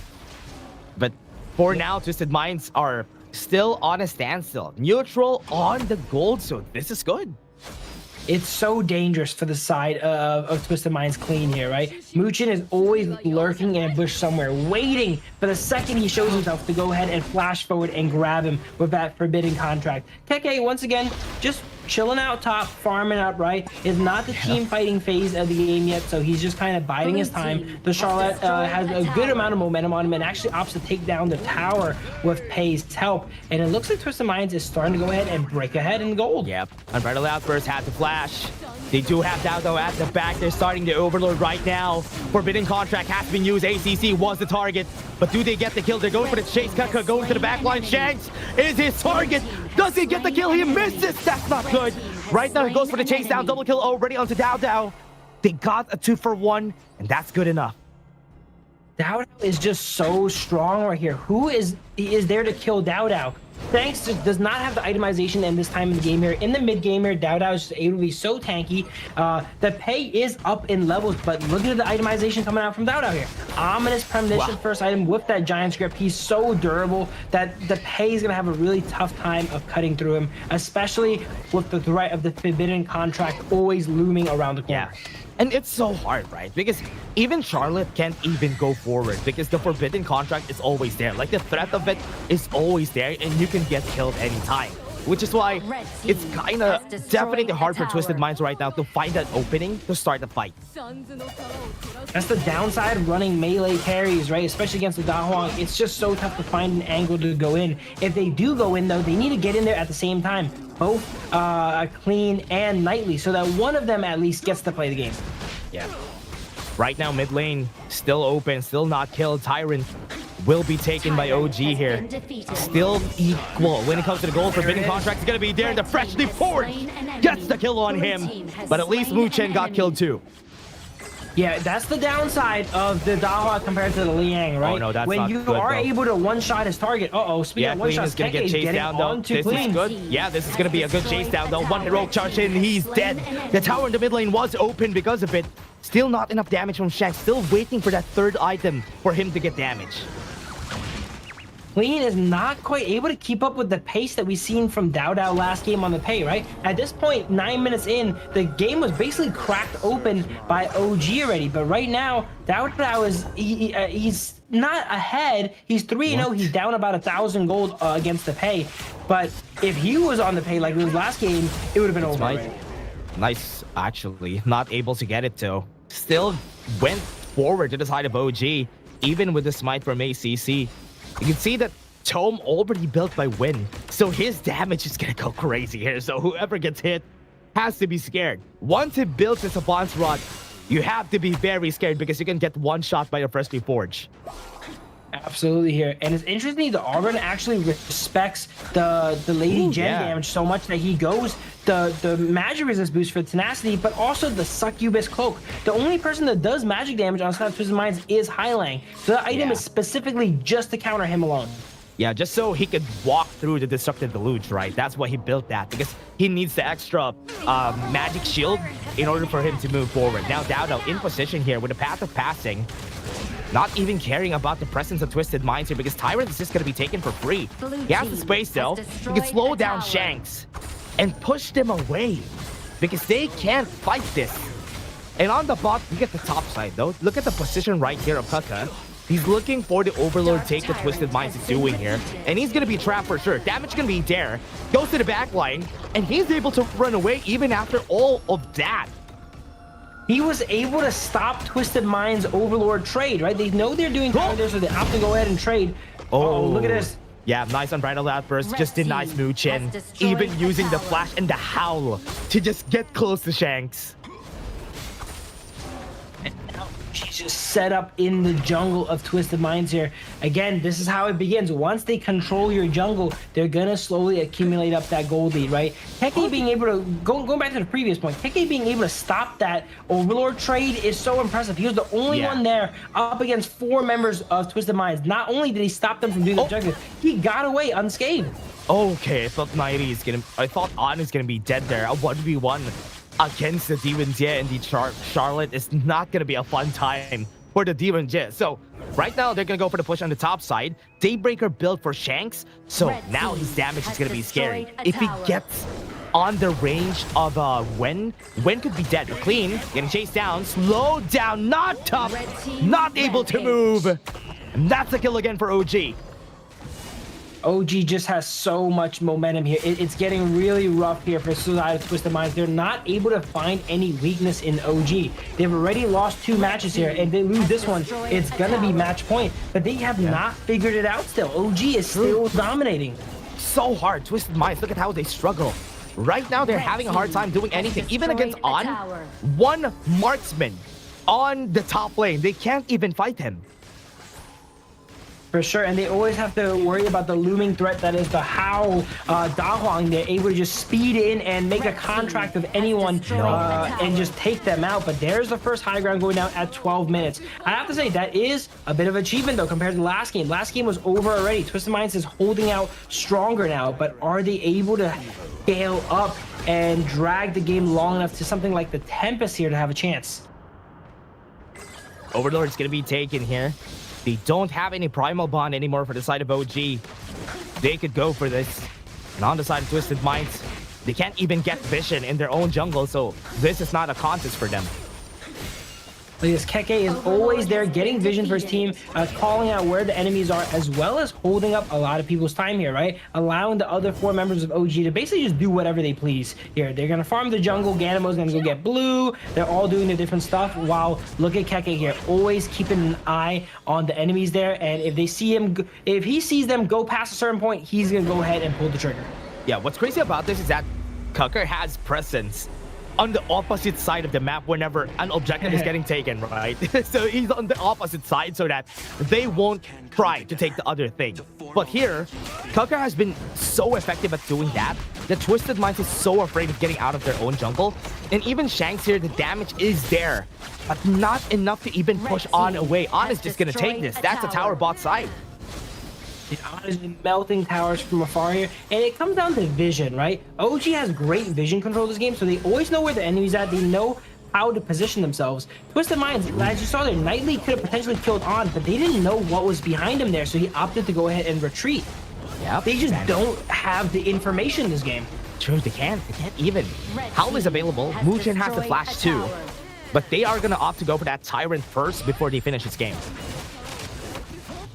For sure, all 3 high ground towers are down for Side of Twisted Mind. That is usually the death sentence for a team here. OG gonna play it a little bit slow here, opt to take the Tyrant first, but then next push should be it for the Side of Twisted Mind, unless they make a miracle happen. They need to get, really honestly, they need a big miracle here to win Usually, whenever you're at this point, you definitely will lose the game. You need 2 big clashes. If you win 2 big clashes, that's the only time that you win. But the first step is hard. How will you do the first step? The second step is way harder. Basically, all the towers on the side of OG are up, so they're going to minimum need to drag this out to Tempest, right? So they need to be able to survive for 5 more minutes, and that is no easy task when you're staring down a team that's up 7,000 gold on you. They have a Howl, a Da Huang to be able to run at you, right? Keke, Dowda, all these super fast characters. Here we go. Yep. That is at the back. They already flashed. They got the hit on the back line. They go. Oh no, Shanks, you have been stung and taken down from far away. But at the back line, 90 is doing some miracles here for the team, but it's not working out for them. Not enough magic for their side. OG has the dream, has the clouds, and this is game number 3 taken by OG. OGs, they're making it look easy right now. This is the grand finals. They're making it look like rankings week so far. 3-0 versus Twisted Minds. All the momentum that Twisted Minds had there with this new / old roster bringing Nightly back has been absolutely thwarted into the ground there. Look at that ending. Muchen identifying the only real way we lose this game is if they hit an amazing unbridled outburst on us, right? I'm gonna go ahead and trade my life for the Zhongfei. He trusts that his team can go ahead and win the 4v4, and they very handedly win the 4v4 there. And it is now 3-0 in favor of OG. Yeah, you can see the difference, right? Whenever the camera pans on the winners and the losers of the game, you can see the gloom. You can see the air around Twisted Minds that they're currently losing mental here in this game. I do hope they pick it back up on game number 4 because it's definitely needed. Match point already for OG. And this is the grand finals. And OG, as you said, they're making it look like ranking week. For sure. It is a certain type of dread, right? When you know you are 1 loss away from defeat. And on top of that, you're not 1 win away from victory. For Twisted Minds to turn this back around, they need to, from right now, win 3 in a row and then win Ultimate Battle. That's true. That is a lot of stamina you need, and that's a lot of mental stability you're going to go ahead and need to be able to try and mount that comeback after just, getting it handed to you 3 games in a row. That's true. It's so tiring to get like a reverse sweep, right? As much as we want those types of stories, it's hard to do that. It's not usual that you see a win out of that. And OG, even with the Dongwang, the first time that they pulled it out in this tournament, they were able to win it anyway. Next game, win or lose, I'm very excited to see what OG cooks up, right? What kind of tie are they putting on next time they come into the office? They always have that one hero, right? The Bud thinks he's a part of the team meme, right? With the Da Huang here, along with all these other strong meta picks. What is going to be the one for next game here? And can Twisted Minds go ahead and exploit that and find any bit of footing here? Because it seems like OG is actually, breaking down and dissecting Twisted Minds more and more every single game. Game 1 was the closest. Game 2 was not even close. Game 3 was a pretty similar fashion. Twisted Minds needs to go ahead and adapt fast, because this is match point coming up. At the middle parts of the game, it was close, right? Until at the 7-minute mark, in the 10-minute mark, they got the objectives here for the side of OG, then it started to go their way. It was so hard to come back from that moment because OG was just slowly taking over the map, and the way they share the gold in the team is just so good. I think Wen gets MVP, right? Yeah, there you go. There we go. Wen gets MVP so far, so okay. He's, breaking the dynamic. Usually it's Dao and Keke that steals all the MVP. Occasionally there's an On, but it's great to see that Wen is getting some recognition there on the Ganon Mo, and he deserves it. 40% of the team's damage on Ganon Mo. This is the Ganon Mo that everyone wants on their teams when they go ahead and play. Yeah, 110k damage in the game. And it's also because, just to add though, Mu Chen helped him out to get that damage, because he is the reason why he's hitting those couple plays easy, like this one, right? When he gets the forbidden contract, when he hits, that's it. And that's basically a death sentence for anybody. And you count the damage he does to Muchen, because he is doing damage to Muchen when he gets the forbidden contract down. He's probably doing like 50-60% of the team's damage, right? He's responsible for a lot of kills, Muchen included.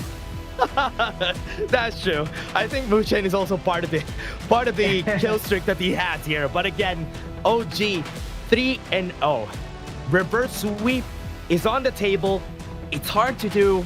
It's hard to reset after losing 3 consecutive games, and the endurance that you need to get there is hard, but it's possible. It is possible. We've seen Twisted Minds turn back series in the past, right? They were actually down. They weren't 0-3 down, right? But they were down in the series before they made a crucial play and turn it all around. This next match here is going to be their final chance to go ahead and do so against OG, or else they're going to have to be going to the last call. Yeah, is this going to be the perfect season that they want from the side of OG or no? That is the question. What a nice game that we have seen here for game number 3. It's a 3-0 already, everybody. But before we head into game number 4, we're just going to be taking a short break. See you guys in just a bit.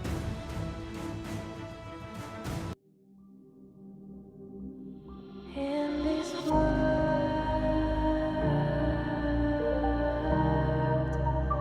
only ones in this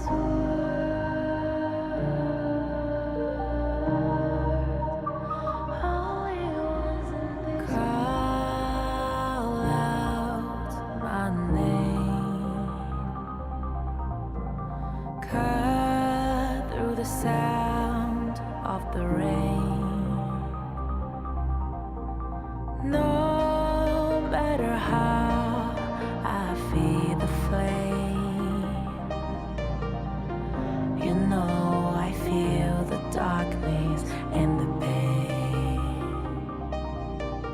All of the ways we tried to break free from the night, you know we made it out, we found the light. I fly so high, light up the skyline. Let's do it this time, like it's a whole new vibrant world.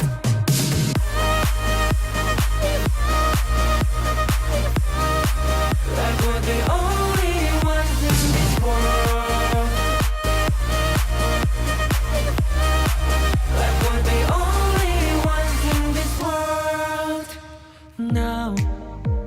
Now I see that I got everything I need. It's alright, I'm on fire, I'm alive, 'cause now I fly so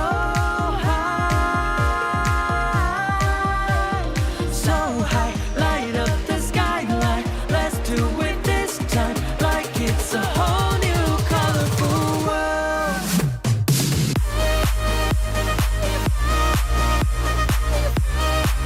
Like we're the only ones in this world. Like we're the only ones in this world.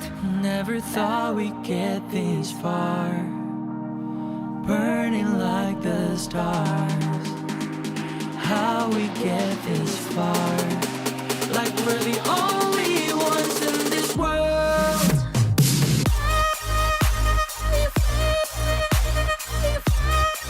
Like we're the only ones in this world.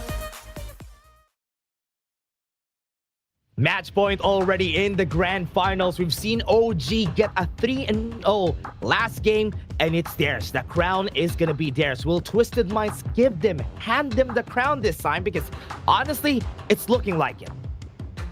It's really rough so far for side of Twisted Minds here. Their new roster, they came in with so much energy, so much momentum, and then they hit a brick wall that was OG in games 1, 2, and 3. Will they hit that 4th brick wall here? We don't know. Look at the side of Twisted Minds here. They're not really sure what to do. They've kind of tried everything, right? They're at the point where they've tried everything and nothing has really stuck here. I did look at some of the drafts here. They do still have something like the Byron available for Nightly that was able to make those miracles happen in the last season. The Dharma is still available too. Oh, not anymore, as it goes to gets immediately banned away. It looks like OG is going ahead and trying to, shore up their final bits of weaknesses against Twisted Minds here with this final draft of bans. Do they ban the early, or do they let it out and take? They're gonna take the early. they're going to take the early themselves because On could take it. There's no way Twisted Minds allows the Arlie to go through, right? They rather give anything, but just not that Arlie as it goes and gets removed. Again, if you want to see the Arlie, we got to go to Ultimate Battle. That's going to be the only way. OG has first pick here. Diadea is still on the table here. A lot of solid picks still on the table because, as you mentioned, OG, you know, they always kind of flexed, you know, a more non-traditional pick into their games here. So that saved them a bit of gas in the tank going into game 4 here. Diadea getting first pick here for OG. Very flexible pick. Could still do a good job even with a lot of the marksmen that we have in the roster. Now, as you said, Arlie's not going to be out. Meister Nui is on the table here for win. So he could actually pick that up. But the Yuhuan Chano, strong first picks here for Twisted Minds. That's good. Mai is almost assuredly going to be locked in for side of OG here, right? The Twisted Minds has not banned it. They did draft in a way that gives Mai a lot of trouble. The Yuan and the Channel both have very good matchups against the Mai. They're saying, we're going to give you the Mai, but you're going to have to, it's going to be challenging to play potentially here, right? As you see, the Fatih being considered here for the side of Keke. Keke plays a lot of Clash Raiders, but you don't see him on the Fatih too often, right?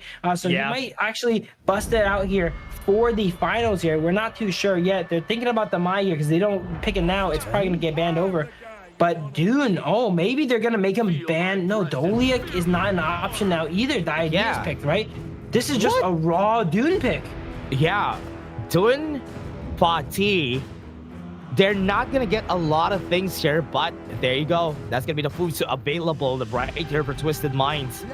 They could go for this on Nighty because against the Fatih, I do believe that the Futsu survives. Yeah, the Futsu, it's a close match, I would say, right? But if in a pure, flat-out 1v1, the Futsu does have an edge. Will OG and Keke give him that? It is going to be unlikely here. Twisted Mind option now, second wave ban out the Mai. It's interesting that OG feels like they did not fall for the bait, right? They were baiting to go ahead and give OG the Mai there. They have the Yuan, they have the Channel to counter out already. OG just taking a backseat saying, okay, we'll assess how things go later on, right? We're going to pick some of these heroes here. And I don't think they wanted the Mai anyway, even though it was banned out by side Twisted. We're likely to see when on something a bit more high range here to supplement the Dune being the frontliner there, as well as the Fatih. Yeah, especially with the Sage's Might or the Futsu. I do think the Lady Dun is going to be good here. Drop the Sage's Might on somebody, you also drop the Destructive Delusion there so that he doesn't do anything. I was just about to say the Nua could have been a really strong pick for side of OG to give him that range, but Twisted Minds is way ahead of me here as they go ahead and ban that out. Nua has a very solid matchup against the Futsu as well too, because once he locks you guys in that cage there, Nua is able to, you know, kind of help you cheat in the 1v1 and fire that Annihilation into the Thunderdome there and help you out. But they remove that option as well here too. So now it's going to be interesting what OG opts to go ahead and go for in that mid lane. Ooh, goes for the Princess Frost. So that is going to be a Princess Frost without the Liang because the Liang has been banned. So it's good at least against the Dune and the Fatih because they need to move forward from the Winter is here. Now they drop the Flowborn Marksman on their side together with the Xiao Tiao. So even without the Arlie, they even picked us out Xiao Tiao. So this is interesting. Yeah, the Shasha, one of those picks that's been really seeing a resurgence here. To be fair, OG has not many options left there. For the fade, too. Yeah, that's a good pick now. Because you pick up the Xiao Tiao and you have the fade on the other side. The Meteor Storm is just going to eat up the fade. For sure here. And once Xiao Xiao gets that Splendor going there, Fade is going to have a really tough time surviving that. I do really like the Princess Frost pick here. I would say the Princess Frost pick is more to, once again, deny Wen, right? They already removed so many mid laners. They know he played so many mid laners already. They went ahead and gone ahead and tried to remove one more. It has some synergy with the Futsu as well, too. It's no Liang, but whoever's trapped there in the Thunderdome against the Futsu there is also going to be having to brave the storm that Princess Frost is going to be summoning upon them.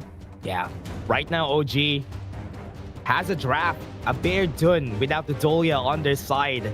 But Twisted Minds, I do like that they have a lot of counters here, a lot of counter measures on what OG wants to do. But are the counters enough to get them 1 point here? I would say draft-wise, 4 games in here, both teams feel like they're a little bit out of steam, right? Looking at the compositions, they are definitely far from top tier. This just goes to show if you go ahead and pull out all of your strongest cards in the beginning, once you get later on into games, you're gonna have drafts like this, where we have the Fade, Food Soup, Princess Frost, right? Versus the Dune, Nodolia, Xiao Xiao. Very middling drafts on both sides here. So a relatively low power level game. Yeah.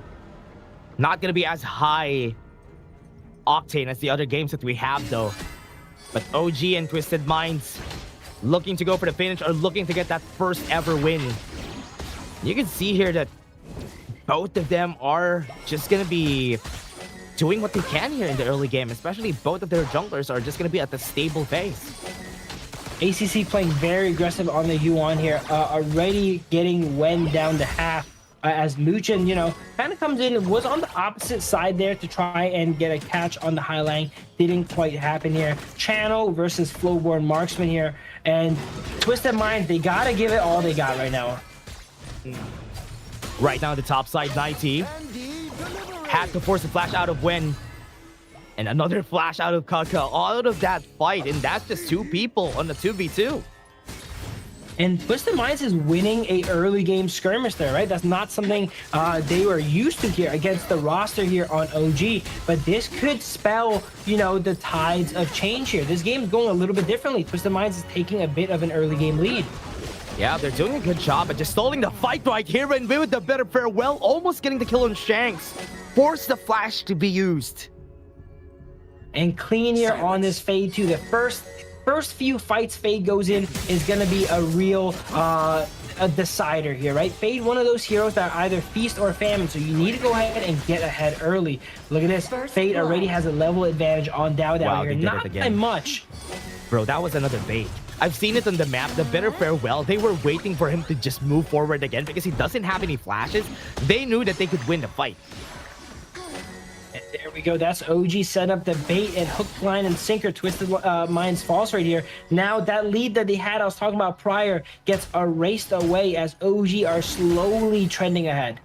Yeah, they're doing good job here of OG and winning the lanes. And this is the power of the Diadea, right? She has a lot of kill potential in the early game, which is why she's strongly paired with the Arlie every time because they can both die pretty fast. And now Shanks at half HP didn't even start the fight yet.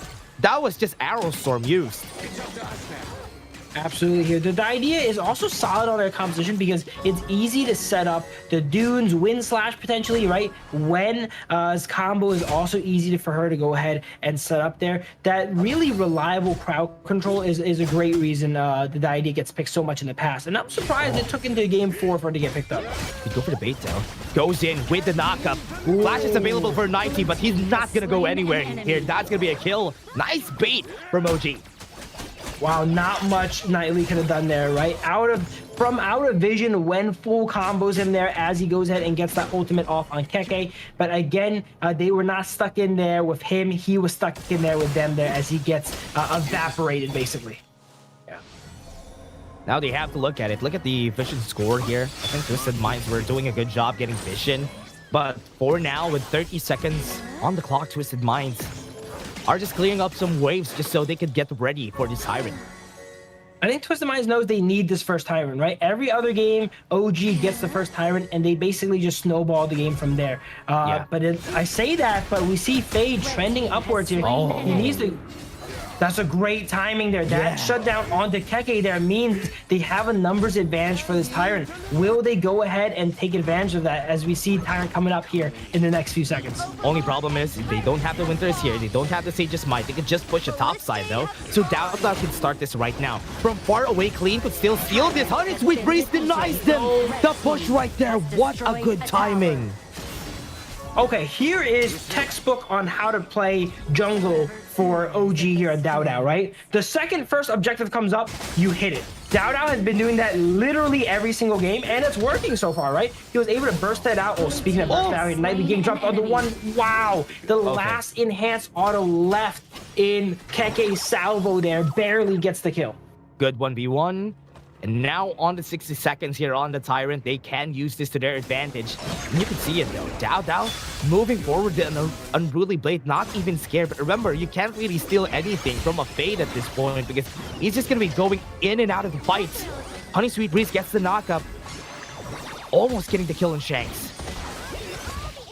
So later on in the games, it's going to be a lot tougher to secure those objectives, as you mentioned, right? He's able to inseal his targets in Jade. Here we go. Here's a target he has spotted already here. Keke at half HP. Clean is looking for him. He's going to flash for it. Look for the fight. Shanks is going to be dead. What an aggressive play. He knew that he's going to die anyway, so might as well buy some time here.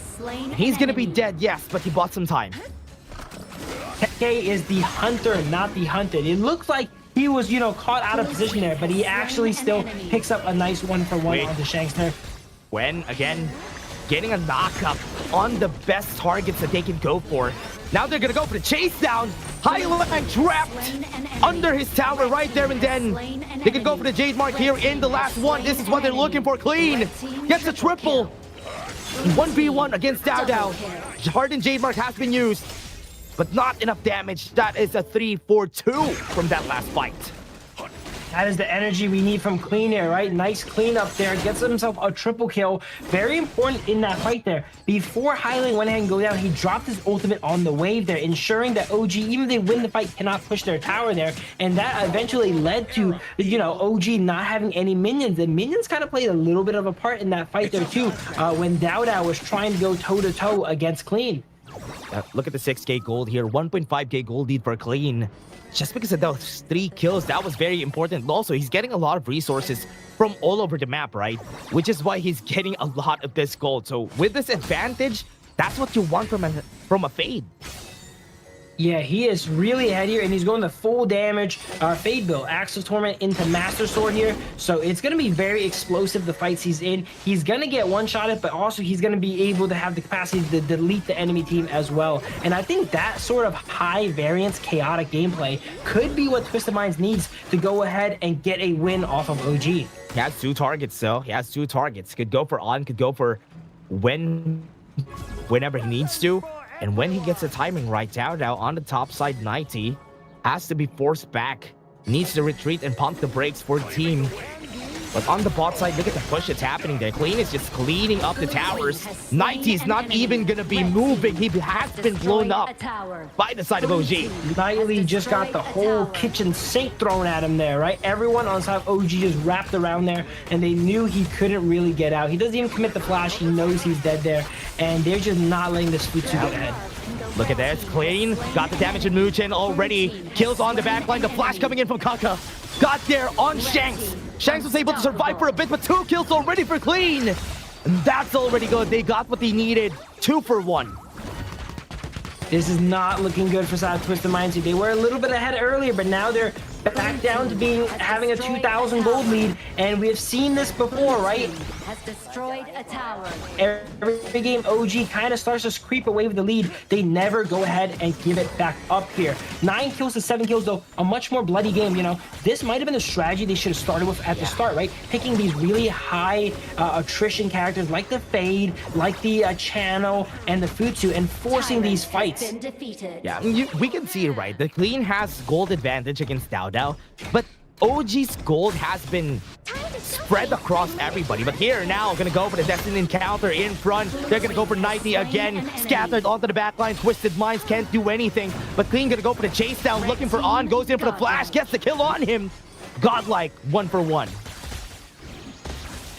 Twisted Minds showing signs of life here, 10-8 still, though. I would say it's really even here, though. Even though OG's up about 1.5k gold here, Clean does have all of the gold outside Twisted Minds here, and that's who you want the gold to be on here. And if he hits that critical mass, he's going to be able to go ahead and cut through even the likes of Dao. So far, you mentioned he has Wen and On as his targets, and here we go. We got some more targets. He's going to go for it. For the backline, Bitter Farewell has been used, but the Hardened Jade Mark was able to sign the name of Muchen down. And that's it. They're starting to find their footing here, Twisted Minds, but is it going to be too little too late? This is the 4th match here. Yeah, the frigid prison. Sage's Might got the kill. 90 not able to get on in the end. They can't even move forward. The Meteor Storm is just forcing them away. That is a good way, a good wall to stop them from accelerating forward. Knightley is trying to go ahead and get something done this game, but it is just so hard. Wait, okay. Yep, Kaka gonna be running forward. Sacred G Blessing was used though. He wants to go for Shanks. He gets it, but he's still hidden. What? Red team, legendary. Keke just randomly goes into enemy jungle, 1v4s, and turns it into 1-for-1. Just Keke things, right? I am surprised how that happened. Yeah, he was hitting while he was encased in Jade here. He just used pure willpower to fight through the Jade there to go ahead and take down Shanks. That's an enemy protagonist if I see one, because he was able to use the full will just to get those hits in. Armor has been activated there for Keke. He did go down, but the fact that he takes out Shanks, that's the second time Shanks, gets the short end of the stick versus Keke here, like that's he true. Must be feeling pretty bullied here. They all surround Keke. He knows he's gonna die, but Keke is like, before I die, Shanks, you're coming with me. He has been running them down every time. That hardened Jade Mark is going to be clearing the Overlord. ACC getting chased down. Has to force Unending Sorrow. Now they can go for another fight here. The Meteor Storm onto the back. But Wen was taken down pretty easily. Clean shutdown comes in. Kaka, when you need him the most, he will find it. And now they got another knockup coming in. Mu Chen doesn't have anything to help him out. Here he comes the Arrow Storm from the back line. On is fighting forward. Nike's gonna fall down 3 for 3. And they are chasing them over. Mu Chen is gonna fall, but at what cost? A 1-for-1. 1v1 between Hailang and On. 4 for 4. These fights are getting more and more explosive there. Wen had a really good open to that fight there, but he didn't have something like the Splendor to keep him alive, right? So while he had a great combo on everyone, he had the Meteor Storm in an amazing spot. Faye just gone ahead and swatted him down there and shut down that Meteor Storm from there. But On is able to come here. We didn't see him much this game because he's been farming all game here, and he goes ahead and cleans up that fight. If we ever get a replay of that fight, you're going to see that On was like immune to abilities. He walks in, sidestep the Futsu skill 1, the skill 2 from Princess Frost comes out, sidesteps that as well too. It's just like he was perfectly maneuvering around everything Twisted Minds was throwing at him. Yeah, the Arrow of No Return has been really helpful. Hailang doesn't have any flash though, so they have to move forward here. Sages might alter the tank, so Dao could he survive this? Winter is here. Everybody's eating that up. And that's why Twisted Minds wins that. Clean goes for the chase down, looking for Kaka at the top side, and this could be possible. This is definitely a momentum shift here. Clean should easily be able to take down this tier 2 tower if he wanted to. He sees that the Dragons got it, so he opts to go ahead and take down the blue buff here. Keke going ahead and retreating here, and this game, it looks like the momentum is shifting in Twisted Minds here. They're still down gold, but they've been winning these past few fights pretty decisively. Wen has not really been able to survive in these fights here. Yeah, it has been good. Clean has been breaching the back line every time he needs to. And Wen is a primary target because he's the best counter against him. And the Meteor Storm, he can't even stay alive for the Meteor Storm as much. Clean falls down. And that was big. And now they can go for the chase down and really play forward. Knock up with a wind slash. And on the back, Kaka looking for the flash again. Gets Hailang on the back.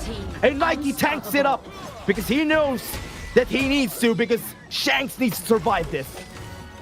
That was so brutal there. Muchin there catching Clean in the wall, and while he was stunned up, a full arrow barrage lands onto him there, and 100 zeros him down. We were mentioning how Clean was really high damage. Oh, this could be the end. This could be game, set, match. They're playing for the end. Yeah.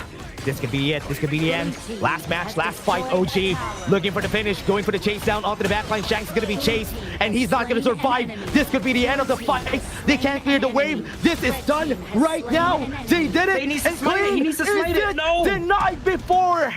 Doubted no more. OG are your undisputed kings of the Major West, and they are now the champions. OG definitely made up for last season there with an extremely decisive, all right? Extremely decisive match here. 4-0 versus Twisted Minds, showing that they are far and above. And everyone on the side of OG is quickly pointing it out that they might be talking about who wants to be FMVP. I don't know how that's calculated, but since they are the finals winners now, there is going to be an FMVP crowned on the side of OG. Yeah. You can see here. Look, OG. when is like, it's got to be you, Down Down, all right? Look, you were carrying all these other games, and then I was like, yeah, you too, man. Look, and then Down Down was trying to be like, no, man, he's trying to give it back up to someone else. I think they're arguing about the last fight, though. I think they were kind of thinking about who got the hit on that crystal, and I don't know what happened there at the end there. I think they're not as happy as I thought they are on getting the champions, but they definitely deserve it, right? OG, after getting denied from last season, getting this win this time around, very important win for them. And what a nice win. What a good 2 pick-up that they got. The pick-me-up that they got there was the reason why they got the push in the end. Absolutely there. And there's always talks, who's better, Twisted Minds and OG. I think OG has put that to rest for a while now, right? That was extremely decisive, showing that they are easily a cut above, making short work of every single team in the KMW, just like last season, but this time ending it as well. Yeah. And what you've seen here, everybody, is a 4-0, ending the upper bracket finals at the 3-0, 4-0 in the ender for the grand finals. OG are just a step above everybody right now, currently in the Major West. But remember, it's not yet over for Twisted Minds, because they're going to go to last chance. They're going to be fighting against Fearless Esports in the Wildcard King series, and they're going to be fighting against Gen G, who came from Kings Major East and the champions. Right now, everybody, they are now the undisputed Kings Major West champions. OG had the crown now of the Major West. Absolutely, and they have qualified for the KIC as well as getting that handsome prize money there. There we go. Doubt out getting the FMVP. I honestly don't know how these are crowned, but I saw everyone on his team point at him there, so I'm going to assume that's how they decided here as he gets the FMVP for this tournament here. And I gotta say, now that they've already won, let's talk about these games coming up here. Look at these games here. We have Gen G versus Fearless. Twisted Minds is now going to be our representative here from the West. And I know Gen G is going to be happy about that, because last OG got sent into the last call, and they made quick work of Gen G as well. Yeah, that's true. This is not going to be good for some members right here. But Gen G, currently, for everybody who was watching the Major East, they were once the top dogs of the Major East, but then they were able to get swept away by Nongshim Red Force 4-2 in the end. But this time, that's what happened during the Major East last season. But this time, this is what happened for the Major West this season. The strongest team just won, and that was a good showing. But anything else to say, Phil, before we finish this? What an amazing event. That's going to be the last time I'm casting here, so I really appreciate everyone for tuning in here and watching and supporting not only us, but all the players, right? Drop a like on the broadcast here, make sure to support it here. And if I'm correct, Dash has some amazing closing words for us. Oh yeah, for everybody out there who watch together with us, we still have the last chance tomorrow, so don't miss that. Put a reservation on your schedule. Put that on your schedule, everyone, because we still have the last chance. We have one slot for anybody who is going to be going forward to the KIC. But again, congratulations to OG for getting to KIC. We'll see them here in the Philippines once it comes down in November for the KIC. But again, everybody, thank you very much for watching together with us. It's been an awesome night. It's been an awesome time here in the Kings Major West. Phil and I have been honored to be here, and it's been so fun. Thank you very much for watching with us. See you tomorrow for the last chance. I'm Dash, and I was here with Phil. See you guys tomorrow for Last Chance.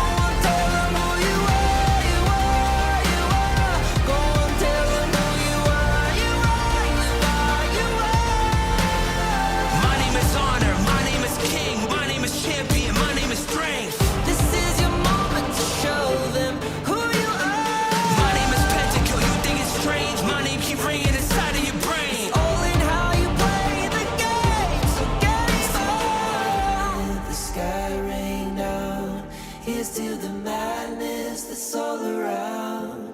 So tell them who you are, you are, you are. Go and tell them who you are, you are, you are. Game on. Here's to the moment the sky rained down. Here's to the madness that's all around. Go and tell them who you are, you are, you are. Go and tell them who you are, you are, you are. Here's to the moment the sky rained down.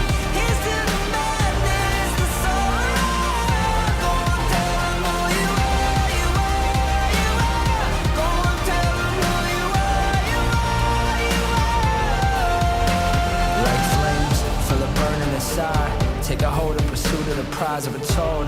Ain't no way to survive, keeping all of this fire that's locked to the side. When this is the time, enter the ring. All those mental chemicals doing their thing. I got flashes of battles inside of my dreams. I was made for this moment. At least now it seems like it's time to come face to face with your fear. Been battling demons for all of the years, and I learned how to fight them with style and grace no one's ever encountered. You say it's amazing, I'ma come out swinging when they open the cage. Go ahead, call passion, I'm calling it rage. I'm taking what's mine like I already own it. Watch but don't blink, going here's to the